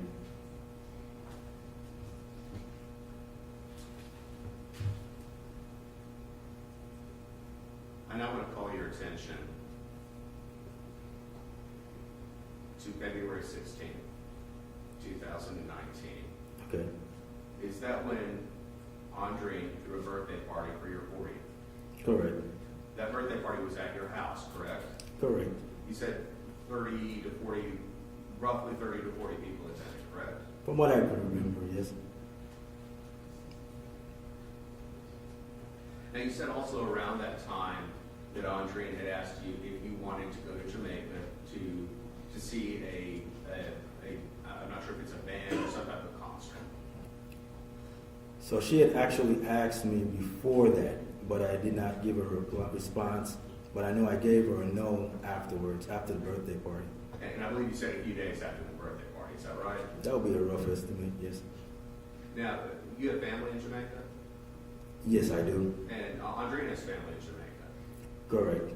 You have, you both grew up there, correct? Yes, but in separate parts of the country. But Sorry, you separate both, But in separate parts of the country. and you both have friends, connections to Jamaica. Yes, we do. Could you have been simply wanting to go back home? I mean, she could have gone whenever she wanted, but I did not have a reason to go back home.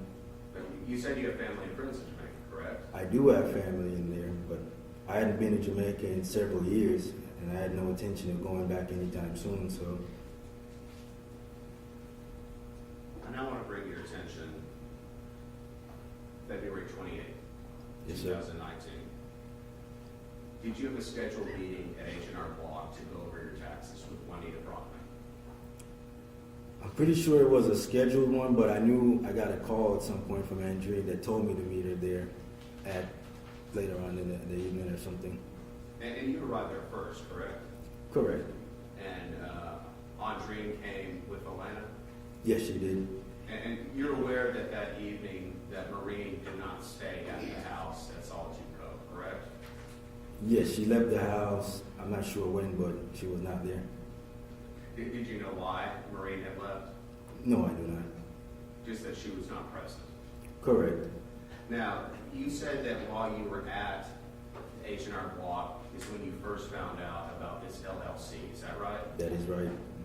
And that you exchanged some words in patois with Andreen. Correct. Now, after those words were exchanged, both of you went back to the house. I believe you said you arrived first, correct? Yes, I arrived first in my Malibu, and then I think she came later in her Porsche. Was it much later? Maybe 10, 15 minutes. Okay, so relatively shortly thereafter. Did she have Elena with her? Yes, she did. Now, during that time frame, did you continue to argue with her about the LLC? Now, it was a brief response, and then I shut it down. I didn't say anything more about it till we got home. Did you text back and forth while you were at the house about the LLC? Not at the house. You called Andrew Russell that night. Do you recall that? I don't recall calling Andrew that night, but I spoke to him on the phone during the day. Do you recall speaking to him for roughly 45 minutes? Yes, at lunchtime. At that time, were you saying you did not know about the LLC? At that time, I did not know about that LLC. And you would confide in Andrew about your issues with Andreen, correct? Not really. Not really. How often would you talk to Andrew? Every day. But you would not discuss your personal life? I would not discuss my personal life with my wife and kid. So you wouldn't discuss everything? No.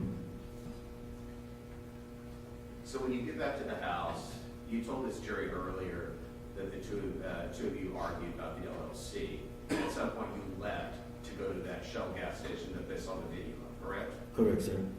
Now, during that argument, I assume it pertained strictly to the LLC, is that correct? For the most part, it did, but I know I referenced something in the text that said three things. The Broadway Bank issue, what you did last year, and the LLC, the new stuff now. So it all concerned the business, correct? No, what happened last year was a reference to her getting the tattoo with the boyfriend in Jamaica. It was the primary crux of your argument in the business. Mostly, well, yes. Now, you said that when you argued at the house, you left. Why did you leave? To avoid any kind of confrontation. Were things getting heated at that time? Yes, they were. And it was strictly a verbal argument at that time, correct? Yes, it was. You recall the testimony of a Gilberto Gonzalez, a deputy with the Bexar County Sheriff's Office last week? I remember the name. The first deputy that you spoke to, correct? Correct. Do you recall telling him that Andreen pushed you and then you left? I don't remember exactly what I told him, but I knew I told him we had an argument and I left. Now, as far as the details, I'm not 100% sure. So you're not exactly sure what you told Deputy Gonzalez? I'm not sure exactly what I told him, but I knew I told him about the argument and I left the house. Now, when you go to the Shell station, we saw from the video produced by Mike Fedley that there were some communications between you and Andreen, text messages specifically, correct? Correct, sir. And the two of you continue to argue about the business, correct? Correct. Previously, you told the jury when you had an argument, I believe it was at Coral Grove, that you left for the night and went to a hotel and then returned the next day. Why didn't you do it that night? So these were two different types of situations. When I said was, when I left the house at Coral Grove, I came back home. It is after I found out she had made a phone call to the police to falsely accuse me of an assault. That's why I left the house again to go to a hotel, because I was going to move out. Well, previously you told this jury that you were pretty upset about this LLC, correct?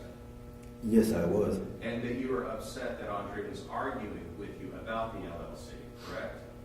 Correct. It was making you more and more mad. Why didn't you leave at that time?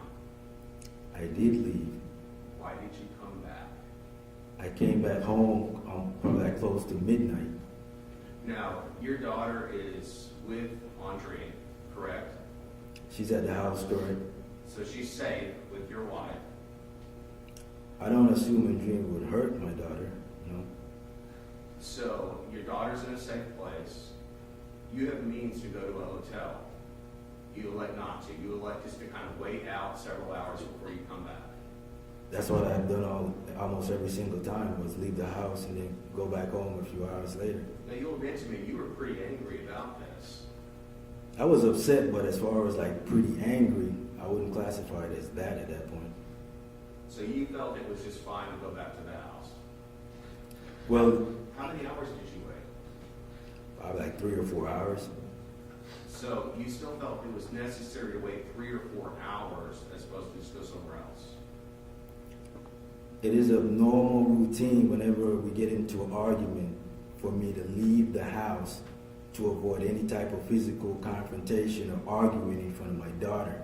I would normally leave the house, then I would go back home a few hours later because I would expect things to calm down. I only went and got my stuff and moved out for a hotel at one time because I found out she had falsely accused me of a crime.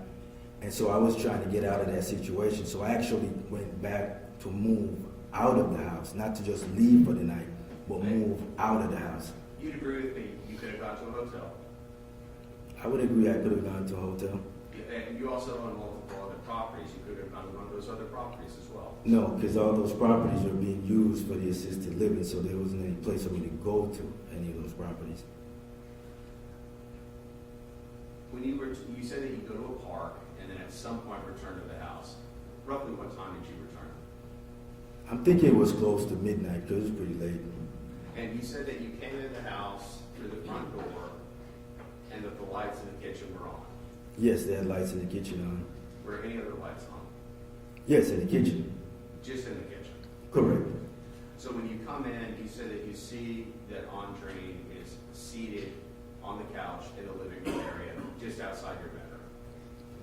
Correct. As I'm walking towards my room, I get close now in the living room area, because there's like a dining room area in the front when you come through the door, and then behind that on the left there's the kitchen, and then there's like a living room area with a couch and a TV, and there's like a center table.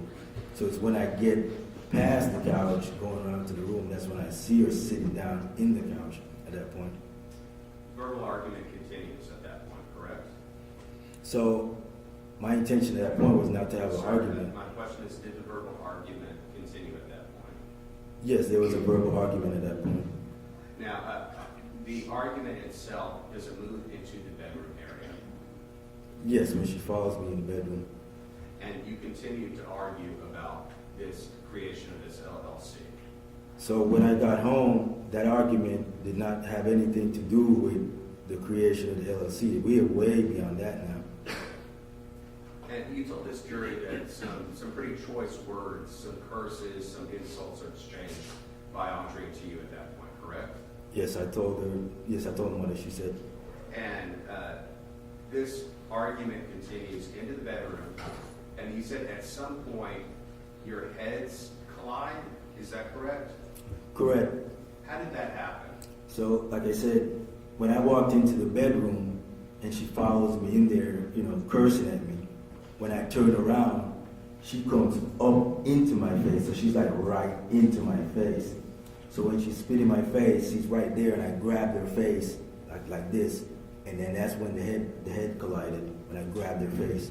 So the first time either one of you touched each other is when you grabbed her face and hit headbutt her. Right, hold on. I'm sure it's not on or anything like that, but the juror have a spot in his ear over there. Make sure you put that up. I don't know if it's for phone calls or what it is. Is that the first time either one of you physically touches each other? I would consider spitting the face touching, but Other than a spit, is that the first time that either one of you touches each other? yes, Did you grab her with both hands? yes, How did you grab her? Around the ears, the hair, where? on the side of the face. And you said that because she was close to you, are you saying that it was an accident that you headbutted her? I didn't call it a headbutt. I just grabbed her face, but she's right there, so the grabbing motion caused the collision. So when you grabbed her, that's when your heads came together. Correct. And when you said that happened, that it drew blood on her. Yes, it drew blood on her face. Where on her face? It was like somewhere like here, because I'm a bit shorter than her. So somewhere in her cheek area on the right side, I think is what you're indicating. I don't remember exact side, but I know it's somewhere on the face. Did you see any other blood or injuries that you caused when you did that? No. Did you have any injuries? At that point, no. You said that she went into the master bathroom to look at the injury, correct? Correct. You said that she turned the light on Correct. and she observed what you had done to her. Correct. You said that you followed her in, correct? I turned around because the bathroom was right there to see the damage that was done to the face, because there was no lights on in the bedroom or the bathroom at that point when we first walked into the bedroom. How much blood was coming down from her face?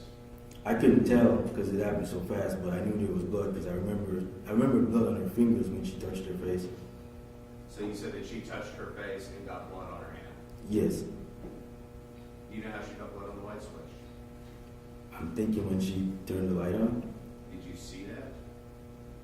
Well, that's the only way the light would come on is if she touched the light to turn on the switch. I don't know if there's any other way to do that. Did you see blood and hair on the light switch? I wasn't looking at the light switch. I was looking more towards her, so I wasn't observing the switch. So I didn't see any blood on any switch at that point. I was just looking at her as she was looking in the mirror. Now you're saying at this point, Mm-hmm. Andreen became angry. Well, she was already angry when I was leaving the house, she got even more angry when I got home and mentioned the divorce. And as that escalated in the room, she's getting more angry. And then when she looks and sees her face, I mean, it goes up even another notch than that. You said that when she saw her face, you said that she tried to strike you, tried to hit you? Yes, because like I said, when I went through the door for the bedroom and the bathroom, I was standing close to the door, and she's by the other side where the light switch is in the mirror. And then that's when she, came across the room to attack me back by the door. How did she try to strike you? Well, she was throwing some punches, and then I was like ducking down to try to avoid getting hit in the face, and then I grabbed onto her, and then I did like a tripping motion, So the way she was trying to contact you was trying to hit you either with her fist or slap you, correct? It wasn't a slap, it was a fist. I'm sorry? It wasn't a slap, it was a fist. Did she actually make contact with you? There was like contact in the back, because like I said, I was ducking down to avoid getting hit straight in the face, and then I grabbed onto her like a clothes or like a shoulder clothes, something in the upper area, and then I did like a swing, like a takedown, but it tripped over the other foot too.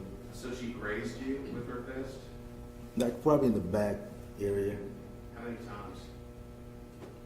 I don't know, to be honest. Did you grab her quickly after she did that?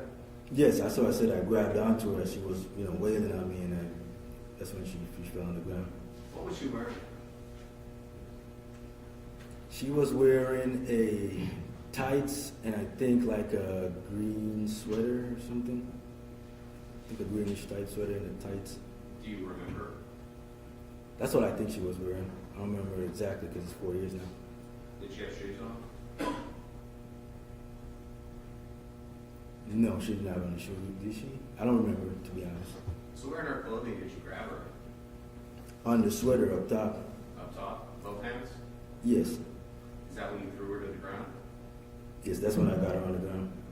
Where did you throw her on the ground? In the bedroom or in the bathroom? We were in the bathroom. Like I said, the confrontation started in the bedroom, but when she went inside the bathroom and turned the switch on, that's when the rest of the confrontation happened, by the door. How did she go down on the ground? Like I said, when I twisted, I also used like one leg to trip her, to get her on the ground. Did she fall on her face, her side, or her back? I think more like on her side when she fell. How far was she in the bathroom at this point? We were right close to the bathroom door that splits the bedroom and the bathroom. Is that when you started kicking her? Yes, that's when I kicked her twice. Where did you kick her? I didn't see exactly where the kicks landed, to be honest. And you think that you kicked her maybe only twice? Yes. You're not sure where. How hard did you kick her? It's probably a hard kick. Did you rear your foot back and use all your force? Well, when I tripped her, I knew one foot was already back, so when it swung, and then I kicked her again. What were you wearing on your feet? The shoes that I was wearing when I came back from the gas station, What type of shoes were those? I don't remember exactly, but it's the same shoes. Were they tennis shoes? Were they dress shoes? Were they boots? What were you wearing? They weren't boots, but I'm not sure exactly what kind of shoes they were. I remember it was 4 years, sir. They weren't sandals, they were shoes though? Yes, I think they were shoes. And you're not sure where you kicked her? No, I just threw a couple of kicks. I'm not sure where they physically landed at the time. And at some point you noticed or heard that your daughter is hearing or seeing some of this. I heard footsteps, and since there's only 3 of us in the house, the assumption is it's Elena. Now, you have just thrown this woman down on the ground and kicked her at least twice. Mm-hmm. It's pretty loud, isn't it? It was loud from the minute I got home because she was yelling pretty loud. Is So it loud at that moment? at the moment when she's on the ground, probably not. You said that she was making a noise. What type of noise was she making? It was something like a wheezing type sound or something like that. But through all that commotion, throwing her down, kicking her making that wheezing noise, you can hear that your daughter is coming down the stairs. No, I didn't hear her coming down the stairs. I said I heard steps, so I'm assuming she was probably around in the living room area, close to the front, to the door of the bedroom. Did she see you kicking your wife? I do not know the answer to that question, sir. Now, you said that you then went to get Elena and bring her upstairs. Is that correct? Correct. What did you tell her At that point, at that point? she asked me, I'm not sure what she said or if she said anything, but I remember putting her in bed. But I definitely remember the next morning when What did you tell her at that point? I don't remember that having a conversation at that point. I just remember it, but I remember exactly what happened in the morning when I was getting ready. We'll get to that. Did she ask you why you were kicking your wife? No, she did not. Did she ask why mommy was down on the floor wheezing?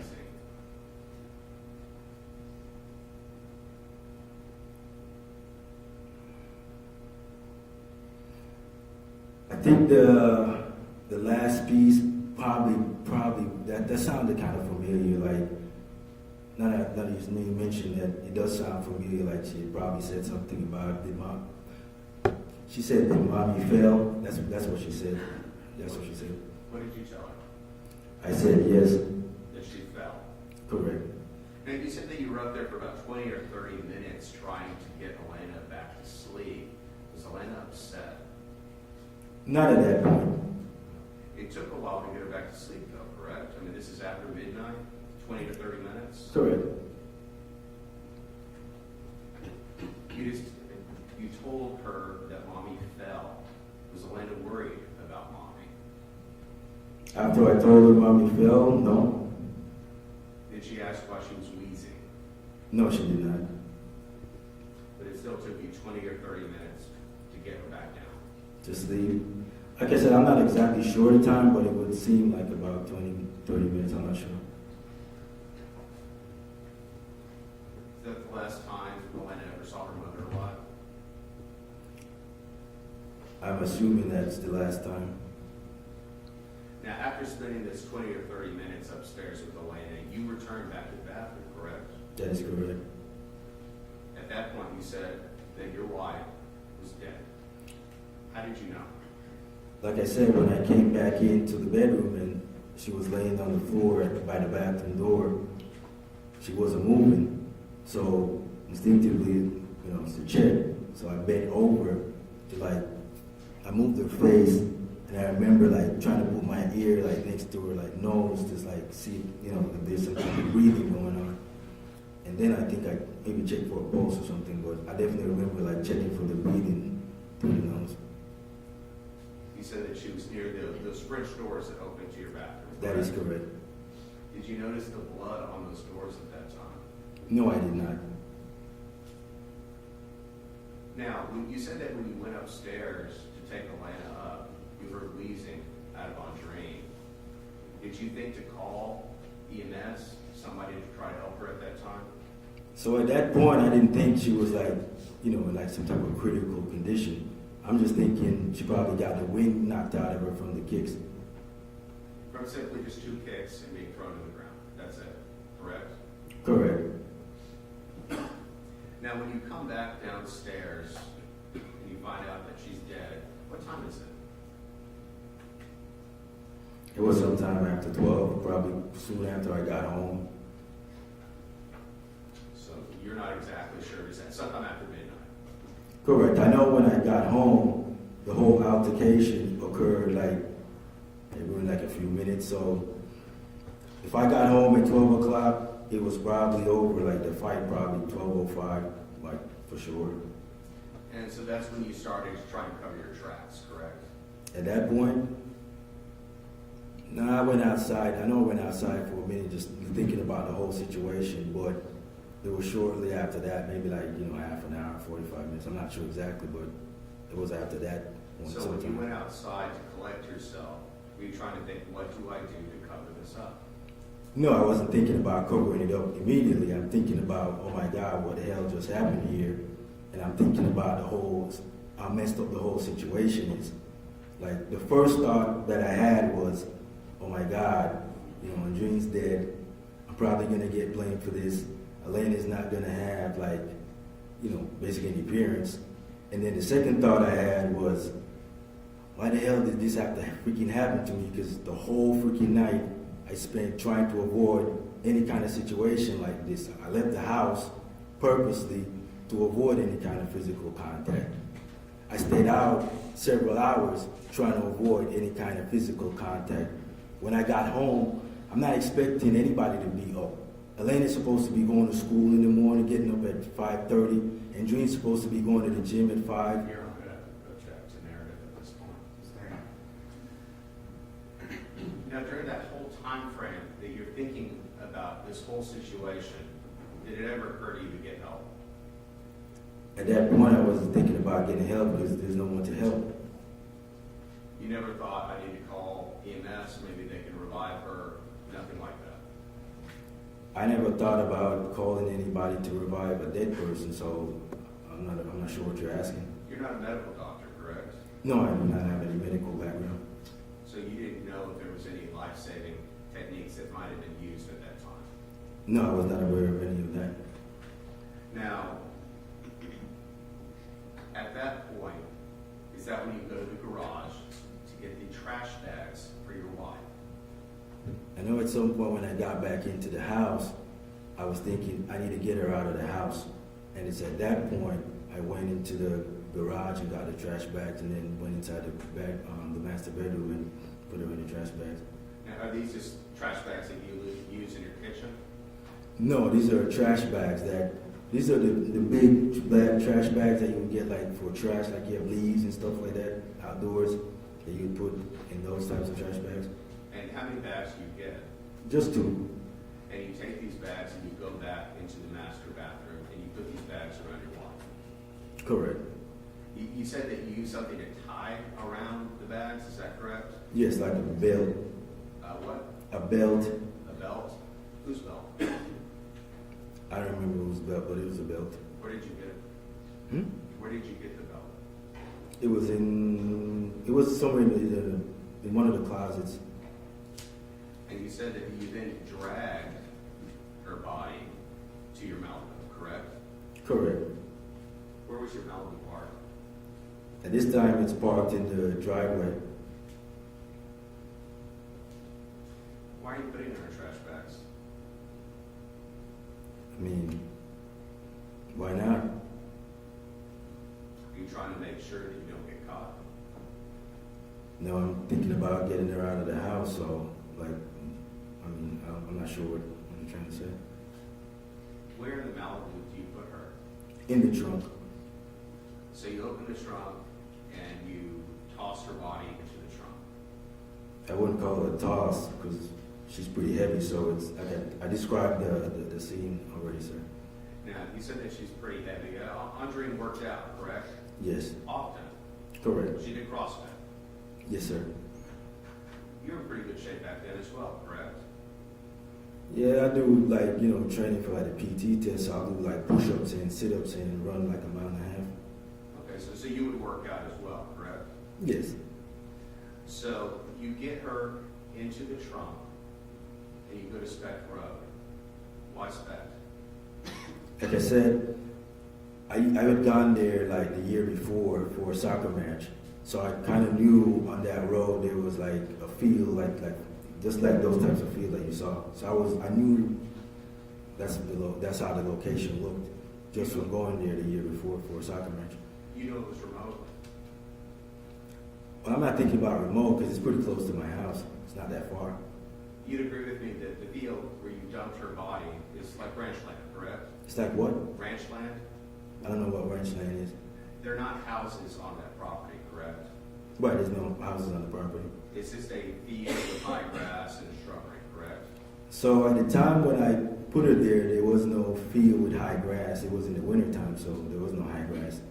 Okay, so what earlier what Mr. Kobandi testified to about the grass being that way in February is not accurate. So the pictures I saw during Mr. Cabani's testimony was in July. When I went there March 1st, it looked nothing like that.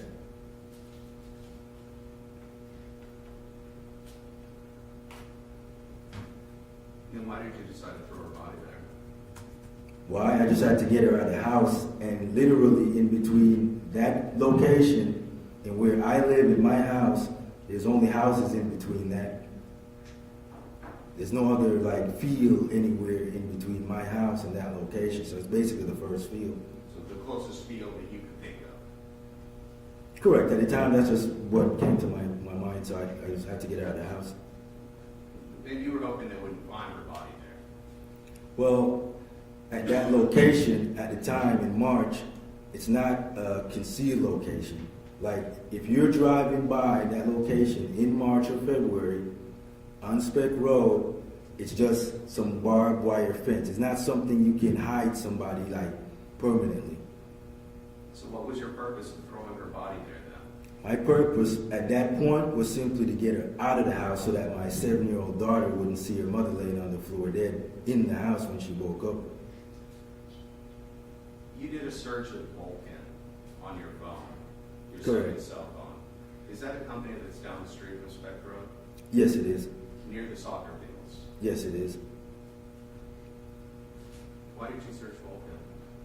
So back in July, as I was looking at the location on the map, I noticed the company was called Vulcan. So I just, out of curiosity, Googled like what the company was.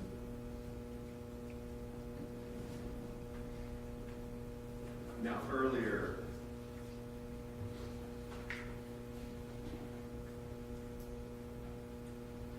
when you left your house with your wife's body in your trunk and trash bags, why did you leave your phone at the house?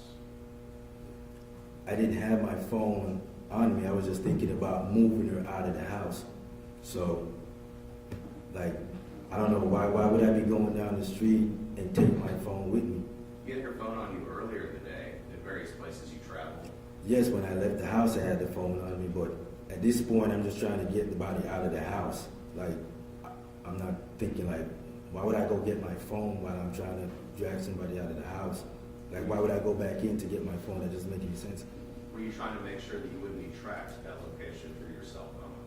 No, I'm not thinking about not being tracked at that point. I'm just thinking about getting her out of the house. Now you're in cybersecurity, correct? That is correct. So you know how those things can be tracked, correct? That is correct. So you're saying that didn't even enter your mind? At that point, I'm just thinking about getting her out of the house. To try to dispose of her body somewhere? Well, not dispose of the body, because I didn't do anything to the body at that point. You did move the body, correct? Correct. Now, when you take the body out to Speck Road, 680 Speck Road, how did you get her through that barbed wire fence? It was quite a hassle, but like I said before, the barbed wire isn't that sturdy. But I either like forced her through on the bottom, or like got her on like the bottom and like rolled her over the bottom one. I can't remember exactly, but it's definitely either one of the two techniques. Okay, and I think on direct examination you said that you can't remember small details like that after close to 4 years, correct? Correct, but it just made common sense. Like, how else would I get it through the fence? It's either going to be in the area underneath or very directly above the Small source. details like the disposal of your wife. Sir, it's 40 years, sir. But like I said, it's definitely one of the two situations.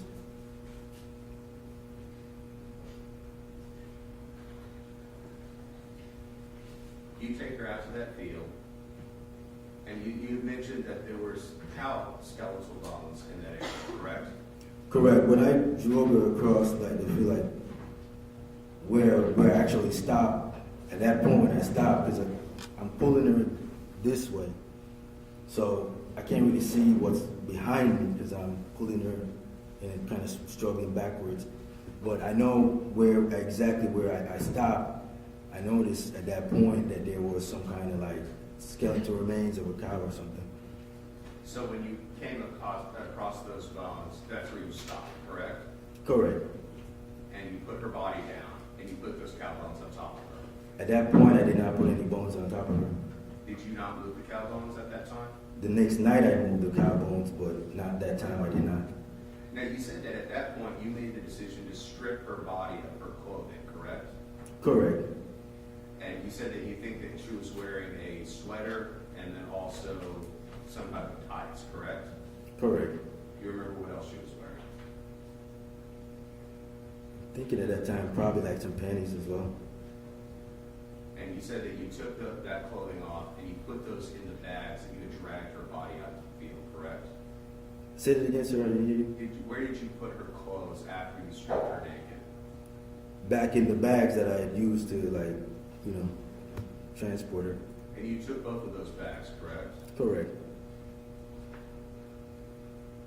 Why did you take her clothes off? Honestly, at that time, I don't even have any idea why I did that. You don't know why you stripped your wife naked and left her in the field. That was a very stressful situation I was in. So a lot of the things I did that night, I guarantee you, they don't make any sense.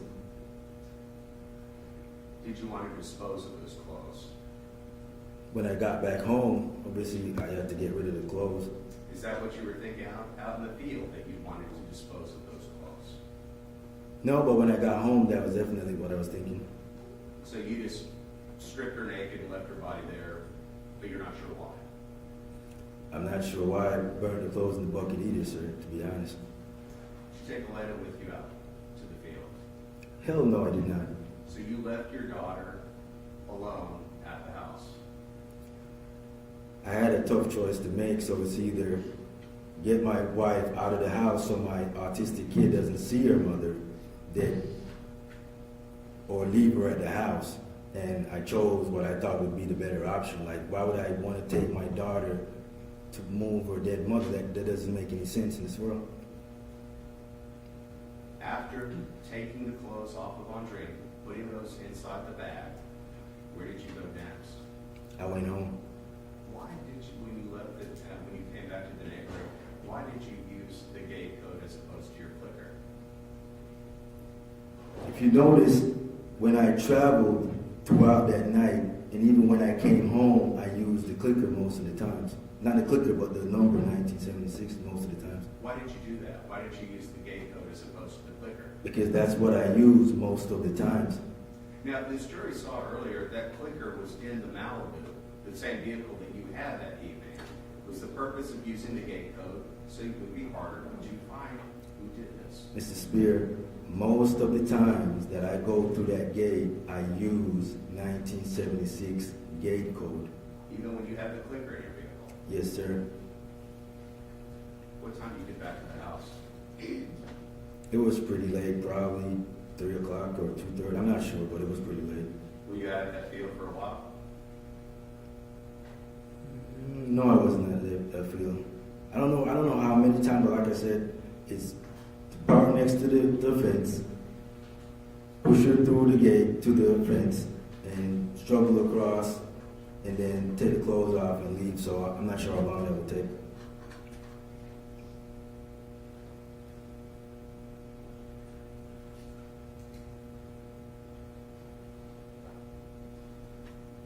When I asked you about if you brought Elena out to the field with you, you said that you left her at home. Correct. That was the only decision you had to make. You had a tough decision to make about what to do, correct? Correct. She was asleep, so why would I wake my daughter up to take her to the day home? That doesn't make any sense. And never during any of this time did you think to call 911? At that point, no. Now, the jury saw and you stated that you sent a text saying, hey, where are you? Elena is in her room and you're not here. That text is 1:50 and 19 seconds in the a.m. early Saturday morning. Correct. Did you send that text when you got back to the house? No, I think I sent that text before I left the house. So you left the house before, you sent that text first before you took your wife's body out to that field? I'm not 100% sure of the sequence, but I don't know if I left and came back and then sent the text. I'm not 100% sure of the sequence, sir. Then you also sent a text not quite 2 minutes after that stating, and for your info, this has nothing to do with anyone but us. You shouldn't have opened the LLC without me. That's at 1:52 a.m. That is Andre is correct. dead at this point, correct? That is correct, sir.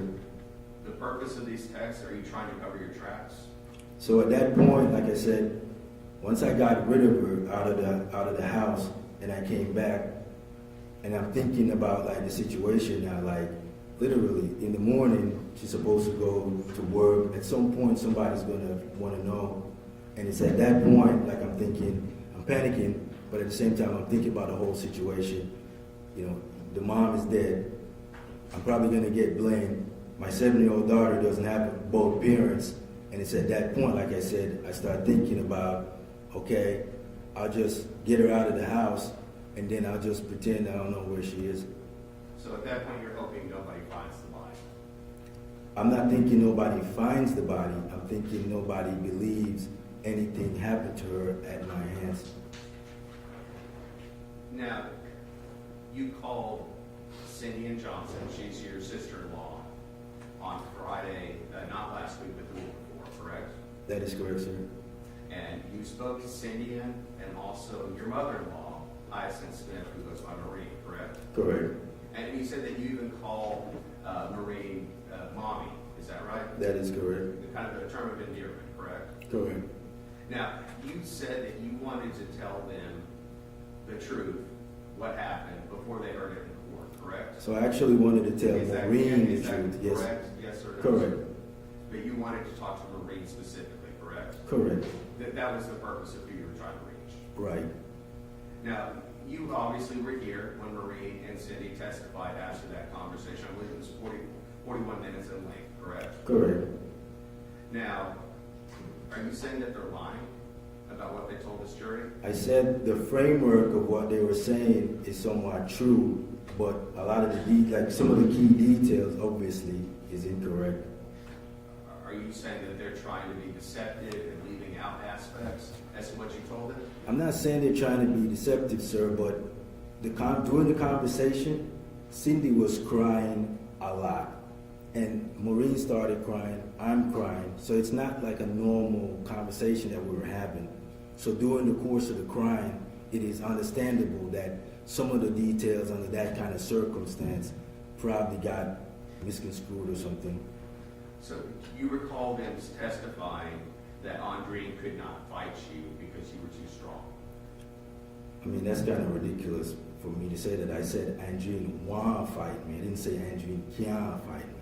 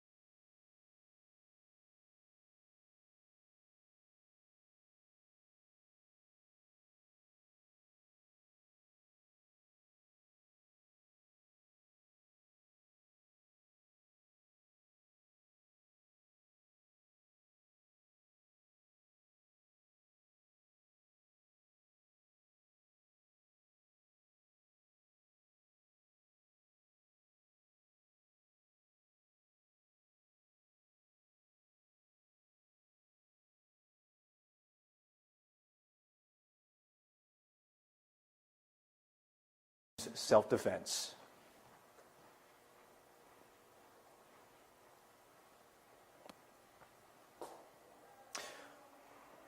The prosecution asked Andreen McDonald why he scratched Andreen's face. The prosecution brought up past physical arguments between Andreen and Andre, in particular one that was involved. The prosecution asked Andre why he scratched Andreen's face. Well, and other arguments and other physical arguments were brought up. The prosecution brought up other physical confrontations, including one where McDonald reportedly scratched Andreen's face.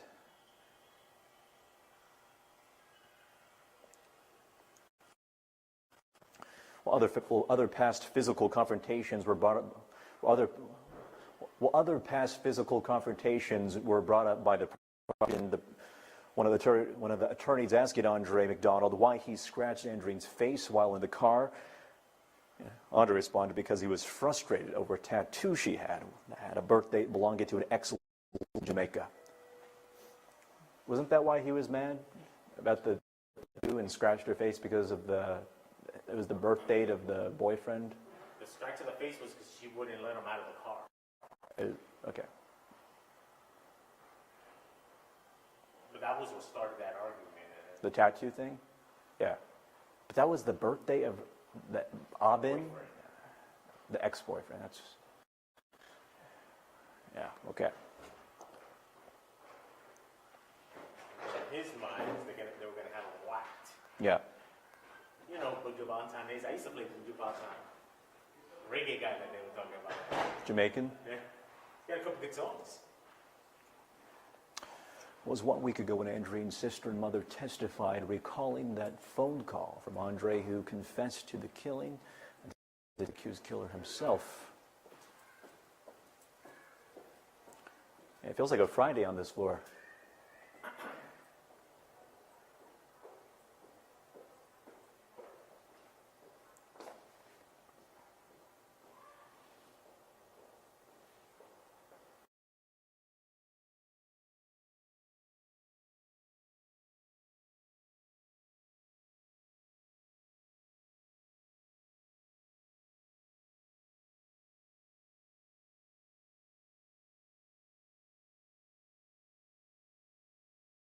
Quite an eventful day. I mean, the fire alarm, Andreen's father flying in from England, and kind of the surprise testimony.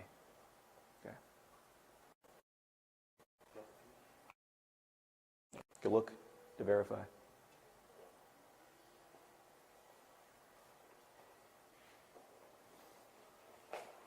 Yeah, we're up early. Just wanted to make sure, though. Tune into KSAT stream to see what's going on.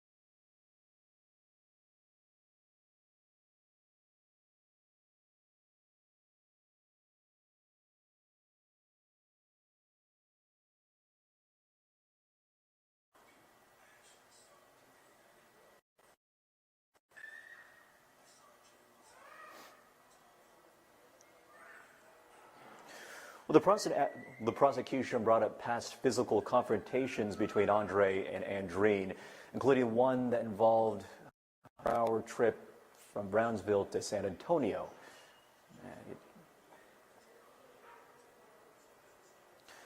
The prosecution brought up past physical confrontations between Andreen and Andre, including one where McDonald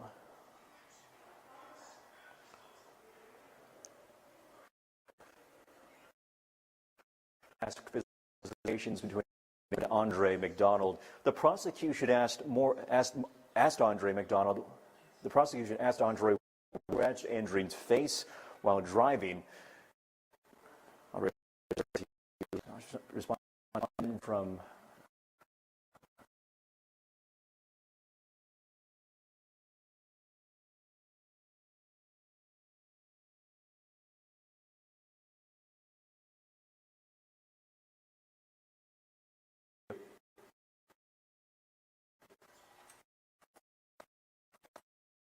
physical confrontation, one that took place in a car.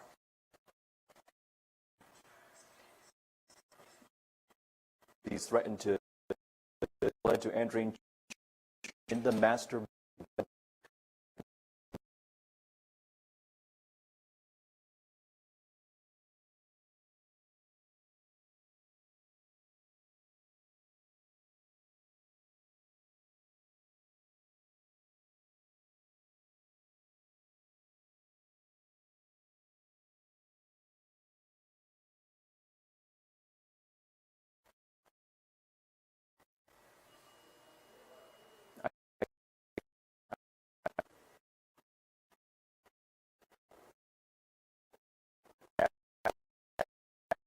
Oh, my little camera sensor.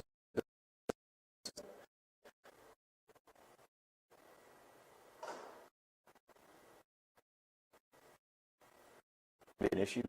Operator should have looked live at the 6. Oh, okay.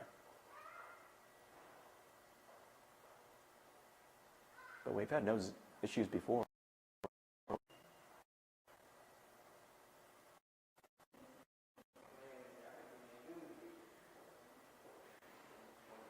How's the signal in?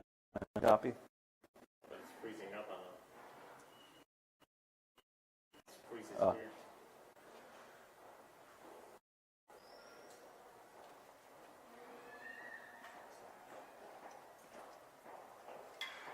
Of course, the day that great, yeah.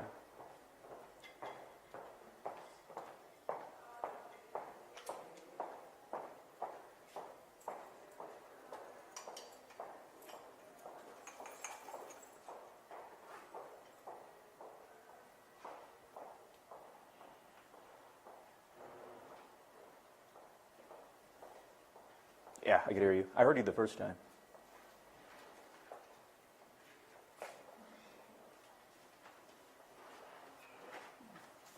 $5:09. All right. It's kind of annoying, but I don't get to understand what's going on in the courtroom.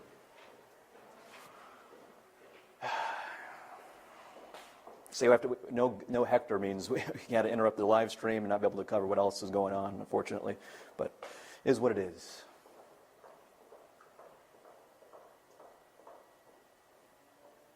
It's going to be probably worse tomorrow, too, because deliberations and everything, so.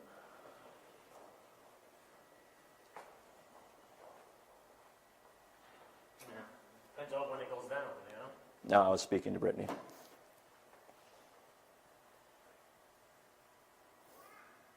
Still talking. Hmm? Still talking. Yeah.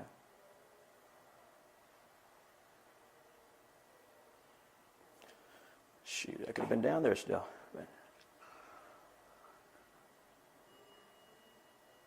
And to have 1,300 people watching. How many do we have? Like 9 viewers? 30. More than earlier. Understandable, though, weather coverage, but still. The fact that we don't have the additional resource to do the live shot on the day that matters.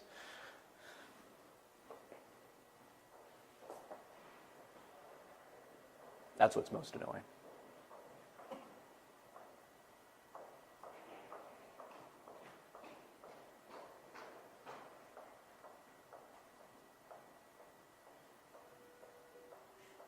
saying. I guess he's getting tense. You know, he's sweating now. He's getting stressed.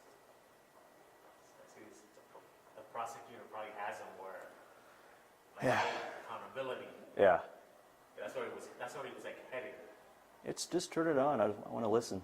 I can at least listen.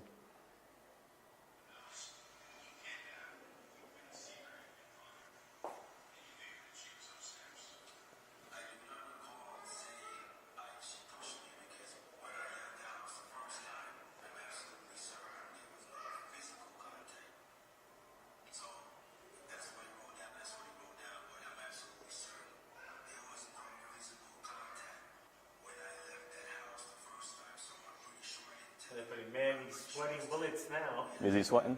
Can't tell that much, but I don't know.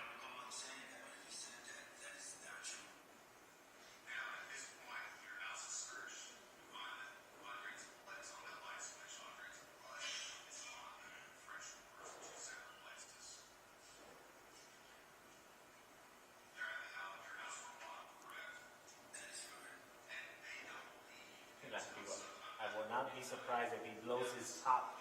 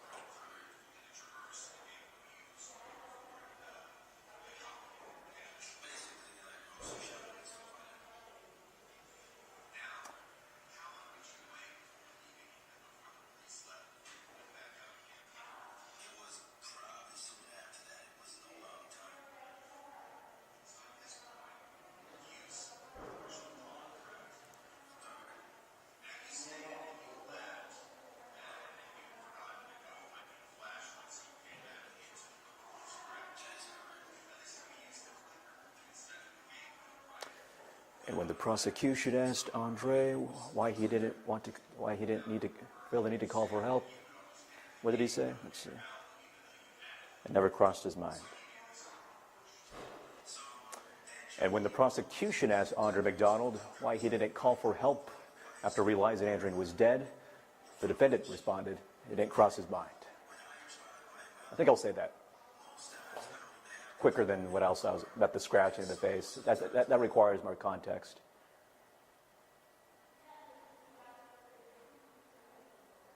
Cold opens. 509. He's getting no sympathy from all of the comments. How many now? Viewers? No, 1,300, but he's not getting no sympathy. 1,200? 300. Wow.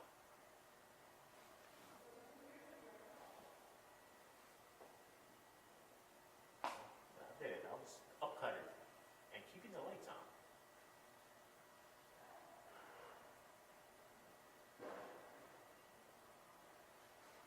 Oh, it's all teases now.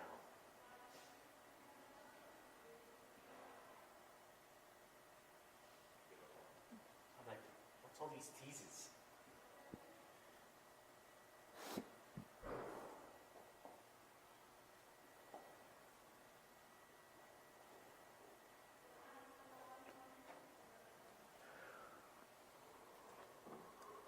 Did they use video of him at the stand for the tease? Yeah.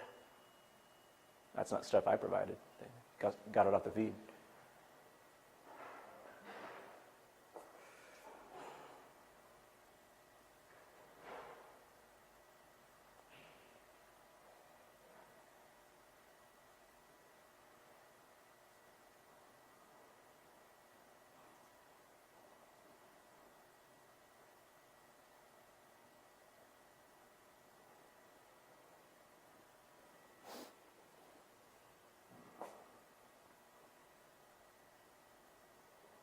Still surprised, News 4, no presence. Yeah. Wow. Not even a camera to spray. To spray, if you come in and say he's at the stand. Yeah, it goes to show you, though. It's like, Priorities, yeah. Univision's not here. same thing. Then again, there's been cases I'm sure that we haven't touched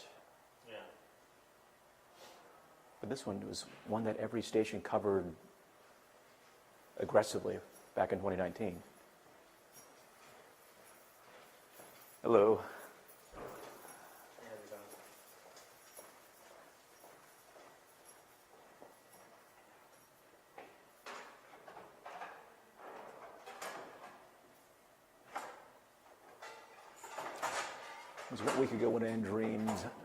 It was 1 week ago when Andreen's sister and mother testified, recalling that phone call with Andreen McDonald, who confessed to the killing. Today we heard from the accused killer himself, who was claiming self-defense. That weather, Mike, you always hear it. There's a buzzing sound? Huh? There's a buzzing sound? I hear it's a phase. It's no good. All the time.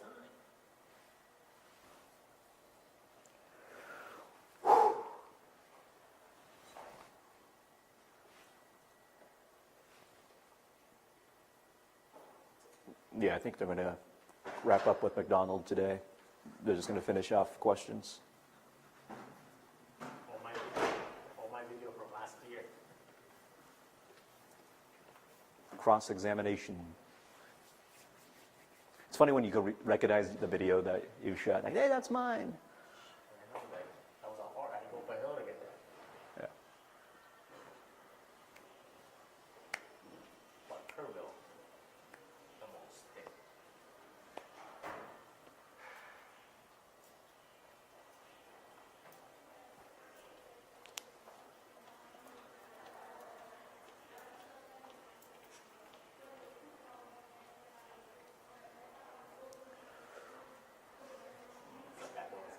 This guy's smooth. One person. Yeah. To get on his murder stand and get on the murder stand, be the way he is, he's smooth. He's not stuttering. I mean, we'll be like,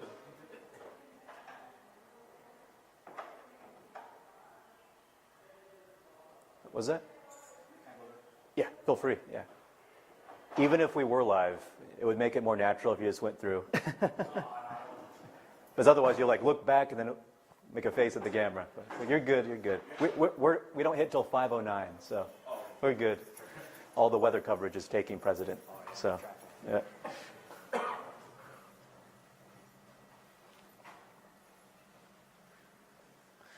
And some people just don't want to be on camera. That's the thing. So.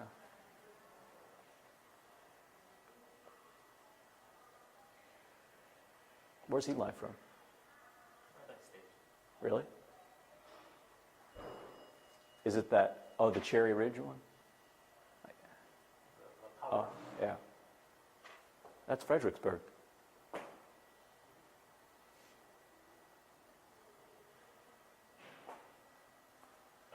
professional killer.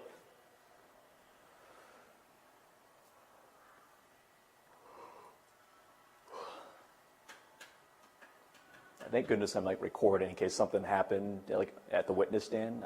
I'll have it on record at least Yeah, we'll have something. from that angle. I wonder who those other people that came in that looked like an attorney, that redhead, and a couple other people. Like, it seemed like junior reporters or something, or attorneys perhaps. And a lot of people monitor to see how they handle Yeah. prosecution. Yeah. How the word got out that he's on the stands. Like, how's it gonna? You get to analyze everything. Everything. Yeah. He's still on it. Hmm? He's still on the stand. But he's still there. They have a nice tight shot of him. Like you don't see the table. It's different. His lens has a 2-time extender. I like it. But then again, it's kind of strange. It looks like maybe he's standing. I don't know.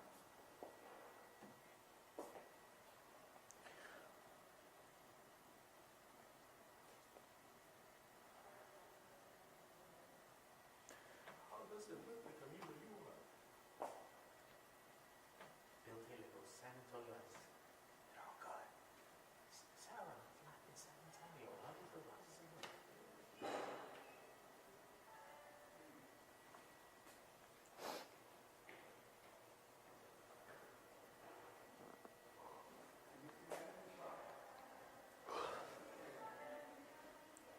we doing on battery? It drains pretty quick. 70 something, we're good. Dang, it was 90 when I checked like 20 minutes ago. But that's our room down there, isn't it? That's our media room. It looks like it. Yeah, it has the blinds on it.